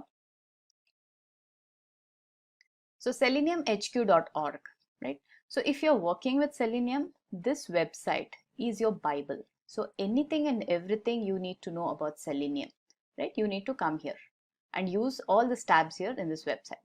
So right now what we are going to look at is what are those language bindings. So for that, I'll have to go to this download tab here, okay? And if you scroll down here, you will see something like Selenium client and WebDriver language bindings. And for each of the supported language of Selenium, you have a download link, right? So say for example, if you're working with Java here, what you need to do is you need to download your Java language binding. So let's go back to the presentation. So this is where your language bindings are available. Next, so Selenium provides lots of APIs for us to interact with the browser. And when we do the demo, I'll be showing you some of these APIs, right? And these are nothing but the REST APIs. And everything, whatever we do through the script happens through the REST calls. Then we have a JSON wire protocol. What is JSON? JavaScript Object Notation. It is nothing but a standard for exchanging data over the web. So for example, you want to say launch a web application through your script. So what Selenium does it creates a JSON payload and posts the request to the browser driver. That is here. And then we have this browser drivers themselves. And as I said, there is a specific driver for each browser. As you know, every tool has its own limitation. So does Selenium. So let's look at what these limitations are and if there are any workarounds for them. Cannot test mobile applications requires framework like APM. Selenium is for automating web application. It cannot handle mobile applications. Mobile applications are a little different and they need its own set of automation tools. However, what Selenium provides is a support for integrating this APM tool, which is nothing but a mobile application automation tool. And using APM and Selenium, you can still achieve mobile application automation. And when do you usually need this? when your application under test is also supported on mobile devices, you would want a mechanism to run the same test cases on web browser as well as your mobile browsers, right? So this is how you achieve it. The next limitation, so when we talked about the components of Selenium, I said that with WebDriver we can achieve only sequential execution. However, in real-time scenario, we cannot just live with this. We need to have a mechanism to run our test cases parallelly on multiple machines as well as on multiple browsers. So though this is a limitation of WebDriver, but what Selenium offers is something called as grid, which helps us achieve this. And we will see in shortly what the Selenium grid is all about. Also, if you want to know more details as how do we work with the grid, how do you want to install that grid, so do check out our video on SimplyLearn website on Selenium grid. Third limitation, so limited reporting capability. So Selenium WebDriver has a limited reporting capability. It can create basic reports, but what we definitely need is a more. So it does support some tools like say TestNG, ReportNG and even Extent reports, which you can integrate with Selenium and generate beautiful reports. Powerful, isn't it? Also, there are other challenges with Selenium, like Selenium is not very good with image testing, especially for the ones which are designed for web application automation. But then we have other tools which can be used along with Selenium like AutoIt and Securely. So if you look at all this, Selenium still provides a complete solution for your automation needs. And that's the beauty of Selenium, and that is why it makes the most popular tool of today for automation. Okay, let's do a quick comparison between the Selenium RC and the WebDriver. So RC has a very complex architecture. You know why? Because of the additional RC server. Whereas due to direct interaction with the browser, WebDriver architecture is pretty simple. Execution speed. It is slower in RC and much faster in WebDriver. Why? Because in WebDriver we have eliminated that complete layer of Selenium server, right? That the RC server, and we established a direct communication with the browser through browser drivers. It requires an RC server to interact with the browsers. We just talked about it, and whereas WebDriver can directly interact with the browser. So RC, again, we talked about this as one of the limitations, that we have a lot of redundant APIs, which kept developers guessing as which API to use for what functionality. However, WebDriver offers pretty clean APIs to work with. RC did not offer any support for headless browser, whereas in WebDriver, you do have a support for using headless browsers. Let's see the WebDriver in action now. Now for the demo, we will use this particular use case, and what this use case says is navigate to the official SimplyLearn website, then type the Selenium in search bar and click on it, and click on the Selenium 3.0 training. So we are basically searching for Selenium 3.0 training on the SimplyLearn website. First, let's do the steps manually, and then we will go ahead and write the automation script. So let's go to my browser. On my browser, what I'll do is let me first launch the SimplyLearn website. Okay, and here what my use case step says is I need to search for Selenium and click on the search button. So once I do that, it is going to give me a complete list of all kind of Selenium trainings which is available with SimplyLearn. And what I'm interested in is the Selenium 3.0 training here. Once I find this on the web page, I need to go and click on that. Alright. So this is all the steps which we are going to perform in this use case. Okay. Now, so for writing the test cases, I'll be using an IDE which is Eclipse. I've already installed my Eclipse, and also I have installed Selenium in this instance of my Eclipse. Alright, so if you can see the reference library folder here, you will see all the jars which are required for the Selenium to work. Next, another prereq which is required for Selenium, and that is your driver files. Now, every browser which you want to work with has its own driver file to execute your Selenium scripts. And since for this demo, I'll be working with the Firefox browser, I will need a driver file for Firefox. Now, driver file for Firefox is the Gecko driver, which I have already downloaded and placed in my folder called drivers. Now, where did I download this from? Let's go ahead and see that. So if I go back to my browser, and if you go to your seleniumhq.website, you have to go to this download tab here. In the download tab, when you scroll down, you will see something like third-party drivers, bindings and plugins. In this, you will see the list of all the browsers which is supported by Selenium.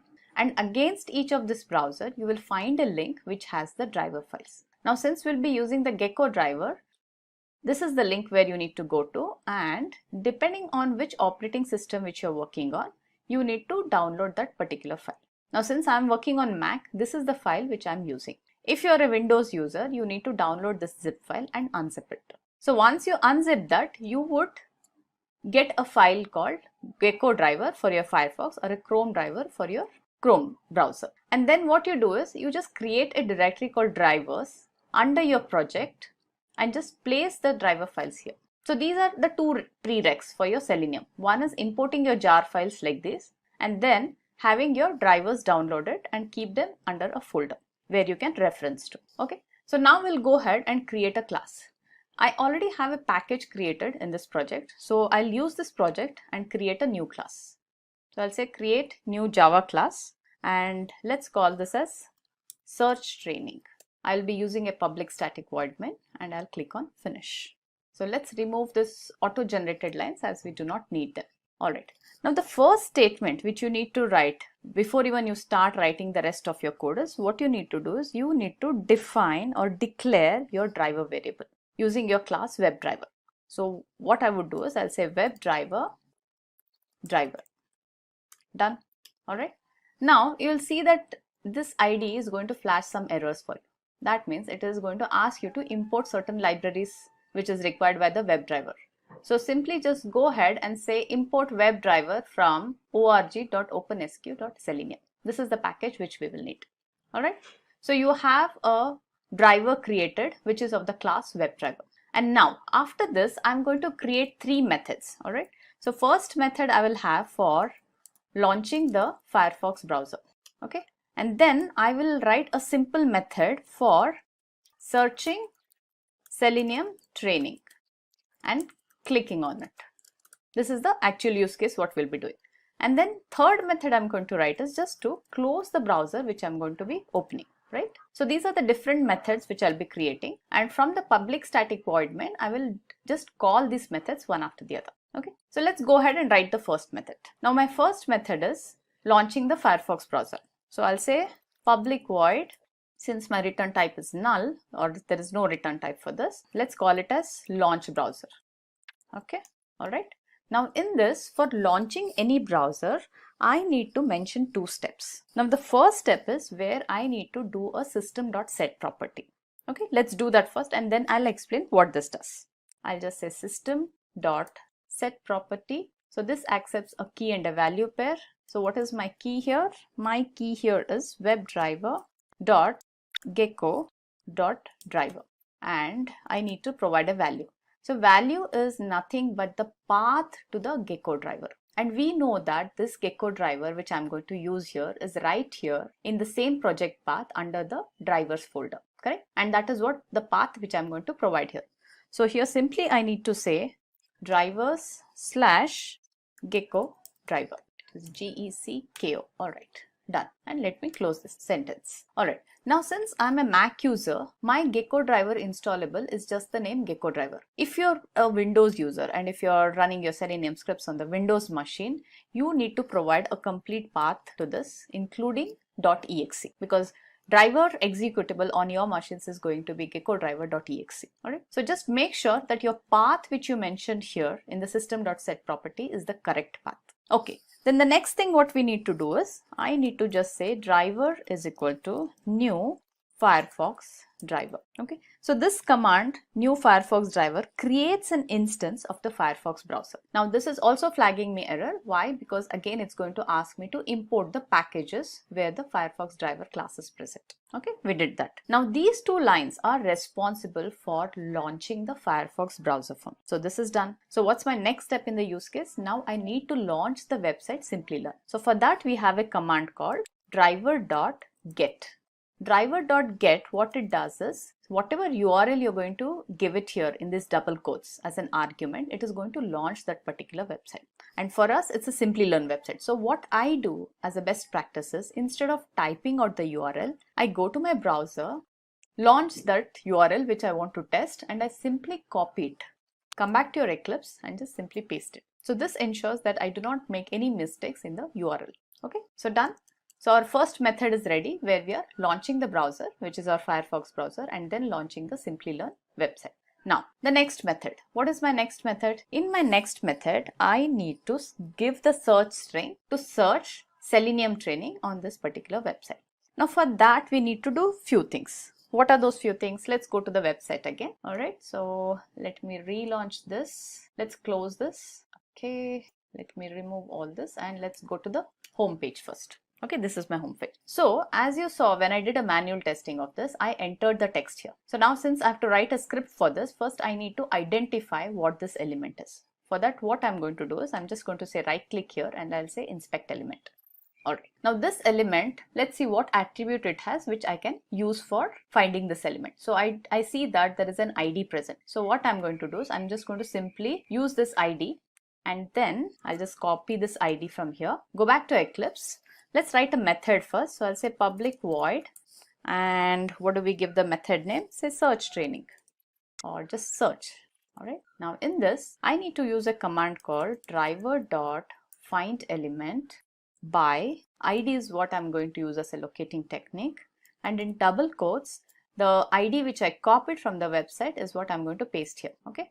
And then what am I going to do on this element is I need to send that text, the text which I'm going to search for, which is Selenium. So I'll just say send keys, and whatever text I want to send, I need to give it in double quotes. So for that, Selenium. So this is done. So now I've entered the text here, and after entering the text, I need to click on this button. So for that, I need to first know what that button is. So let's inspect that search button.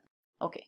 Now, if you look at the search button, other than the tag, which is span, and the class name, I do not have anything here. All right. So what I can do is I can either use the class name or I can write an XPath. Since this is a demo, which we have already used ID locating technique, I would go ahead and use the XPath here. So for me to construct an XPath, I will copy this class first. Okay. And then I already have a crow path installed on my Firefox. So I'll use the crow path and first test my XPath. So I'll just say /. Let's see what was that element. It has a span tag. Okay. So I'll have to use span and at class equal to, and I'll just copy the class name here. And let's see if it can identify that element. Yeah. So it is able to identify. So I'll just use this XPath in my code. So I'll go back to Eclipse and I'll say driver.findElement by.xpath. And the XPath which I just copied from crowpath is what I'm going to paste here. And what is the action I need to do here? I need to say click.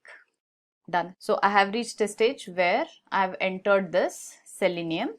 Okay. And then I have clicked on the search button. Once I do this, I know that expected result is I should be able to find this particular link here, Selenium 3.0 training. Okay. And I should be able to click on that. So for that, again, I need to inspect this. So let's inspect this Selenium 3.0. Alright, so now what are the elements this has? Now this particular element has attributes like it has a tag h2, then it has got some class name and some other attributes. So I would like to use a XPath here. Now this time while using the XPath, I'm going to make use of a text functionality so that I can search for this particular text. So I'll simply copy this. I'll go to my crow path. The tag is h2. So I'll say simply h2.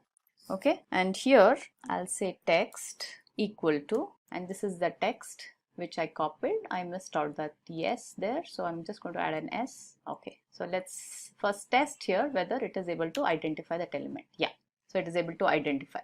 So can you see here blue dotted line? It is able to show us which element it is identified. So I'll copy this XPath now and let's go to my IDE Eclipse. So now here what I need to do is I'll have to again simply say driver.findElement by.xpath and paste the XPath which we just did, and then again I have to do a click operation. Done. Alright. So technically we have taken all the steps of the use case and we have written the commands for that. Alright.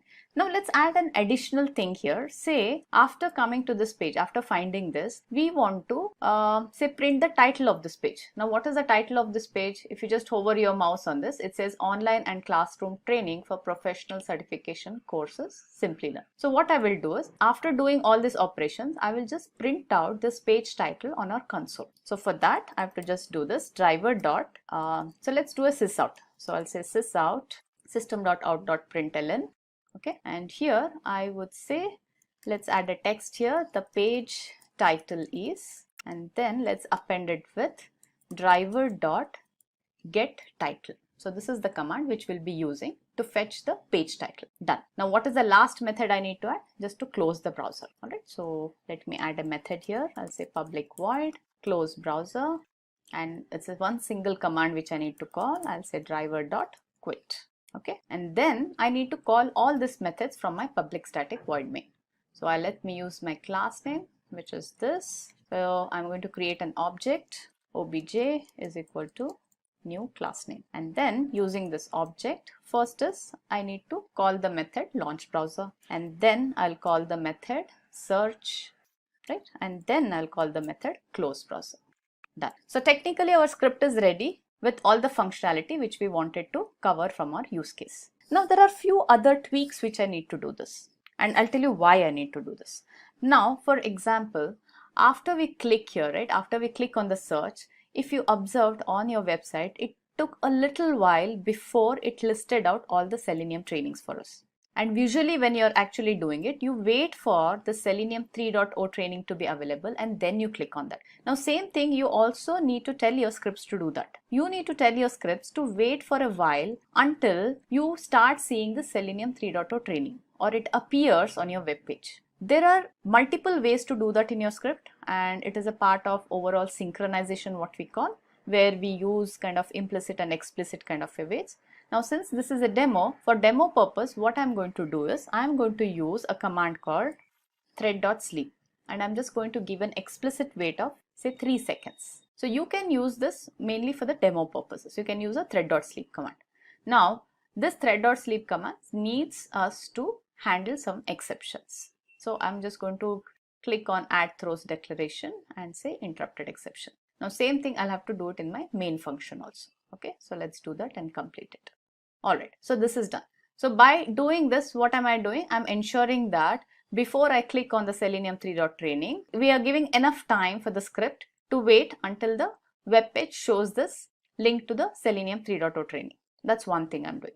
Alright, and also now since you're going to be seeing this demo through the video recording, the script when it starts running, it is going to be very fast. So you might just miss out seeing how it does the send keys and how did it click on the search button.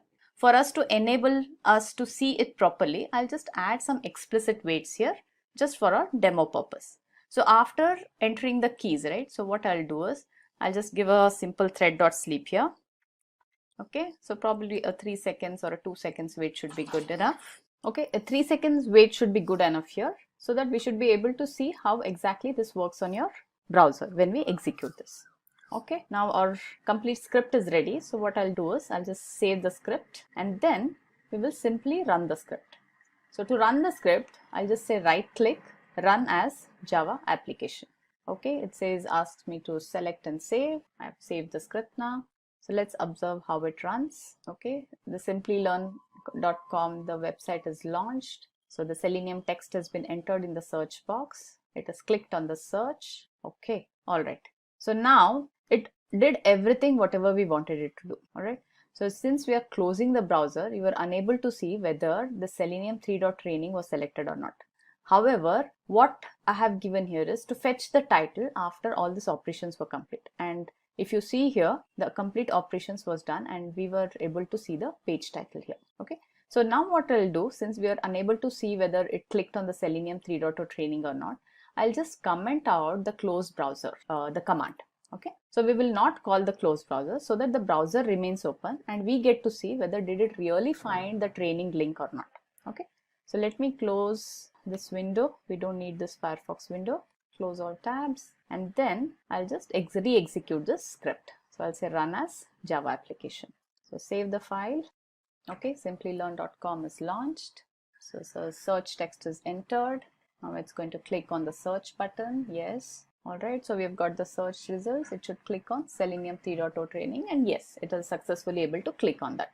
All right. So now it's not going to close the browser because we have commented on that line. However, it did print us the title here.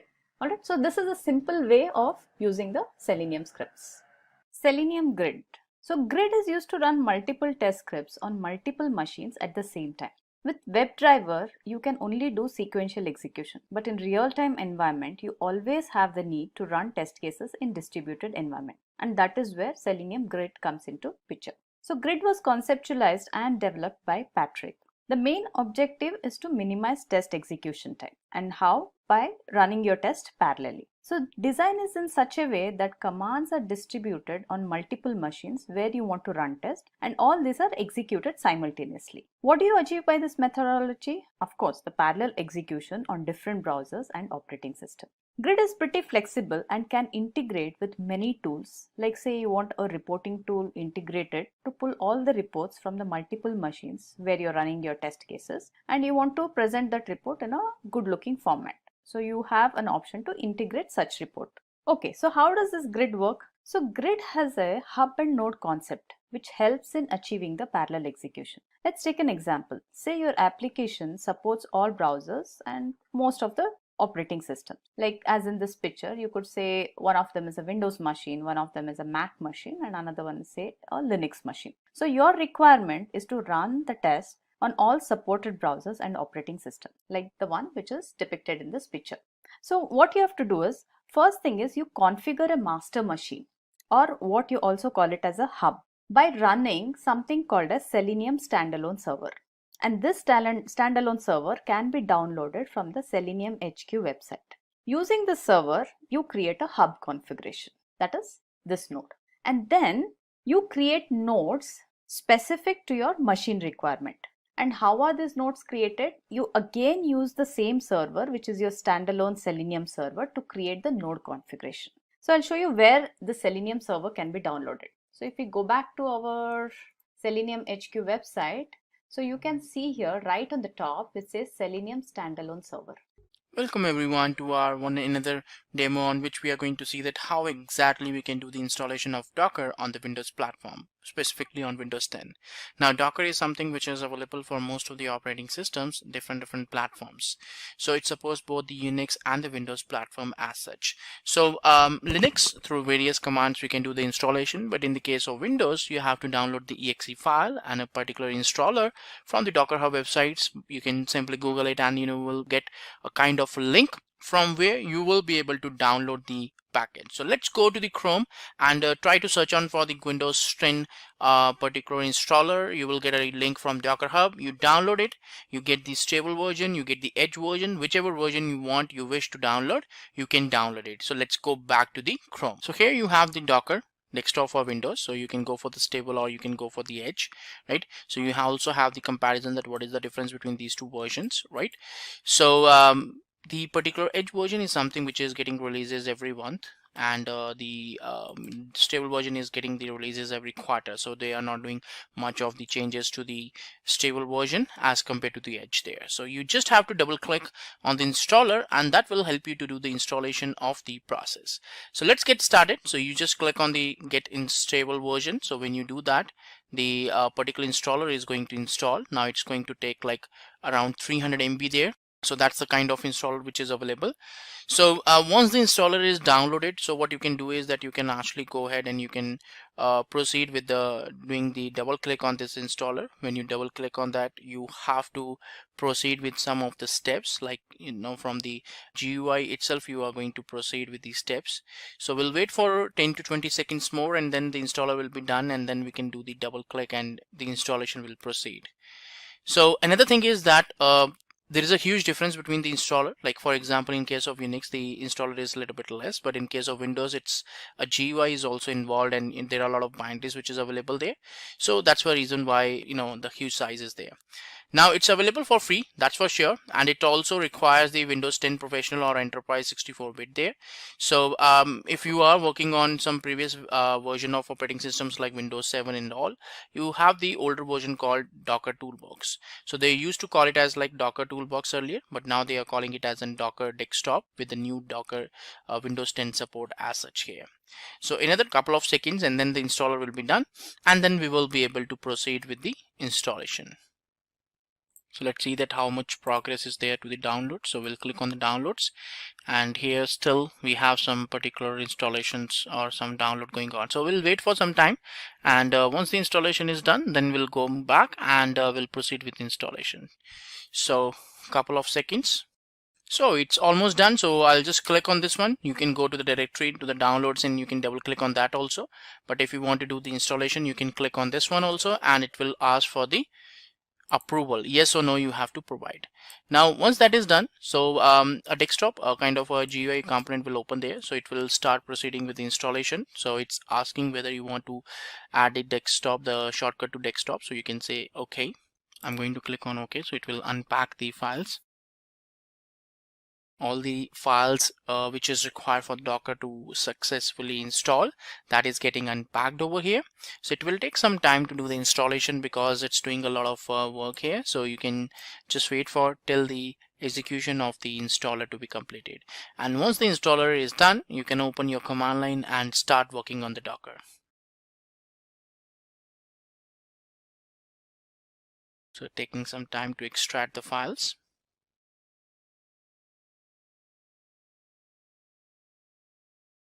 Now it's asking us to do the close and do the restart. So once that is done, you will be able to proceed further, and you can just run the command line, and any Docker command if you can run, so that will give you the response whether the Docker is installed or not. So you can see here that Docker is something which is installed. So you can run like Docker version. You will be able to get a version of the client. When you do the restart of the machine, then at that moment of time the Docker server will also be started, and then this particular error message will go off. Right now the Docker daemon is not up and running because the installation requires a restart, and when you close on this one and go for the restart, the machine will be restarted here. So this is the way that how exactly we can go for a Docker installation, and we can go on that part. So now let's begin with the demo. We'll be installing Docker on an Ubuntu system. So this is my system. I'll just open the terminal. So the first thing you can start with is removing any Docker installation that you probably already have present in your system if you want to start from scratch. So this is the command to do so. Sudo apt-get remove docker engine docker.io. Enter your password, and Docker is removed. So now we'll start from scratch and we'll install Docker once again. Before that, I'll just clear my screen. Okay, so before I install Docker, let me just ensure that all the softwares on my system currently is in its latest state. So sudo apt-get update.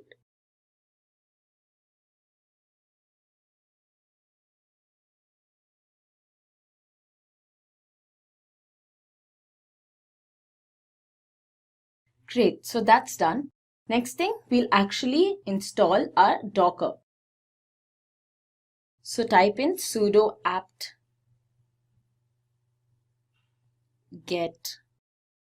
install Docker. Now as you can see here, there's an error that's occurred. So sometimes it's possible that due to the environment of the machine that you're working in, this particular command does not work. In which case, there's always another command that you can start with.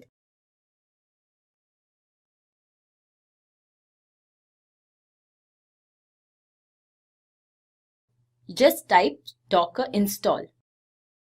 And that by itself will give you the command you can use to install Docker. So as it says here, sudo apt install docker.io is a command that we will need to execute to install Docker.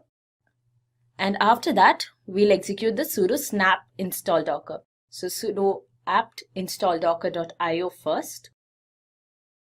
And this will install your Docker. After that's done, we will have sudo snap install docker. So snap install docker installs a newly created snap package. They are basically some other dependencies for Docker that you'll have to install.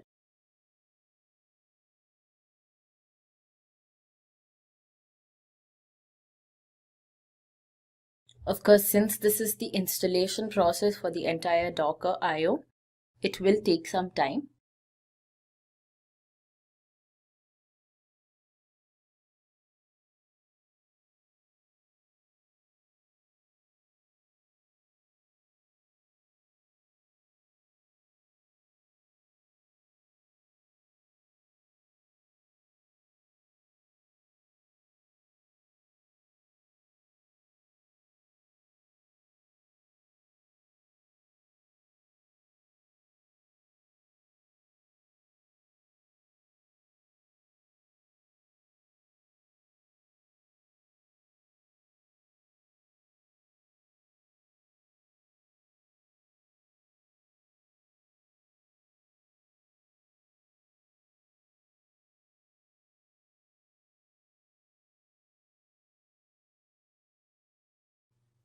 Great, so our Docker is installed. The next thing we do, as I mentioned earlier, is that we need to install all the dependency packages.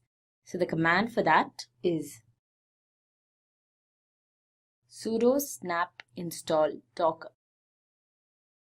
Enter your password.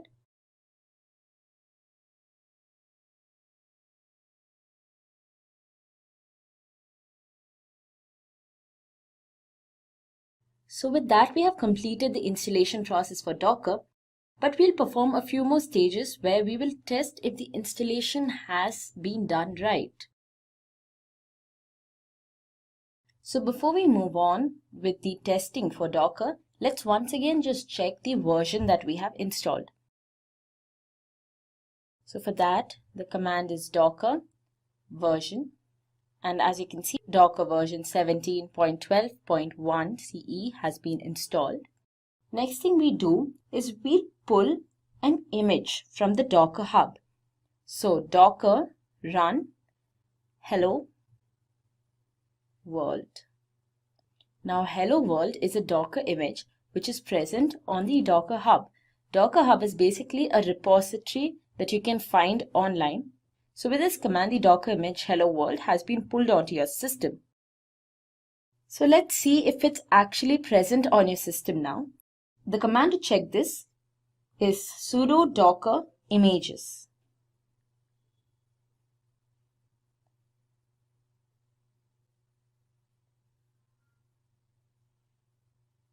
And as you can see here, hello world repository, this is present on our system currently. So the image has been successfully pulled onto the system, and this means that our Docker is working. Now we'll try out another command. Sudo docker ps -a. This displays all the containers that you have pulled so far. So as you can see here, there are 3 hello world images displayed, and all of them are in exited state. So I did this demo previously too, which is why the 2 hello worlds which is created 2 minutes ago is also displayed here. And the first hello world which has been created a minute ago is the one we just did for this demo.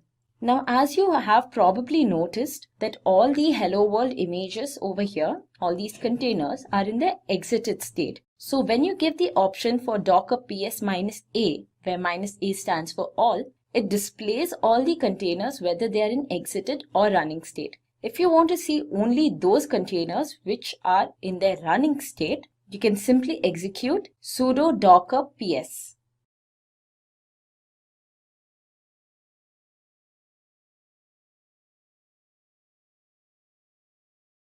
Sudo docker ps. And as you can see, no container is visible here because none of them are in running state. In this presentation, we're going to go through a number of key things. We're going to compare Docker versus traditional virtual machines and what are the differences and why you'd want to choose Docker over a virtual environment. We'll go through the advantages of working with Docker and the structure and how you would build out a Docker environment. And during that structure, we'll dig through the components and the advanced components within Docker. At the end of the presentation, we'll go through some basic commands and then show you how those basic commands can be used in a live demo. So with all that said, let's get started. So let's first of all compare Docker with a traditional virtual machine. So here we have the architecture on the left and right of a traditional virtual machine versus a Docker environment. And there are some things that you'll probably see immediately that are big differences. One is that the virtual environment has hypervisor layer, whereas the Docker environment has a Docker engine layer. And then in addition to that, there are additional layers within the virtual machine. Each of these really start compounding and creating very significant differences between a Docker environment and a virtual machine environment. So with a virtual machine, the actual memory usage is very high, whereas with a Docker environment, the memory usage is very low. If we look at performance, virtual machines, when you start building out particularly more than one virtual machine on a server, the performance starts degrading and starts getting poorer, whereas with Docker, the performance always stays really good. And this is largely due to the lightweight architecture used to construct the Docker containers themselves. If we look at portability, virtual machines just are terrible for portability. They're still dependent on the host operating system, and there's just a lot of problems that happen when you are using virtual machines for portability. In contrast, Docker was designed for portability, so you can actually build solutions in a Docker container environment and have the guarantee that the solution will work as you have built it, no matter where it's hosted. Finally, boot up time. The boot up time for a virtual machine is fairly slow in comparison to the boot up time for a Docker environment, which is almost instantaneous. So we look at these in a little bit more detail. One of the other challenges that you have with a virtual machine is that if you have unused memory within the environment, you cannot reallocate that memory. So if you set up an environment that has 9 gigs of memory that's being used, but you have 6 gigs that are free, you can't do anything with it. Though that whole 9 gig has been allocated to that virtual machine. In contrast with Docker, if you have 9 gigs and 6 gigs becomes free, that free memory can then be reallocated and reused across other containers used within that Docker environment. Another challenge is running multiple virtual machines in a single environment can lead to instability and performance issues, whereas Docker is designed to run multiple containers in the same environment and actually gets better the more containers you run in that hosted single Docker engine. Portability issues with a virtual machine is the software can work on one machine, but then when you move that VM to another machine, suddenly some of the software won't work because there are some dependencies that haven't been inherited correctly. Whereas Docker itself is designed specifically to be able to run across multiple environments and to be deployed very easily across systems. And again, the actual boot up time for a VM, it just takes a long time. You're talking about minutes in contrast to the milliseconds that it takes for a Docker environment to boot up. So let's dig into what Docker actually is and what allows for these great performance improvements over a traditional VM environment. So Docker itself is an OS virtualized software platform, and it allows IT organizations to really easily create, deploy, and run applications as what are called Docker containers that have all of the dependencies within that container very easily. And the container itself is really just a very lightweight package that has all the instructions and dependencies such as frameworks, libraries, bins, etc., all within that container. And that container itself can then be moved from environment to environment very easily. If we were to look in our DevOps lifecycle, the place where Docker really shines is in deployment, because when you're actually at the point of deploying your solution, you want to be able to guarantee that the code that has been tested will actually work in the production environment. But in addition to that, what we often find is that when you're actually building the code and you're actually testing the code, having a container running the solution at those stages is also a really good plus, because what happens is that the people building the code and testing the code are able to validate their work in the same environment that would be used for the production environment. So really, you can use Docker in multiple stages within your DevOps cycle, but it becomes really valuable in the deployment stage. So let's look at some of the key advantages that you have with Docker. Some of the things that we've already covered is that you can do rapid deployment, and you can do it really fast. The environment itself is highly portable and was designed for that in mind. The efficiencies that you'll see will allow you to run multiple Docker containers in a single environment as compared to more traditional VM environments. The configuration itself can be scripted through a language called YAML, which allows you to be able to write out and describe the Docker environment that you want to create. This in turn allows you to be able to scale your environment very, very quickly. But with all of these advantages, probably the one that is most critical to the type of work that we're doing today is security. You have to ensure that the environment you are running is a highly secure but highly scalable environment. And I'm very pleased to say that Docker takes security very seriously. So you'll see it as one of the key tenets for the actual architecture of the system that you're implementing. So let's look at how Docker actually works within your environment. So Docker works, there is what's called a Docker engine. The Docker engine is really comprised of the two is via REST API. The server, as you can imagine, has the instructions that are communicated out to the client and instructs the client on what to do. The connection between the client and the server, the communication, is via a REST API. On older systems, you can take advantage of the Docker toolbox, which allows you to go ahead and control the Bean, Docker Compose, and Kitematic. So let's now go into what the actual root components, though, of Docker are. So let's have a look at those key components. There are 4 components that we're going to go through. We have the Docker client and server, we have Docker images, we have the Docker registry, and the Docker container. We're going to step through each of these one by one. So let's look at the Docker client and server first. So the Docker client and server is a command line instructed solution where you would use terminal on your Mac or command line on your PC or Linux system to be able to issue commands from the Docker daemon. The communication between the Docker client and the Docker host is via a REST API. So a pull command which would send an instruction to the daemon, which would then form the interaction of pulling in the correct components such as an image or container or registry to the Docker client. The Docker daemon itself is actually a service which actually performs all sorts of operating and performance services. And as you'd imagine, the Docker daemon is constantly listening across the REST API to see if it needs to perform any specific requests. If you want to trigger and start the whole process, what you want to do is use the command daemon, and that will start all of your performances. And then you have a Docker host, which actually runs the Docker daemon and registry itself. So now let's look into the actual structure of a Docker image. So a Docker image itself is a template which contains instructions for the Docker container. And that template is written with a language called YAML. And YAML stands for yet another markup language. It's very easy to learn. The Docker image itself is built within that YAML file and then hosted as a file in the Docker registry. The image is really comprised of several key layers. And you start with your base layer, which will typically have your base image. In this instance, it's your base operating system, such as Ubuntu. And then you then have layer of dependencies above that. This would then comprise the instructions in a read-only file that would become your Docker file.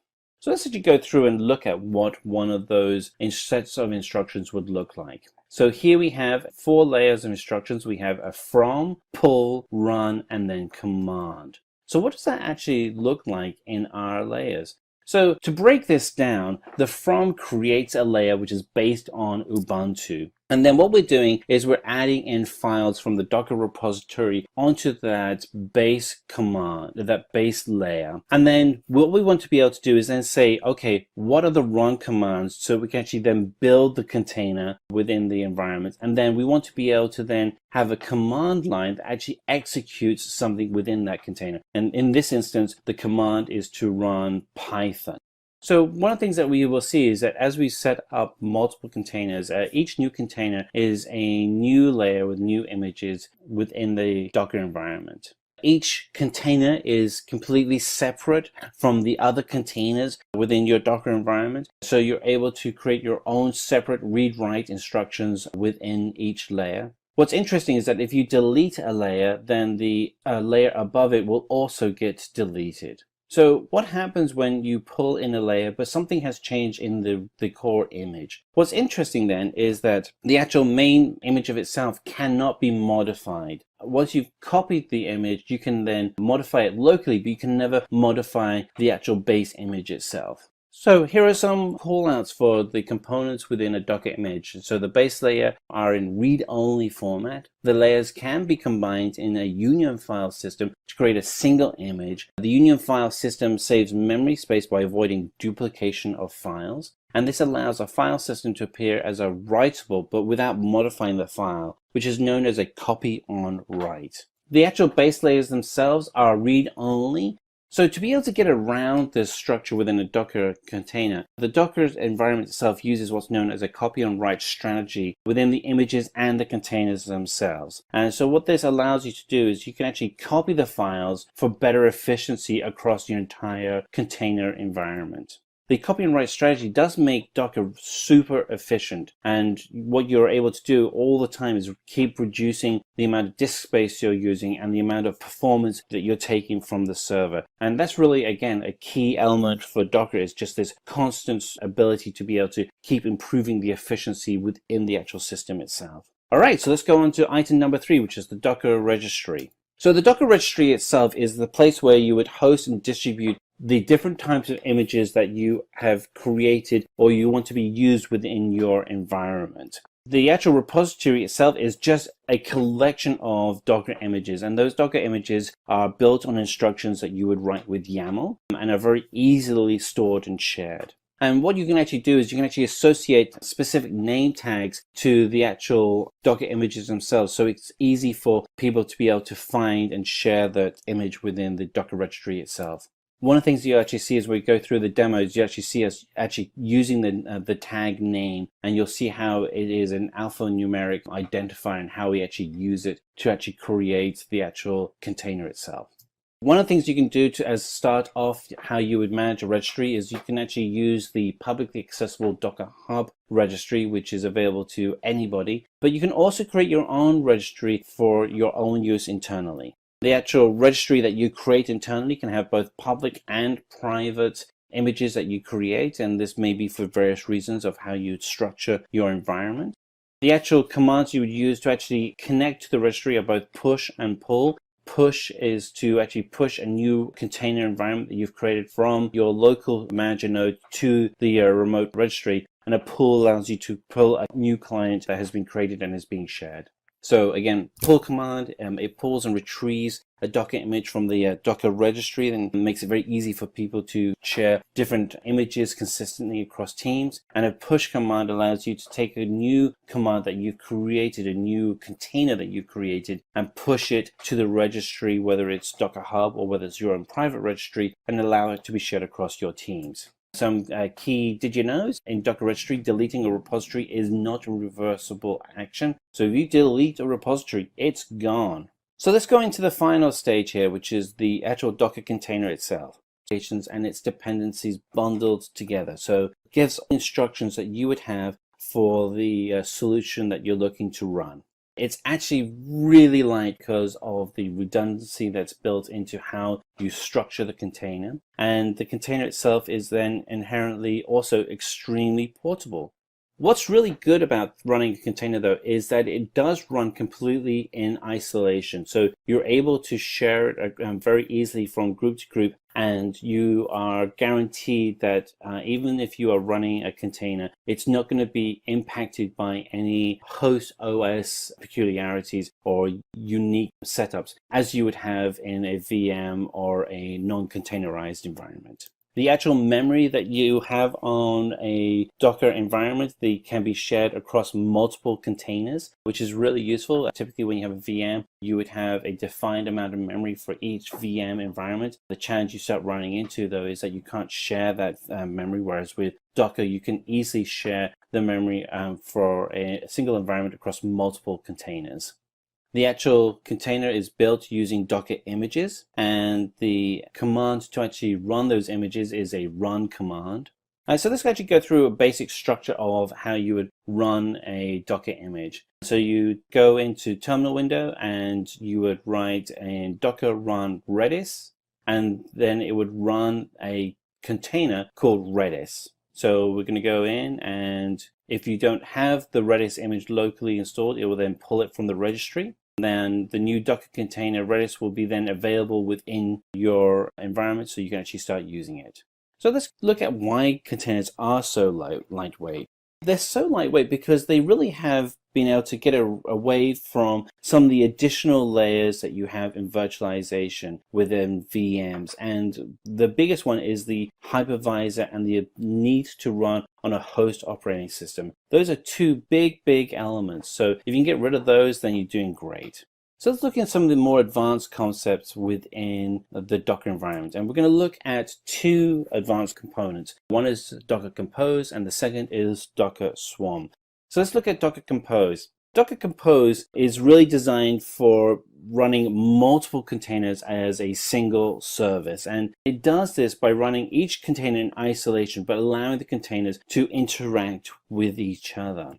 As was stated earlier on, you would actually write the compose environment using YAML as the language in the files that you would create. So where would you use something like Docker Compose? So an example would be if you are running an Apache server with MySQL database and you need to create additional containers to run additional services without the need to start each one separately. And this is where you would write a set of files using Docker Compose to be able to help balance out that demand. So let's now look at Docker Swarm. So Docker Swarm is a service that allows you to be able to control multiple Docker environments within a single platform.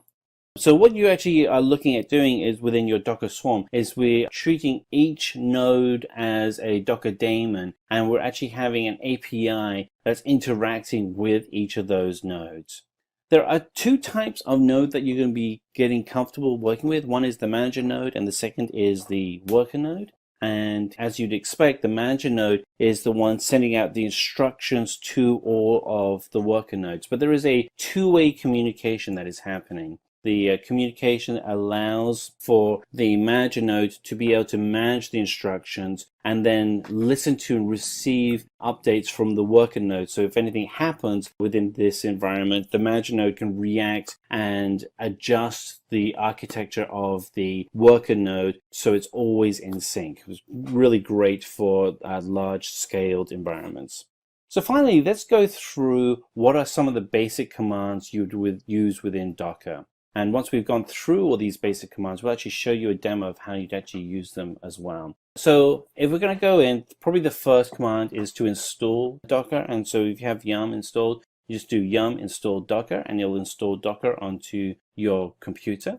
To start the Docker daemon, as you want to do systemctl start Docker. The command to remove a Docker image is docker rmi and then the image ID itself. And that's not the image name, that's the actual alphanumeric ID number that you want to grab. The command line to download a new image is docker pull and then the name of the image you'd want to pull. And by default, you're going to be pulling from the Docker default registry that will then connect to your Docker daemon and download the images from that registry. The command line to run an image is docker run and then the image ID. And then we have the, if we wanted to pull specifically from Docker Hub, then we would have docker pull and then the image name and colon its tag. To build an image from a Docker file, you would do docker build-t and then the image name and colon tag. To shut down the container, you would do docker stop container ID. The access for running a container is docker exec it container ID bash. So we've gone through all the different commands, but let's actually see how they would actually look, and we're going to go ahead and do a demo. So welcome to this demo where we're going to go ahead and put together all of the different commands that we have outlined in the presentation for Docker. First is just to list all of the Docker images that we have. So we do sudo docker images and we enter in our password. And this will now list out the images that we've created already. And we have 3 images there. So let's go ahead and pull a Docker image. So to do that, we'll go ahead and type sudo docker. And actually, we don't want to do image. We want to select pull. And then the name of the image that we want to pull, which is going to be MySQL. And by default, this is actually going to go ahead and use the latest MySQL command, MySQL image that we have. So it's now going to head and pull this image. It's going to take a few minutes depending on your internet connection speed. It's kind of a large file that has to be downloaded. So we'll just wait for that to download.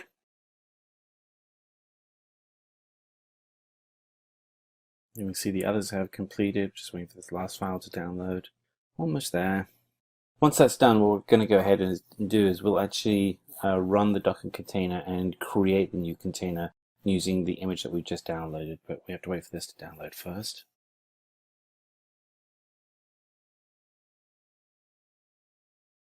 Alright, so the image has been pulled from Docker Hub. And let's go ahead and create the new Docker container. So we're going to do sudo docker run -d -p 0.0.0.0 :80 :80, and then we'll put in MySQL latest, so we have the latest version, and we have our new token, and that shows our new Docker container has been created.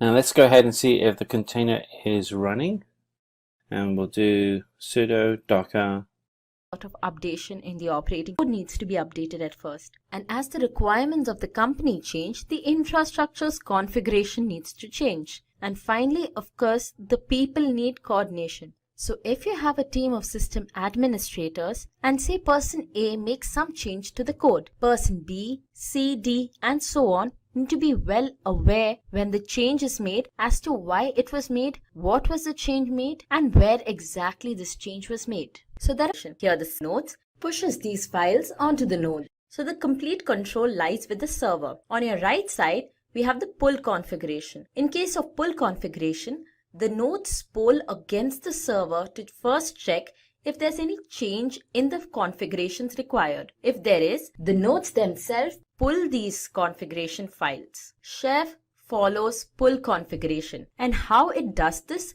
we'll see further in our video. Another important term often used with Chef, infrastructure as code. So let's understand what this term infrastructure as code means through this small story. So here's Tim. Tim's a system administrator at a large company. Now he receives a task. He has to set up a server and he has to install 20 software applications over it. So he begins. He sets up the server, but then it hits him. It would take him the entire night to install 20 software applications. Wouldn't things have been much simpler if he just had a code to do so? Well, of course, codes do make things much simpler. Codes have a number of advantages. They're easily modifiable. So if today Tim is told we need MySQL installed on 20 systems, Tim simply writes a code to do so. And the very next day Tim is told we changed our mind. We don't need MySQL. I think we'll just use Oracle. This does not bother Tim because now he just opens the file, he makes a few corrections in his code, and that should work just fine. Code is also testable. So if Tim had to write 10 commands to do something, and at his 10th command he realized the very first command he wrote, there was something not right there. Well, that would be quite tiresome, wouldn't it? With codes, however, you can test it even before running it, and all the bugs can be caught and corrected. Codes are also deployable. So they're easily deployable, and they're deployable multiple times. So now that we saw the various advantages of having codes, let's see what infrastructure as code exactly is. Here's the definition. Infrastructure as code is a type of IT infrastructure where the operation team manages the code rather than a manual procedure. So infrastructure as a code allows the operations team to take care of a code which automatically performs various procedures rather than having to manually do those procedures. So with this feature, all your policies and your configurations are written as code. Let's now look at the various components of Chef. So our first component is the workstation. The workstation is the system where the system administrator sits. He or she creates the codes for configuring your nodes. Now these codes, which in case of Chef are written in Ruby, are called the recipes. And you'll have multiple number of recipes. So a collection of recipes is called a cookbook. Now these cookbooks are only created at the workstation, but they need to be stored at the server. So the knife is a command line tool. So it's basically a command that you will see us executing in one of our demos that shifts these cookbooks from the workstation over to the server. A second component is the server. So server is like the middleman. It lies between your workstation and your nodes. And this is where all your cookbooks are stored. Because as you saw previously, the knife sends these cookbooks over from the workstation to the server. The server can be hosted locally, that's on your workstation itself, or it can be remote. So you can have your server at a different location. You can even have it on the cloud platform.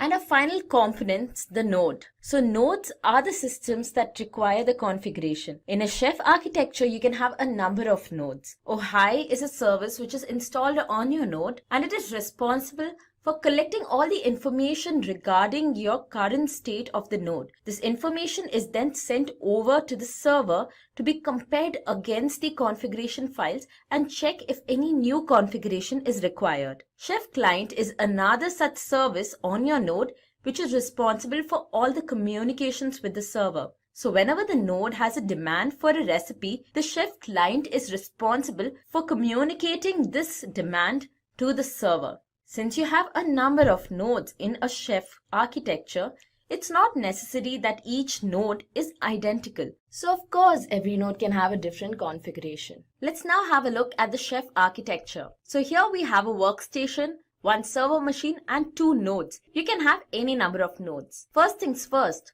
the system administrator must create a recipe. So the recipes that are mentioned in our chef architecture are just dummy recipes. We'll look into actual functioning recipes later in our demo. So you have 1 recipe, 2 recipes, 3 recipes, and a collection of recipes forms a cookbook. So guys, if you look at the recipe, in source you have SimplyLearn 3.erb. ERB is the extension for your Ruby files. So the cookbooks are only created at the workstation. They now need to be sent over to the server where they are stored. And this is the task of the knife. Knife is a command line tool which is responsible for transferring all your cookbooks onto the server from the workstation. Here's the command for running your knife. Knife upload simply-db, where simply-db is the name of the cookbook. We then move on to our node machines. At our nodes, we run the Ohai service. The Ohai service will collect all information regarding the current state of your nodes and send it over to the chef client. When you run the chef client, these informations are sent over to the server and they are tested against the cookbooks. So if there is any discrepancy between the current state of your nodes and the cookbook,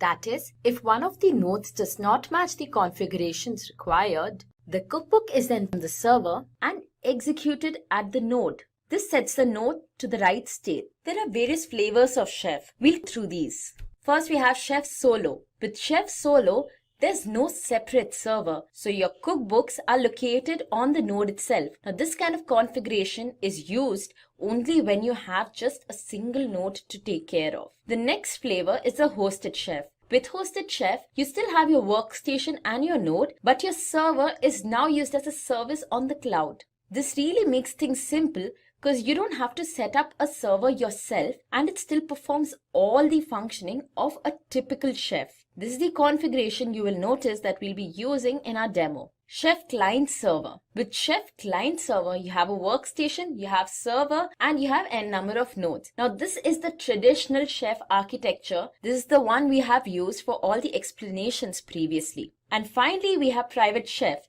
Private Chef is also known as Enterprise Chef. In this case, your workstation, server, and node all are located within the enterprise infrastructure. This is the main difference between Chef Client Server and Private Chef. In case of Chef Client Server, all these 3 machines could be dispersed.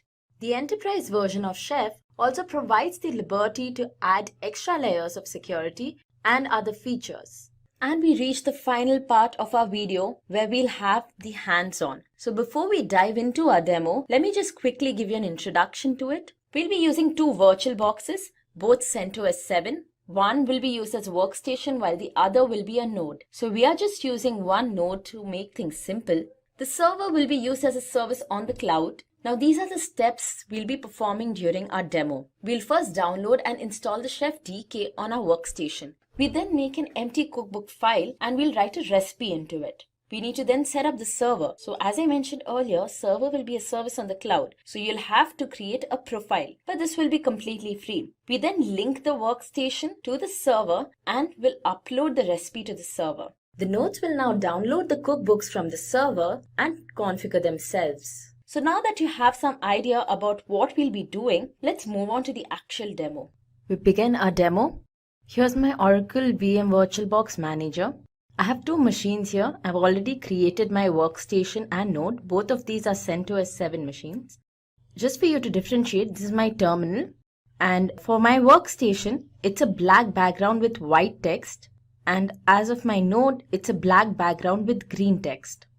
The first thing you do is you go to your workstation box and open a web browser, search for Chef DK installation.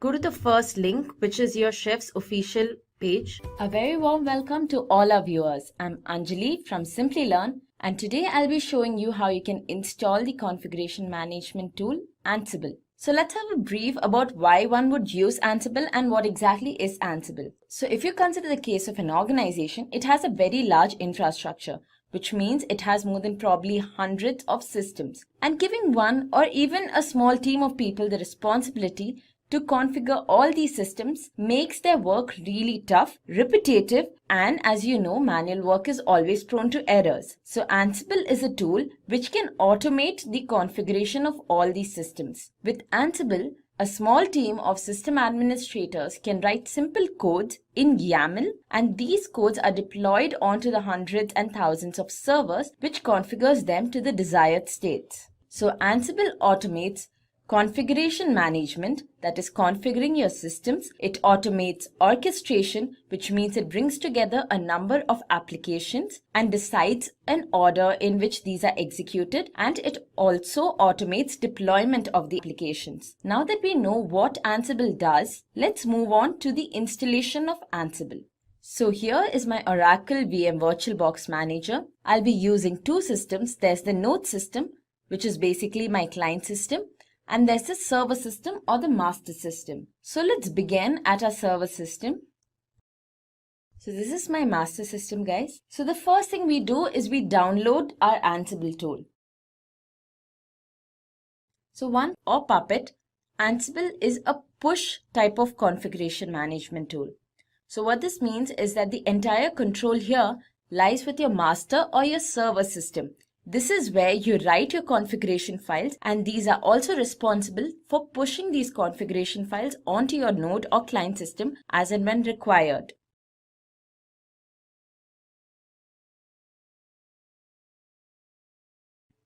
Great, so our Ansible tool is installed. Now we need to open an Ansible host file, and there we'll specify the details of our node or client machine. So this is our Ansible host file. As you can see here, the entire file is commented, but there's a certain syntax that you'd observe. For example, here we have a group name, web servers, under which we have the IP addresses or certain host name. So this is about how we'll be adding the details for our client system. First, we need to give a group name. Under this group, basically, we add all the clients which require a certain type of configuration. Since we are using just one node, we'll give only the details for that particular node. First, we need to add the IP address of our client machine. So let's just go back to our client machine. And this here is the IP address 192.168.2.11. Once you have typed in your IP address, give a space, and then we'll specify the user for our client machine. So all communications between the server or the master system and the client or the node system takes place through SSH. SSH basically provides a secure channel for the transfer of information. Follow this up with your password. In my case, it's the root's password. And that's it, we are done. So now we save this to our terminal. So now that our host file is written, the next thing we do is we write our playbook. So playbook is the technical term used for all the configuration files that we write in Ansible. Now playbooks are written in YAML. YAML is extremely simple to both write and understand. It's in fact very close to English. YAML first starts with 3 dashes. This indicates the beginning of your file. Next thing, we need to give a name to our playbook. So name. And I'm going to name my playbook sample book.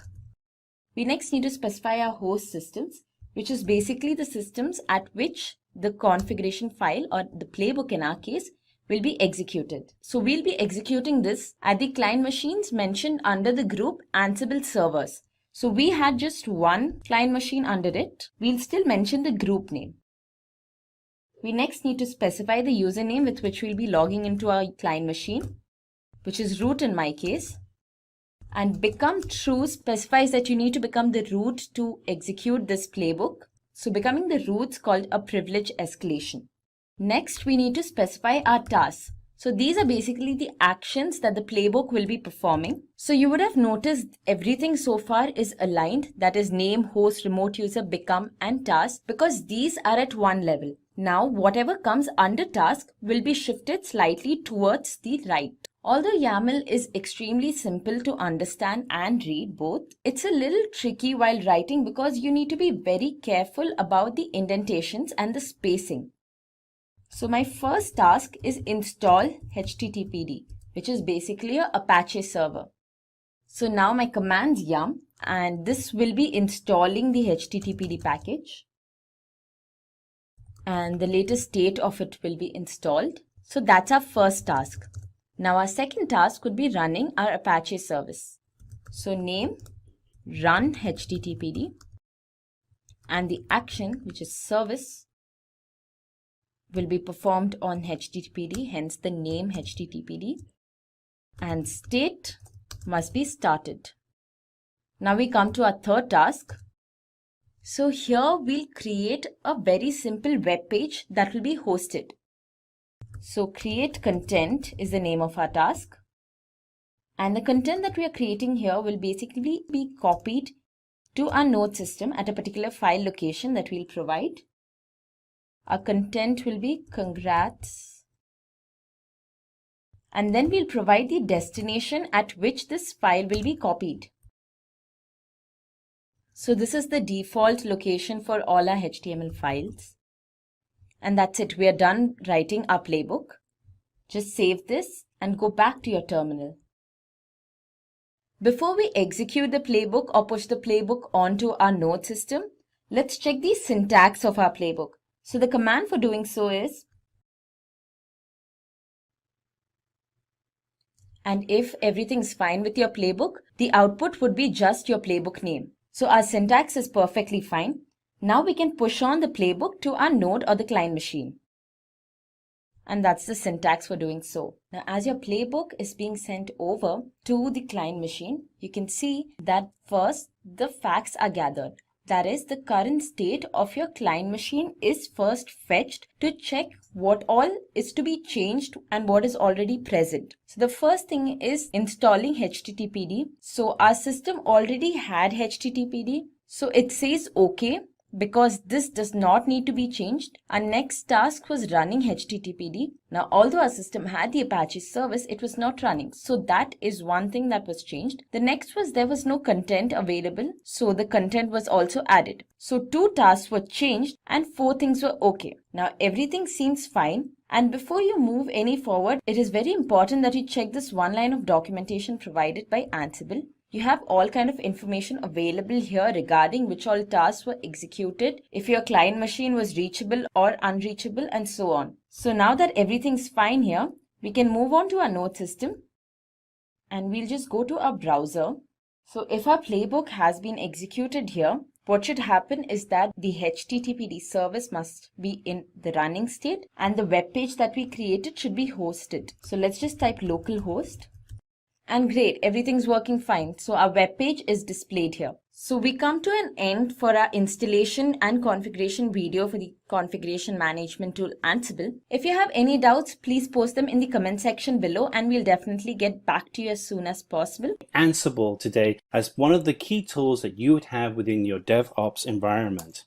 So the things that we're going to go through today is we're going to cover why you would want to use a product like Ansible, what Ansible really is and how it's of value to you in your organization, the differences between Ansible and other products that are similar to it on the market and what makes Ansible a compelling product. And then we're going to dig into the architecture for Ansible. We're going to look at how you would create a playbook, how you'd manage your inventory of your server environments, and then what is the actual workings of Ansible. As a little extra, we're going to also throw in Ansible Tower, one of the secret source solutions that you can use for improving the speed and performance of how you create your Ansible environments. And finally, we're going to go through a use case by looking at Hootsuite, a social media management company, and how they use Ansible to really improve the efficiency within their organizations. So let's jump into this.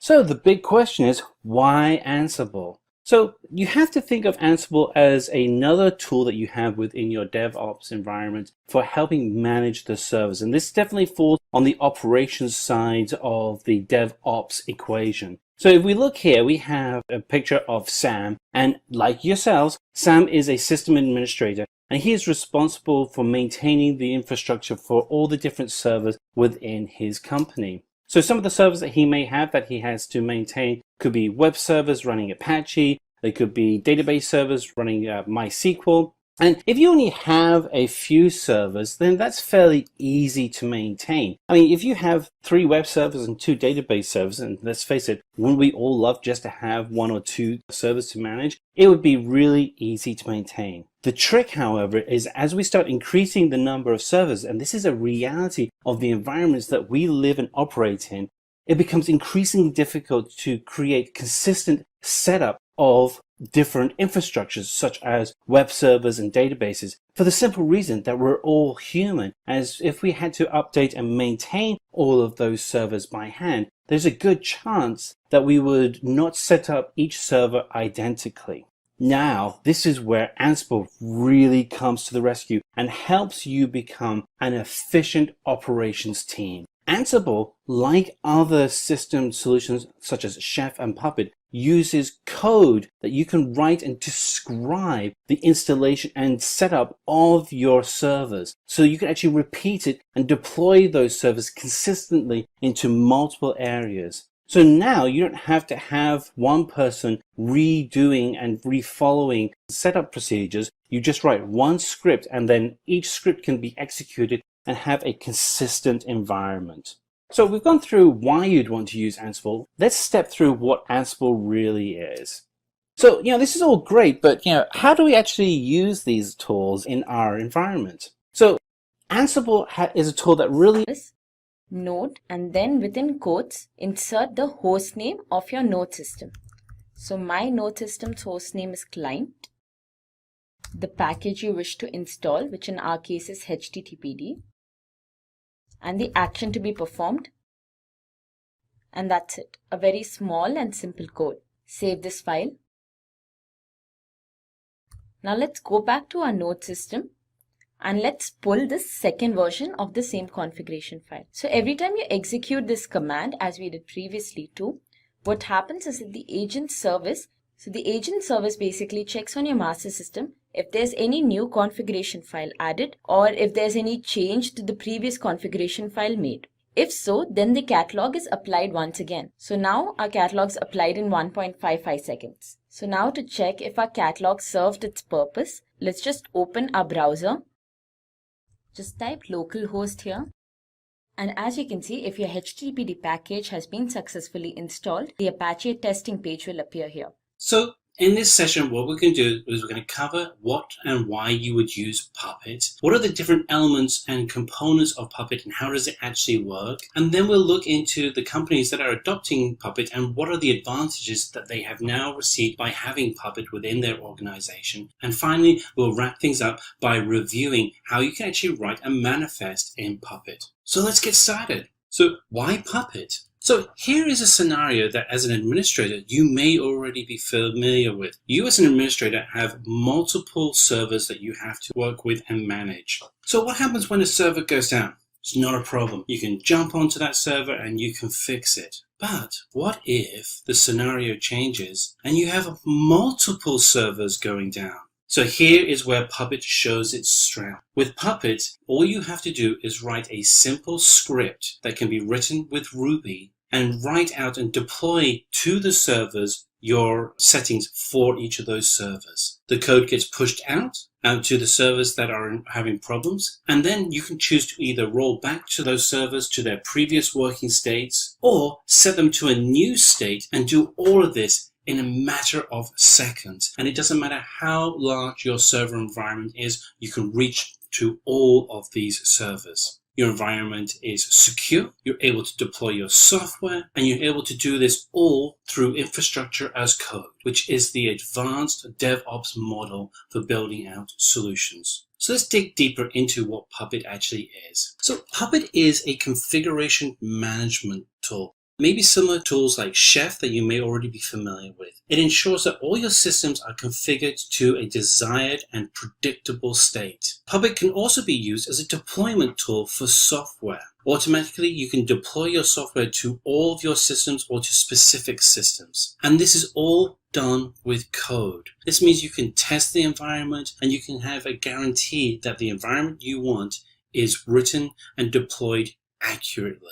So let's go through those components of Puppet. So here we have a breakdown of the Puppet environment. And on the top, we have the main server environment. And then below that, we have the client environment that would be installed on each of the servers that would be running within your network. So if we look at the top part of the screen, we have here our Puppet master store, which has and contains our main configuration files. And those are comprised of manifests that are actual codes for configuring the clients. We have templates that combine our codes together to render a final document.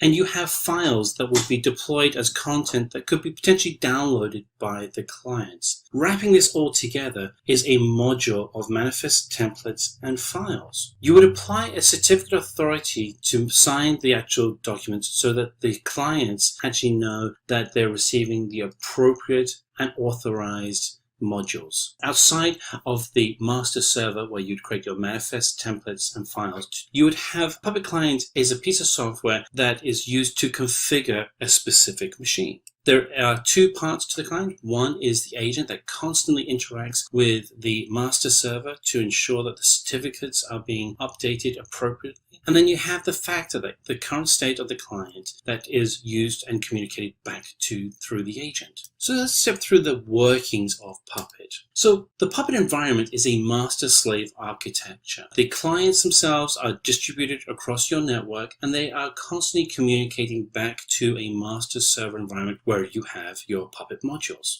The client agent sends a certificate with the ID of that server back to the master. And then the master will then sign that certificate and send it back to the client. And this authentication allows for a secure and verifiable communication between client and master. The factor then collects the state of the client and sends that to the master. Based on the facts sent back, the master then compiles manifests into the catalogs, and those catalogs are sent back to the clients, and an agent on the client will then initiate the catalog. A report is generated by the client that describes any changes that have been made and sends that back to the master, with the goal here of ensuring that the master has full understanding of the hardware running software in your network. This process is repeated at regular intervals, ensuring all client systems are up to date. So let's have a look at companies that are using Puppet today. There are a number of companies that have adopted Puppet as a way to manage their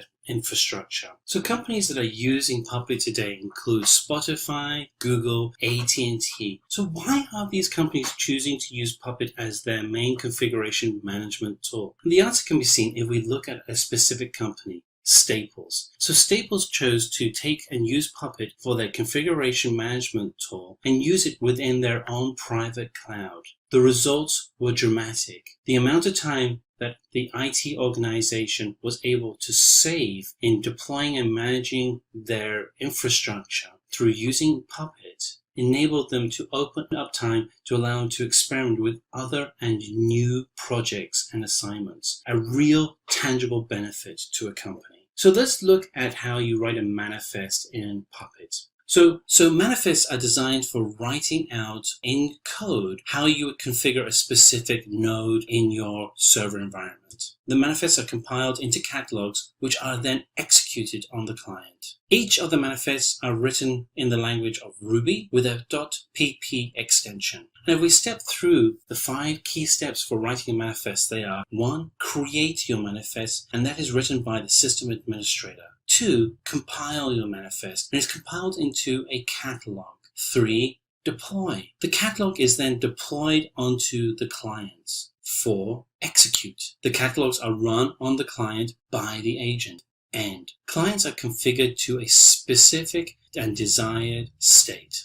If we actually look into how a manifest is written, it's written with a very common syntax. If you've done any work with Ruby or really configuration of systems in the past, this may look very familiar to you. So we break out the work that we have here. You start off with a package, file, or service as your resource type, and then you give it a name, and then you look at the features that need to be set, such as IP address. Then you're actually looking to have a command written, such as present or start. The manifest can contain multiple resource types. If we continue to write our manifest in Puppet, the default keyword applies a manifest to all clients. So an example would be to create a file path that creates a folder called sample in a main folder called etc. The specified content is written into a file that is then posted into that folder. And then we're going to say we want to be able to trigger an Apache service. And then ensure environment that you're looking to manage that will determine which of these 4 tools you should use. The tools themselves are open source, so go out and experiment with them. There's a lot of videos. Our team has done a ton of videos on these tools, and so feel free to find out other tools that we have and covered so you can learn very quickly how to use them. But consider the requirements that you have and consider the capabilities of your team. If you have Ruby developers or you have someone on your team that knows Ruby, your ability to choose a broader set of tools becomes much more interesting. If, however, you're new to coding, then you may want to consider YAML-based tools. Again, the final answer is going to be up to you, and we'll be really interested on what your decision is. Monitoring, as the term says, you're monitoring, you're watching, you're logging your production environment. So of course there are a whole bunch of monitoring tools, so they become an important part of your production environment. And a lot of these monitoring tools are also, I've seen them also being used, especially in your UAT environment. And you can optionally have them for some time, even in your, development environment. No, not development, because development servers are usually not very high-end configurations.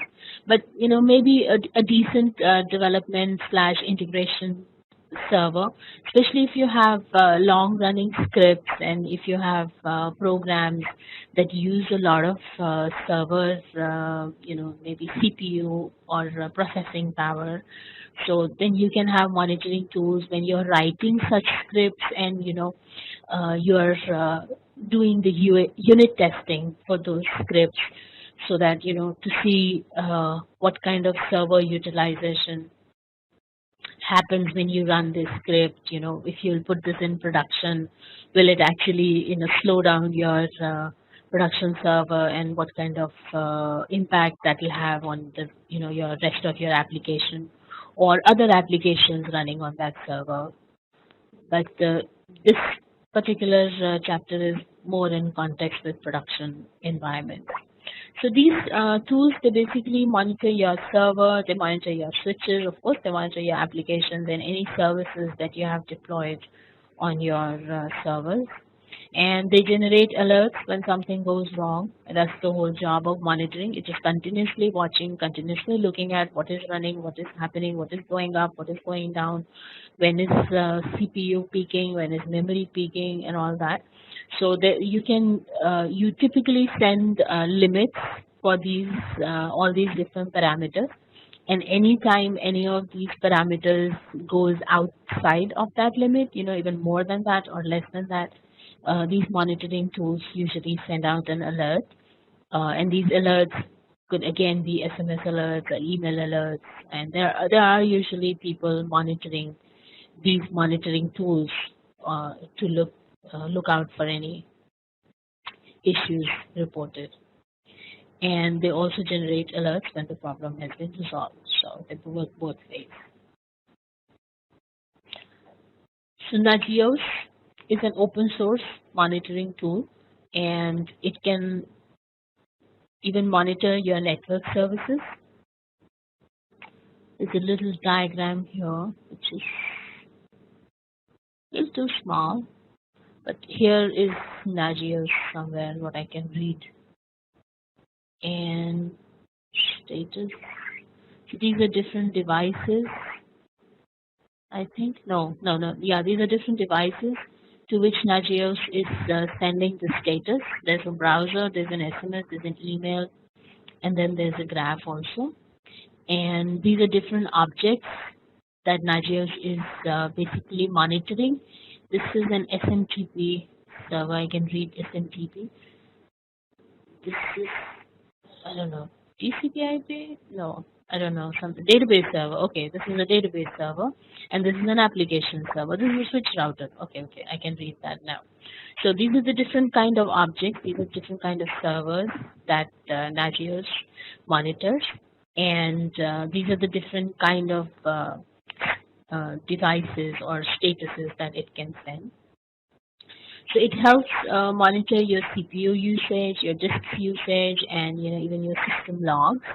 And it uses a plugin script that can be written, in any scripting language actually. If you ask me.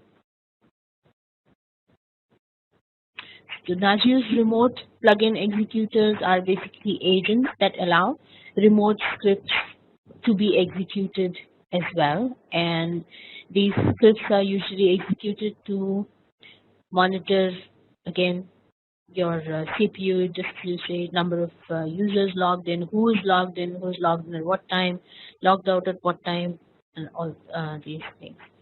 So all these monitoring tools work on the concept of polling. So polling is more like, so the NRP agent is a program that will continuously keep polling a machine for certain parameters that are configured in Nagios to be monitored. So this program continuously keeps pinging the server, bringing the program, to keep checking for what it has been asked to check. So in case of logged in users, you keep checking at a, like maybe every 30 seconds or every 1 minute, you keep pinging to see how many users have logged in onto this server and who are the users who have logged in, what time they logged in, what time they logged out, and things like that. So Nagios poll agents on remote machines. This is what basically it means. Nagios has agent programs that can, help you poll or ping even remote machines. The Nagios remote data processor is an agent that allows flexible data transports, and it uses HTTP and XML protocols to do that. And we're talking about essentially your databases and data server usages, like within, if you have an Oracle database, how many database instances are there, how your load balancing is set up on that, how data is moving between different database servers within Oracle, and how data is moving within the load balancers, and there's always a DRP, there's always a backup with database. So that's why you see me mention DRP as soon as I say the word database. And if there's a backup plan, how's the data moving? How much time did the backup take? Did it take too much time? And why did it take? So it helps you do all those kind of monitoring. The NS client is basically mainly used to monitor Windows machines, and typically when we talk about servers, we end up talking more about Unix or Linux servers. Of course, now with a lot of Microsoft technologies being robust than they itself, and there are some small checks that needs to be done. So, and by default, Jenkins launches on the port 8080. So let me just open up localhost 8080. There's a small checking that will be done as a part of the installation process, wherein I need to type in a hash key.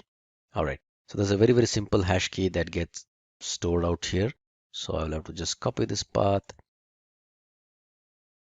If at all you're running as a WAR file, you would see that in your logs.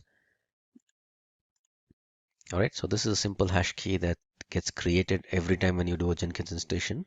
So as a part of the installation, it just asks you to do this.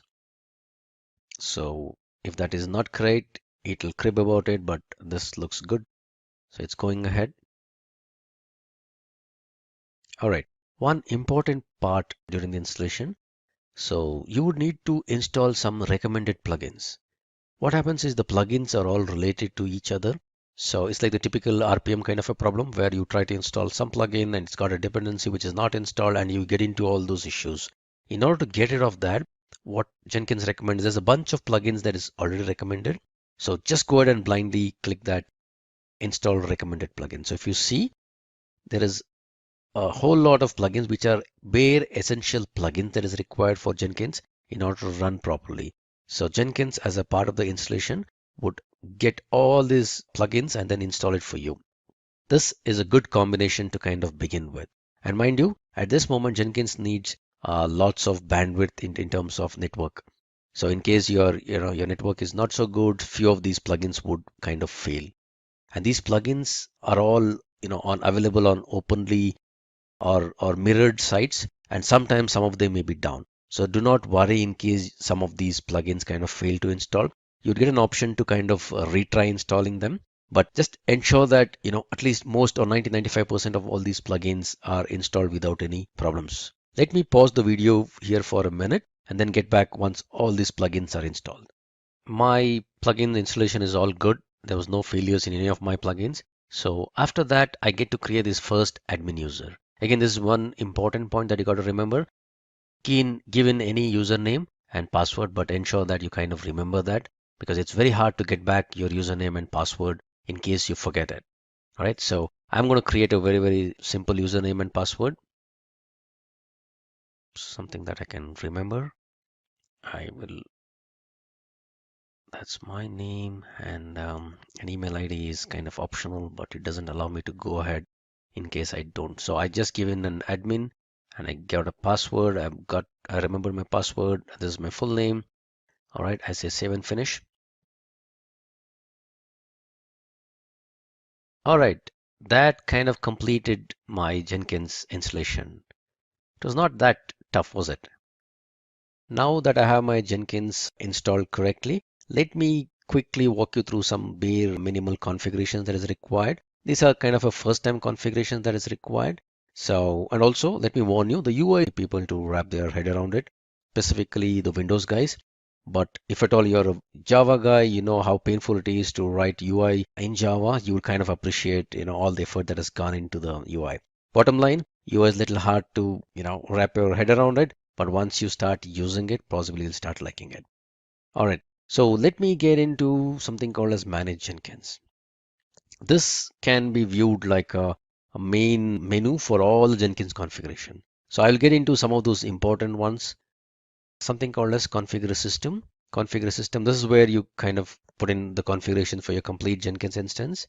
Few things to kind of look out for. This is a home directory. This is a Java home, where all the configurations, all the workspace, anything and everything regarding Jenkins is stored out here. System message, you want to put in some message on the system, you just type in whatever you want and it's possibly show up somewhere up here on the menu. Number of executors, very, very important configuration. This just lets Jenkins know at any point in time how many jobs or how many threads can be run. You can kind of visualize it like a thread that can be run on this particular instance. As a thumb rule, if at all you're on a single core system, number of executors 2 should be good enough. In case at any point in time, if there are multiple jobs that kind of get triggered at the same time, in case the number of executors are less compared to the number of jobs that have woken up, no need to panic, because they will all get queued up and eventually Jenkins will get to running those jobs. Just bear in mind that whenever a new job kind of gets triggered, the CPU usage and the memory usage in terms of the disk write is very high on the Jenkins instance. So that's something that you got to kind of keep in mind. All right, but number of executors 2 for my system is kind of good. Label for my Jenkins, I don't want any of these things. Usage, how do you want to use your Jenkins? This is good for me because I only have a primary server that is running. So I want to use this node as much as possible. Quiet period, Each of these options have got some bare minimal help kind of a thing that is out here. By clicking on these question marks, you will get to know as to what are these particular configurations. All right, so this all look good. What I want to show you here is there's something regarding the Docker, timestamps, Git plugin, SVN, email notifications. I don't want that. What I want I want this SMTP server configuration. Remember, I mentioned earlier that I would want Jenkins to be sending out some emails. And what I've done here is I've just configured the SMTP details of my personal email ID. In case you're in an organization, you would have some sort of an email ID that is set up for a Jenkins server. So you can specify the SMTP server details of your company so that you can authorize Jenkins to kind of send out emails. But in case you want to try it out like me, I have configured my personal email ID, which is on my Gmail, for sending out notifications. So the SMTP server would be smtp.gmail.com. I'm using the SMTP authentication. I've provided my email ID and my password. I'm using the SMTP port, which is 465. And reply to address is the same as mine. I can just send out an email and see if at all this configuration works. Again, Gmail would not allow anybody to send out notifications on your behalf. So you'll have to lower the security level of your Gmail ID so that you can allow programmatically somebody to send out email notifications on your behalf. So I've done already that. I'm just trying to see if I can send a test email with the configurations that I've set in. Yes. All right. So the email configuration looks good. So this is how you configure your your Gmail account in case you want to do that. If not, put in your organization SMTP server details, which are with a valid username and password, and it should all be set. All right, so no other configurations that I'm going to change here. All of these look good. All right, so I come back to manage Jenkins. Okay, one other thing that I want to kind of go over is the global tool configuration. Imagine this scenario, or look at it this way. Jenkins is a continuous integration server. It doesn't know what kind of a code base it's going to pull in, what kind of a tool set that is required, or what is the code that it's going to pay unless and until you want to restart Jenkins once in a while. But as a good practice, whenever you do some sort of a big installations or big patches on your Jenkins instance, just ensure that you kind of restart it. Otherwise, there would be a difference in terms of what is installed on the system and what is there on the file system. You would need to flush out few of those settings later on. But for now, these are all very small plugins, so these would run without any problems. But otherwise, if at all there are some plugins which would need a restart, kindly go ahead and restart your Jenkins instance. But for now, I don't need that. It looks good. I've installed the plugin. So where do I see my plugin? I installed the plugin that is specific to the user control or the access control. So let me go into, yes, global security. And I would see this role-based strategy showing up now. All right, so this comes in because of my installation of my role-based plugin. So this is what I would want to enable because I already have my own database set up. And for the authorization part, in the sense that who can do what, I'm going to install. I've already installed a role-based strategy plugin, and I'm going to enable that strategy. All right, I would say save. Okay, now I've installed the role-based access plugin. I would need to just set it up and check that, I would go ahead and create some roles and ensure that I assign users as per these roles. All right, so let me go to manage Jenkins. Where is this? Configure global security. Is that where I create my roles? Nope, not here.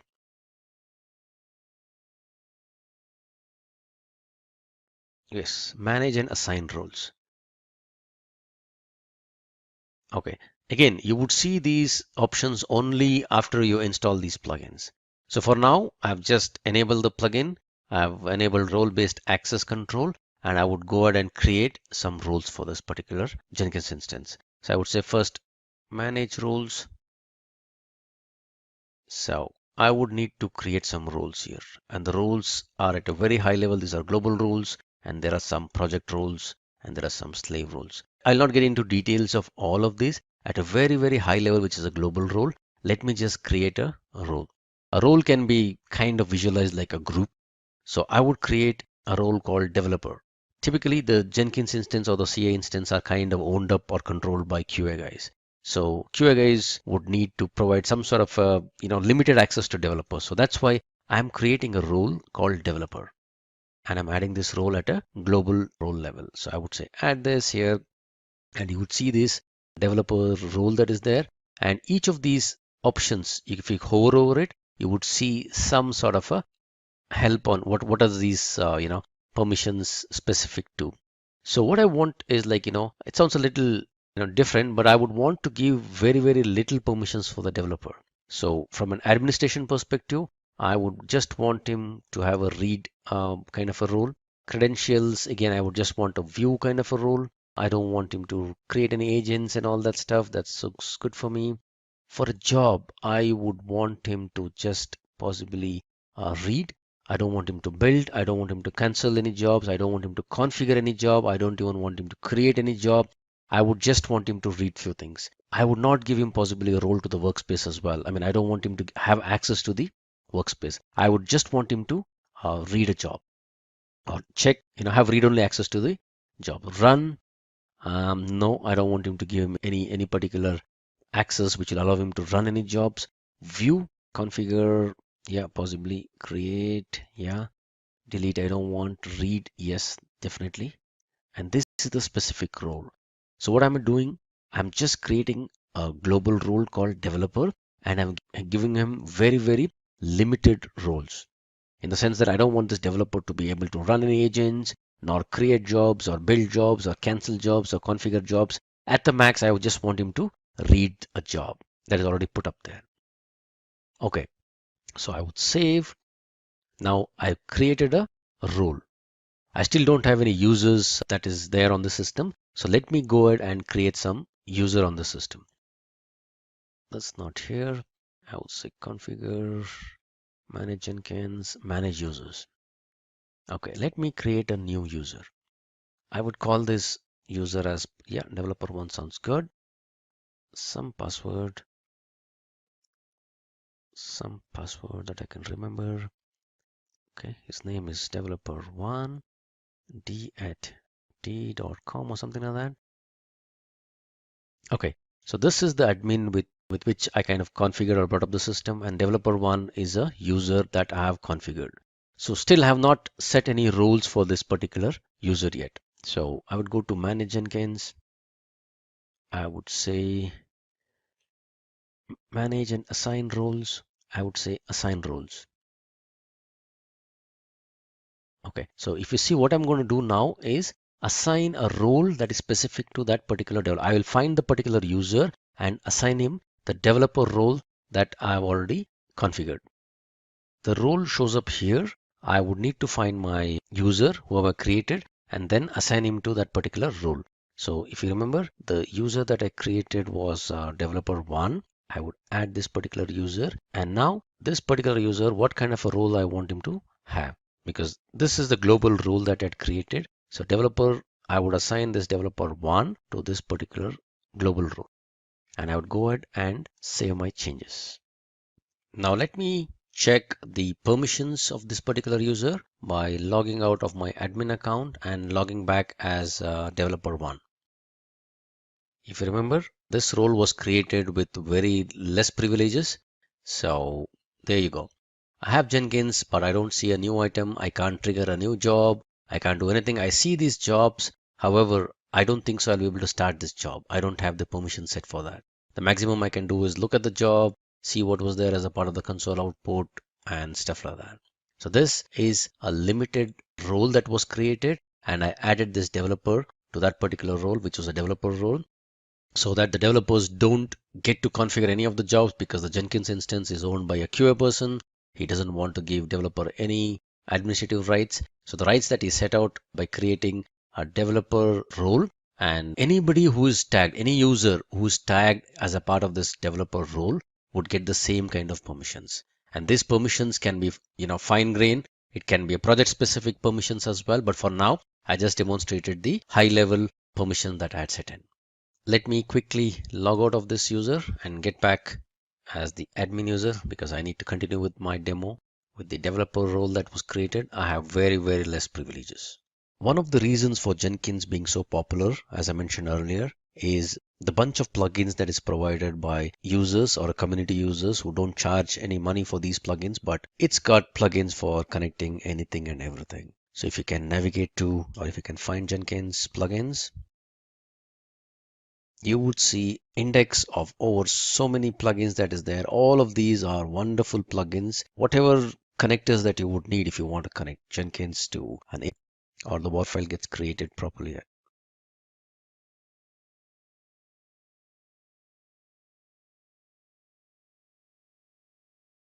Okay, wonderful. So it built a WAR file, and if you see, it all shows you what is the location where this WAR file was generated. So this will be the workspace. If you see this WAR file was successfully built. Now I need to grab this particular WAR file, and then I would need to deploy it into Tomcat server. Again, I would need a small plugin to do this because I need to connect Tomcat with my Jenkins server. Let me go ahead and install the plugin for the container deployment. So I will go to Manage Plugins, Available, type in container,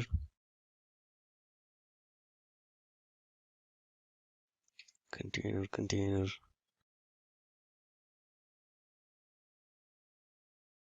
deploy to container. Okay, so this would be the plugin that I would need. I would install it without a restart. Right, seems to be very fast. Nope, sorry, it's still installing.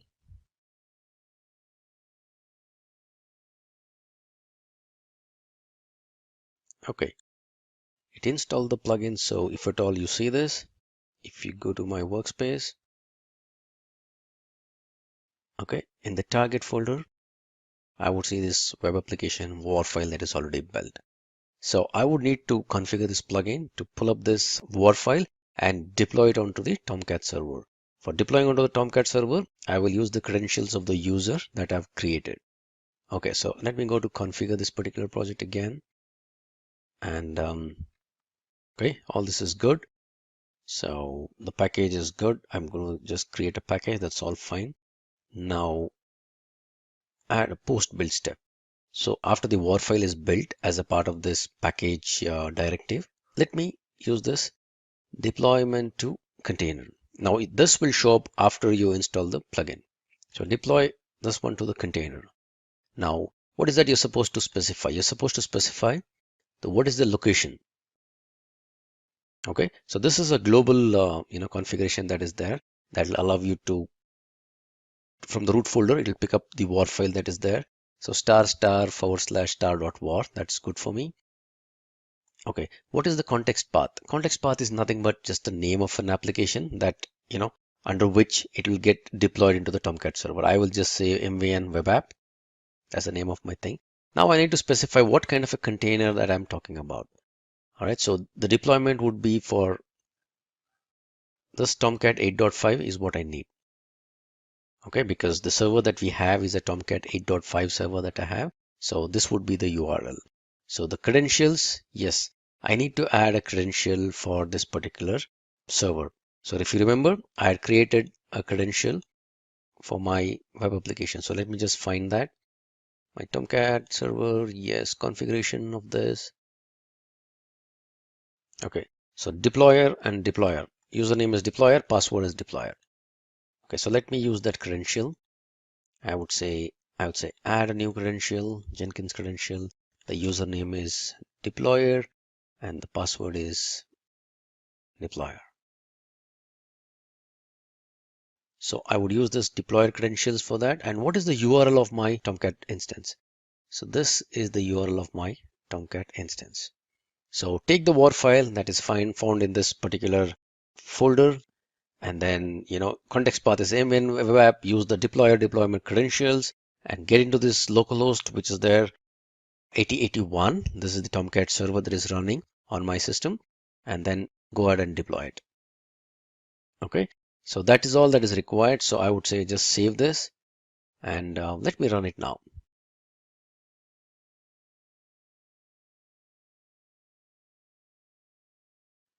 Okay, it successfully built the WAR file. It is trying to deploy it, and looks like the deployment went ahead perfectly well. So the context path was MVN web app.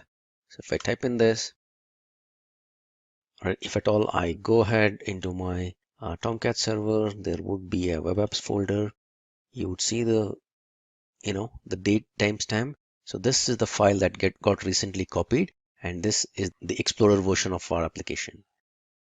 So the application was built, the source code of this application was pulled from the GitHub server. It was built locally on the Jenkins instance, and then it was pushed into a Tomcat server which is running on a different port, which is 80881. Now for this demo, I'm running everything locally on my system, but assuming that this particular Tomcat instance was running on some other server with some other different IP address, all that you got to go and change is the URL of the server. So this would be the server in case you already have that, if you have a Tomcat server which is running on some other machine, that's all fine. With a different IP, that's all good enough. The whole bundle or the war file that was built as a part of this Jenkins job gets transferred onto the other server and gets deployed. That's the beauty of Jenkins and automatic deployments, or other deployments using Jenkins and Maven. Distributed build or master slave configuration in Jenkins. As you would have seen, we just have one instance of Jenkins server up and running all the time. And also I told you that whenever any job that kind of, gets started on the Jenkins server, it is little heavy on in terms of disk space and the CPU utilization. So which kind of, if at all you're in an organization wherein you're heavily reliant on the Jenkins server, you don't want your Jenkins server to go down. So that's wherein you kind of start distributing the load that is there on the Jenkins server. So you primarily have a server, which is just a placeholder or like a master who will take in all the kind of jobs. And what he will do is based upon trigger that has happened to the job or whichever job needs to be built, if at all, he can delegate these jobs onto some other machines or some other slaves. That's a wonderful thing to have. Okay, use case 1. Use case 2, assuming that, if you have a Jenkins server that is running on a Windows box or on a Linux one, and if at all you have a need where you need to build based upon operating systems, you have multiple build configurations to support. Maybe you need to build a Windows, Windows based .NET kind of a projects where you would need a Windows machine to build this particular project. You also have a requirement where you want to build Linux based systems. You also have a Mac, you support some sort of an apps or something that is built on Mac OS. You would need to build, Mac based system as well. So how are you going to support all these needs? So that's wherein a beautiful concept of master slave or primary and delegations or agent and master comes into play. So typically you would have one Jenkins server who will just save, and then I would say back him up. So this would run a bunch of steps and all the files that is required as a part of this is pretty fast. But then if at all you have too many things up on your server, for now we didn't have too many things up on our, but in case you had too many things to kind of back up, this may take a while. So let me just pause this recording and get back to you once the backup is complete. So there you go. The backup was successful. Created a backup of all the workspace, the configurations, the users, and all that. So all this is kind of hidden down in this particular zip file. So at any instance, if at all I kind of crash my system for some instance, or say hard disk failure, and I bring up a new instance of Jenkins, I can kind of use the backup plugin for restoring this particular configurations. So how do I do that? I just come back to my manage Jenkins, come back to backup manager, and I will say restore Hudson or Jenkins configuration. So DevOps today is being implemented by most of the major organizations, whether it's a financial organization, whether it's a kind of a service organization.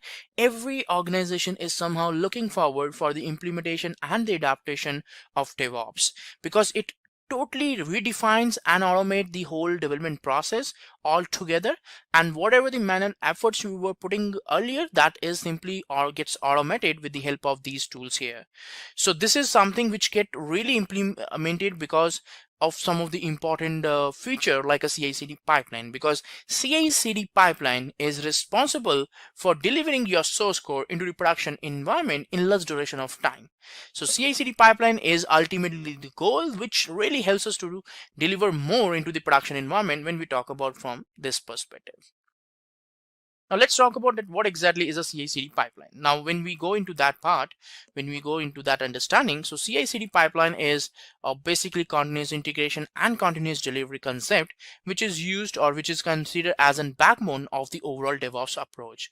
Now, it's one of the prime approach which we implement when we are going for a DevOps implementation for our project. So if I have to go for a DevOps implementation, the very first and the minimum implementation and the automation which I'm looking forward is actually from the particular CI/CD pipelines here. So CI/CD pipelines is really a wonderful option when we talk about the DevOps here. So what exactly is the pipeline term all about? So pipeline is a series of events that are connected together with each other. It's kind of a sequence of the various steps, like typically when we talk about any kind of deployment, so we have like build process, like we compile the source code, we generate the artifacts, we do the testing, and then we deploy to a specific environment. All these various steps which we used to do it like manually, that is something which we can do it into a pipeline. So pipeline is nothing but a sequence of all these steps interconnected with each other, executed one by one into a particular sequence. Now, the pipelines is responsible for performing a variety of tasks, like building up the source code, running the test cases. Probably the deployment can also be added up when we go for the continuous integration and continuous delivery there. So all these steps are being done into a sequence, definitely, because sequence is very important when we talk about the pipeline. So you need to talk about the sequence the same way in which you are working on the development, and in a typical world, the same thing you will be putting up into a specific pipeline. So that's a very important aspect to be considered. Now let's talk about what is the continuous integration here. Now continuous integration is also known as the CI. Pretty much you can see that a lot of tools are actually named as CI, but they are referring to the continuous integration only. So continuous integration is a practice that integrates the source code into a shared repository, and it used to automate the verification of the source code. So it involves the build automations, test cases automation. So it also helps us to detect the issues and the bugs quite easily and quite faster. That's a very early mechanism which we can do as such if we want to resolve all these problems.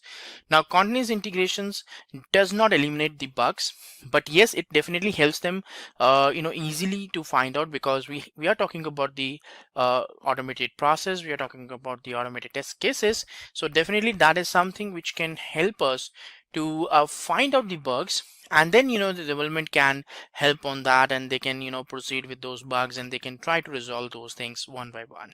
So it's not a kind of automated process which will eventually remove the bugs. Bugs is something which you have to recode and you have to fix it by following the development practice, but yes, it can really help us to find those bugs quite easy and help them to remove. Now, what is the continuous delivery here? So continuous delivery, also known as CD, is a kind of a phase in which the changes are made into the code before the deployment. Now, in this case, what happens that it's something which we are discussing, or we are validating that what exactly we want to deliver it to the customer. So what exactly we are going ahead, or we are moving to the customer. So that's what we typically do in case of continuous delivery. And the ultimate goal of the pipeline is to make the deployments. That's the end result, because coding is not the only thing. You code the programs, you do the development. After that, it's all about the deployments, like how you're going to perform the deployment. So that is a very important aspect. You want to go ahead with the deployments, that's it, you can go there. And that's a real beauty about this, because it's in kind of a way in which we can identify that how the deployments can be done or can be executed as such here. Right. So the ultimate goal for the pipeline is nothing but to do the deployments and to proceed further on that. Right. So when both these practices are placed in together in an order, so all the steps could be referred as a complete automated process, and this process is known as CI/CD. So when we are talking about, like, when we are working on this automation, so in that case, what happens that we are looking forward that how the automation needs to be done. And since it's in kind of a CI/CD automation which we are talking about, so it's nothing but the end result would be like build and deployment automation. So you will be taking care of both the build and the test case executions and the deployments as such when we talk about as such the CI/CD here. The implementation of CI/CD also enables the team to do the build and deploys quite quickly and efficiently, because these are things which is happening automatically, so there is no manual efforts involved and there is no scope of human error also. So we have frequently seen that while doing the deployments we may miss some binaries or some miss can be there. So that is something which is completely removed as such when we talk about this. The process makes the teams more agile, productive, and the confident here, because the automations definitely gives a kind of a boost to the confidence that yes, things are going to work perfectly fine. And definitely you can add on your credentials, but this is a public repository, a personal repository, so I don't have to put any kind of credentials, but you can always add the credentials with the help of add here, and that can help you to set up whatever the credentials, private repositories you want to configure. Now once you save the configuration here, now what it's going to do is that it's going to give you a particular page related to build now. If you want to run, if you want to delete the pipeline, if you want to reconfigure the pipeline, all these different options are available there. So we are going to click on the build now here, and when I do that, immediately the pipeline will be downloaded and will be processed. Now you may not be able to get the complete stage view as of now because it's still running. So yeah, you can see that the checkout code is done, then it's going on to the build. Okay, that's one of the steps which is there. Now once the build will be done, so it will continue with the next steps, with the next further steps there. So you can also go to the console output log here, like you can click on this, or you can click on the console output to check the complete log which is happening there. Or in fact you can also see the stage wise logs also, because that is also very important. When you go for the complete logs, it may have a lot of steps involved, and a lot of logs will be available there. But if you want to see a specific log of a specific stage, that's where this comes into the picture. And as you can see that all the different steps like test cases executions, the sonar cube analysis, the archive artifacts, deployment, and in fact the notification, so all this is a part of a complete pipeline. This whole pipeline is done here, and you get a kind of a stage view, its success over here, and the artifacts is also available to download. So you can download this WAR file is a web applications as such over here. So this is what a typical pipeline looks like, that how the automation, the complete automations really looks like as such over here. Now this is a very important aspect because it really helps us to understand that how the pipelines can be configured, can be done, and pretty much with the same steps you will be able to automate any kind of pipelines as such. So that was the demo to build a simple pipeline as such with the Jenkins, and pretty much in this one we understood that how exactly the CI/CD pipelines can be configured, and we can use them and we can get hold on that part. So there are approximately 7 sections that we cover in DevOps. We go from general DevOps questions, source code management with tools such as Git, continuous integration, and here we'll focus on Jenkins, continuous testing with tools such as Selenium, and then you also have the operations side of DevOps, which is your configuration management with tools such as Chef, Puppet, and Ansible, containerization with Docker, and then continuous monitoring with tools such as Nagios. So let's just get into those general DevOps questions. So one of the questions that you're going to be asked is, how is DevOps different from Agile? And the reality is that DevOps is a cultural way of being able to deliver solutions that's different from Agile. If we look at the evolution of delivery over the last 5 to 10 years, we've gone from Waterfall based delivery to Agile delivery, which is on sprints, to where we are with continuous integration and continuous delivery around DevOps. The whole concept of DevOps is culturally very, very different from Agile. And the difference is that you're looking at being able to do continuous releases. What does that mean? The difference is that you want to be able to send out code continuously to your production environment. That means the operations team, the development team have to be working together. That means that any code that gets created has to be able to go to production very quickly, which means you need to be testing your code continuously, and then that production environment must also be able to be tested continuously, and any changes or any errors that come up have to be communicated effectively and efficiently back to the dev and op team. Another area in which I see that DevOps is different is really the response that that we have for how we engage with the customer. So the customer is coming to your website, to your mobile app, to your chatbot, or any digital solution that you have, and has an expectation. When you're going through and actually doing a DevOps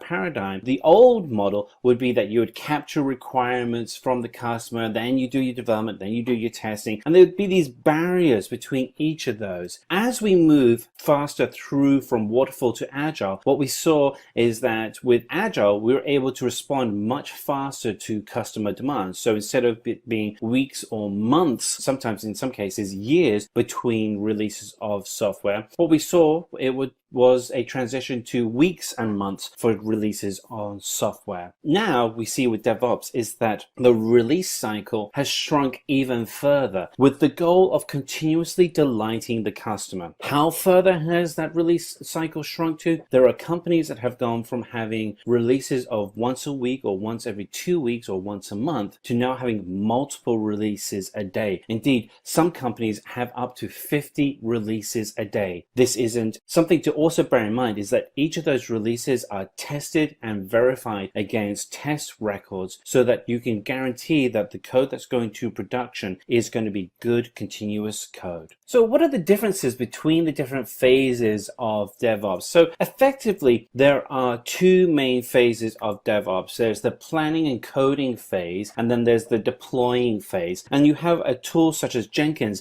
that allows you to integrate between both environments. Some of the core benefits that you may have to DevOps are going to be some technical benefits and some business benefits. So when somebody asks you what are the benefits of DevOps, you can reply that from a technical point of view, you're able to use continuous software delivery to constantly push out code that has been tested and verified against scripts that have been written and approved. You can be able to push out smaller chunks of code so that when you have an issue, you're not having to go through massive blocks of code or massive projects. You're going through just very small microservices or small sections of code, and you're able to detect and correct problems faster. On the business side, the benefits are absolutely fantastic. From a customer that's coming to your website or to your mobile app, they're going to see responses happening continuously so that the customer is always aware that you as a company are listening to their demands and responding appropriately. You're able to provide a more stable environment, and you're able to scale that environment to the demands of the number of customers that are using your services. So how will you approach a project that needs to implement DevOps? So this is really an exciting area for you to be in. So there are effectively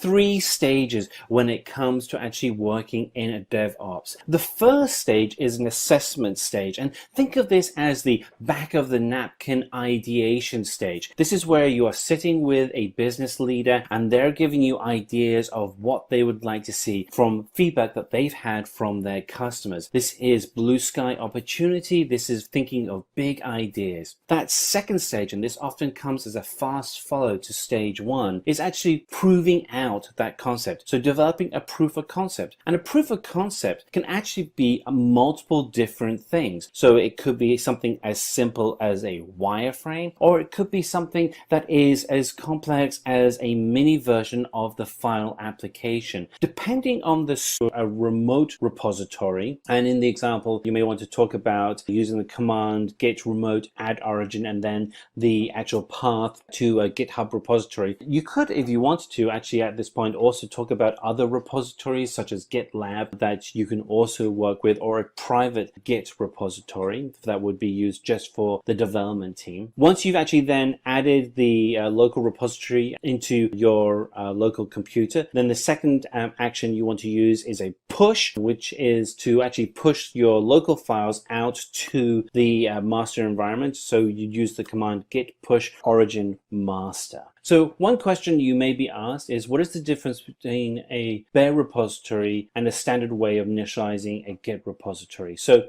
let's look through what is the standard way. So the standard way using git init allows you to create a working directory using the command git init. And then the folder that creates is the folder that creates all the revision history related to the work that you're doing. In contrast, using the bear way, you have a different commands for setting that up. So it would be git init --bear, and it does not contain any working or checked out source files locally on your machine. In addition, the revision history is actually stored in the root folder versus a subfolder that you would have with the normal git init initialization. So which of the following CLI commands would you be used to rename a file?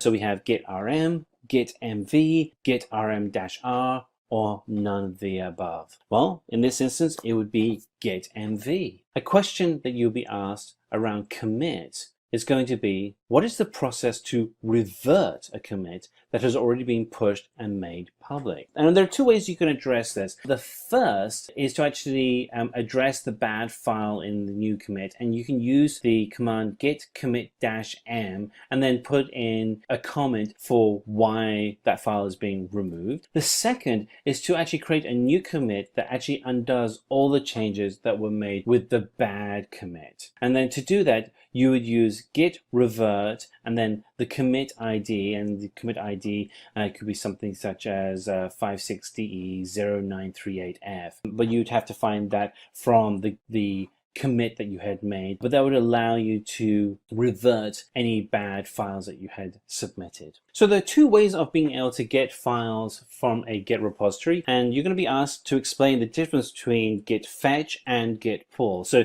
git fetch allows you to fetch and download only new data from a new repository. It does not integrate any of the new data into your working files, and it can be undone at any time if you wanted to break out the remote tracking branches. In contrast, git pull updates the current head branch with the latest changes from the remote server. So you get all of the files downloaded. It downloads new data and integrates it with the current working files you have on your system, and it tries to merge remote changes with your local ones. So one of the questions you'll get asked about Git is, what is a Git stash? So as a developer, you will be working on the current branch within a solution. But what happens if you come up with an idea where it's something that will take a different amount of time for you to be able to complete, but you don't want to interrupt the mainline branch? So what you can actually do is you can actually create a branch that allows you to start working on your own work outside of the mainline branch. And this is called Git Stash. It allows you to be able to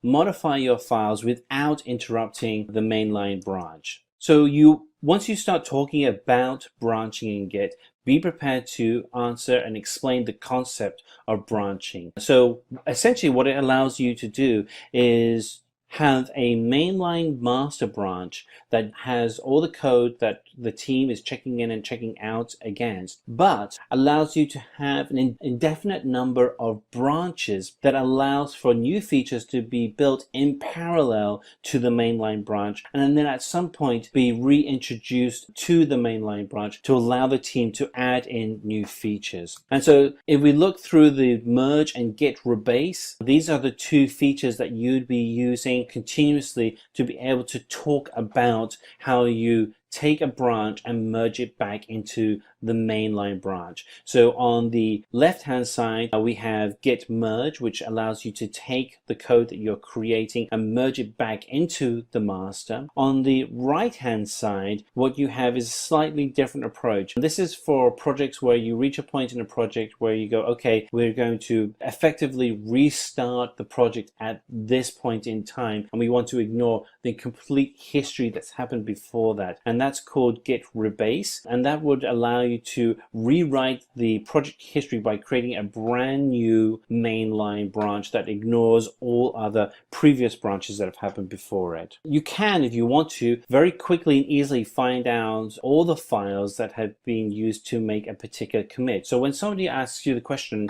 how do you find a list of files that has been changed in a particular commit, you can actually say that all you have to go is find the command git diff-tree-r and then the hash that you would use for the commit, and that would actually then give you a breakdown of all the files that have been made with that particular commit. A question that you'll be asked when you're talking about merging files is, what is a merge conflict in Git? and how can it be resolved? So essentially a merge conflict is when you have two or more branches that are competing with commits in Git, and you have to be able to determine which is the appropriate files that need to be submitted. And this is where you would go in, and to actually help resolve this issue, you'd actually go in and manually edit the conflicted files to select the changes you want to keep in the final merge. So let me go through the steps that you would take to be able to illustrate this when you're talking about this particular question in your interview. There are essentially 4 stages. The first would be under the repository name, you want to select a pull request, and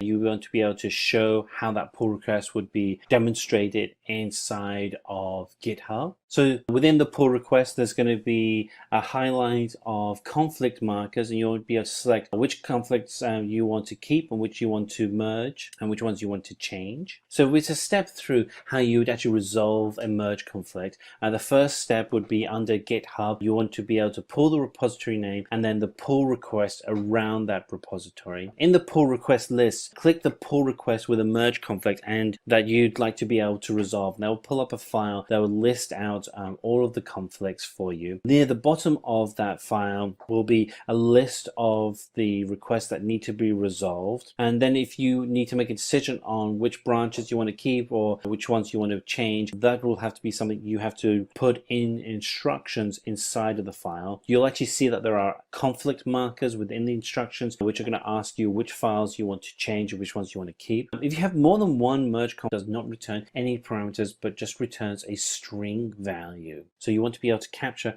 that string value and discuss about it. A question you'll be asked around Selenium is, can you handle keyboard and mouse actions using Selenium? And the answer is yes, you can, but you have to make sure that you're using the Advanced User Interaction API. And the Advanced User Interaction API is something that can be scripted into your tests, and it allows you for capturing methods such as a click and hold and drag and drop mouse events, and then keyboard down or keyboard up key release events, so that if you want to capture, say, the use of Control Shift or a specific function button off the keyboard, you'd be able to capture those. Of the following 4 elements, which of these elements is not a web element method? A, get text, B, size, C, get tag name, D, send keys. And it's B, size. You're going to be asked to explain what is the difference for when we use find element or find elements. And so if we look at find element finds the first element in the current web page that matches the specified locator value. In contrast, find element finds all of the elements on the web page that matches the specified value. When using WebDriver, what are the driver close and driver quit commands? And these are 2 different methods used to close a web browser session in Selenium. So driver close will close the current web browser on which your focus is set, and driver quit closes all the browser windows and ends the WebDriver session completely. The final question that you are likely to be asked in using Selenium is, how can you submit a form using Selenium? Well, in this instance, that's relatively easy. The following lines of code will let you submit a form in Selenium, which would be web element el equals driver.findElement, and then you put in the ID and the element ID, and then l submit, open close parentheses, semicolon. So let's just get into the first section, which is configuration management. So one of the questions that you'll get asked right away is, why do you have SSL certificates used for Chef? Really fundamentally, your immediate answer should be security. SSL provides for a very high level of private security and private and public key pairing. This really is essential to ensure that you have a secure environment throughout your entire network. The second part should be that if you're using SSL and you're using the private public key model within SSL, you're able to guarantee the systems on your network that the Chef, that you'll be able to validate that the nodes within your network that Chef is validating against actually are the real nodes themselves, not imposters. So you will also be asked some questions such as the following. Which of the following commands would you use to stop or disable the HTTP service when the system boots? And you'll typically get 4 responses, and there'll be hashtag systemctl disable httpd.service, or is it system disable HTTP.service, system disable HTTPD, or the final option, which is systemctl disable HTTPD.service? Your answer should be the first one, which is hashtag systemctl disable HTTP.service. So Chef comes with a series of tools that allow it to function effectively, and one of the tools that you're going to be asked about is what is Test Kitchen. And Test Kitchen is essentially a command line tool that allows you to be able to test out your cookbook before you actually deploy it to a real node. So some of the commands that you would use are, for instance, if you want to create an instance of Test Kitchen, you would do kitchen create. If you want to destroy an instance after you created it, you do kitchen destroy. And if you want to be able to combine multiple instances, you would do kitchen converge. So a question you'll get is around Chef is, how does Chef apply differ from Chef client? So fundamentally, the difference between them is that Chef apply will validate the recipe that you're working on, whereas Chef Client looks to apply and validate the entire cookbook that's run in your server environment. So one is focused on the recipe and the other is focused on the entire cookbook. So there are some differences when you're working with different command lines. So for instance, when you're working with Puppet and you're working with one version of Puppet and you want to do what is the command to sign a requested certificate, the top example here is for Puppet version 2.7, whereas the lower option here is for Puppet version 3. And that's something to bear in mind when you're going through your interview process, is that the tools that are used within a continuous integration, continuous delivery DevOps model do vary. And so you want to be able to talk knowledgeably about the different versions of the tools so that when you're talking to your interviewer, you're able to show the deep knowledge that you have.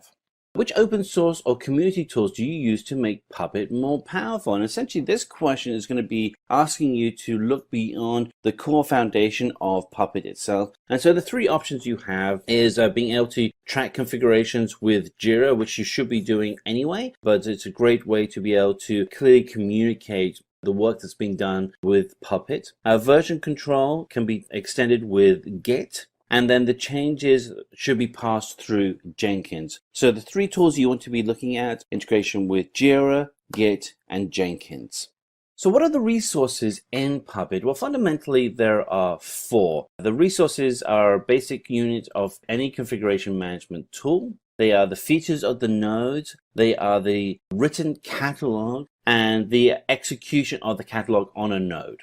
So as we dig deeper into Puppet, one of the things that you are likely to be asked regarding Puppet is, what is a class in Puppet? And so a class in Puppet is really the name blocks in your manifest that contain the various configurations. And this can include services, files, and packages. And we have on the screen here an example of what a class would look like when you write it out. And you may want to memorize just one class. Don't memorize just a whole set of classes. Just memorize one. The person that's interviewing you is just really looking for someone who has a working knowledge. They're not looking for you to have memorized complete massive classes, but having one small class to be able to illustrate the experience you have is extremely valuable to the interviewer, particularly if it's a technical interview.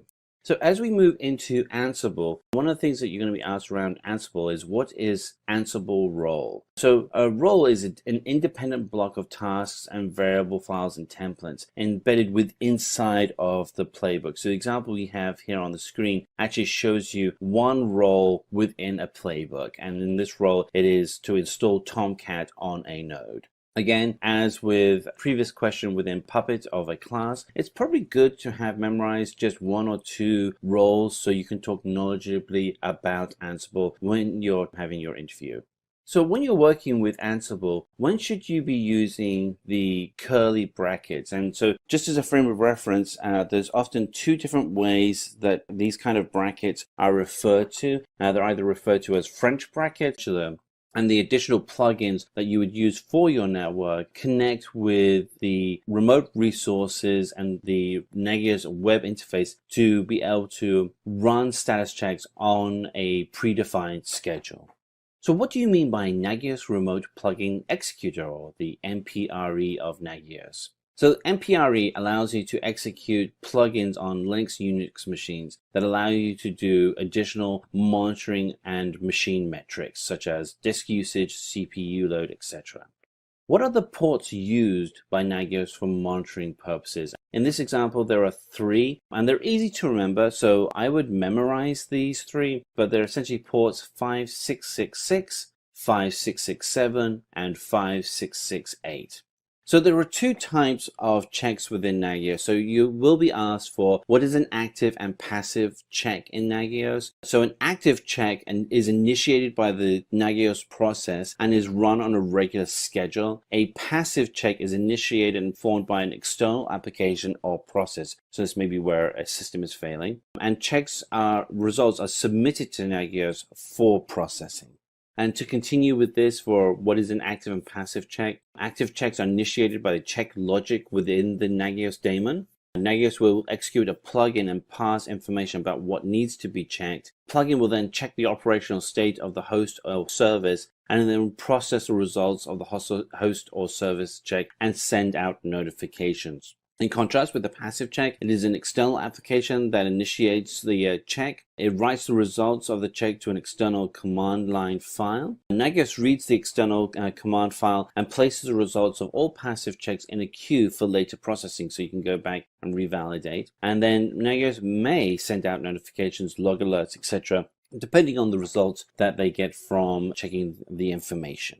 So you're going to be asked to explain the main configuration file and its location in Nagios. So the main configuration file consists of a number of directives that affect how Nagios operates. So consider this as the configuration file that is read by both Nagios processor and the CGIs. So this will allow you to be able to manage the main configuration file that's placed into your settings directory. So what is the Nagios Network Analyzer? And again, hold out your 4 fingers because there are 4 options here. So the Nagios Network Analyzer 1 provides an in-depth look at all your network traffic source and security threats. 2 allows system admins to gather high-level information on the health of your network. 3 provides a central view of your network traffic and bandwidth data. And then 4 allows you to proactive in resolving outages, abnormal behavior, and threats before they affect critical business processes.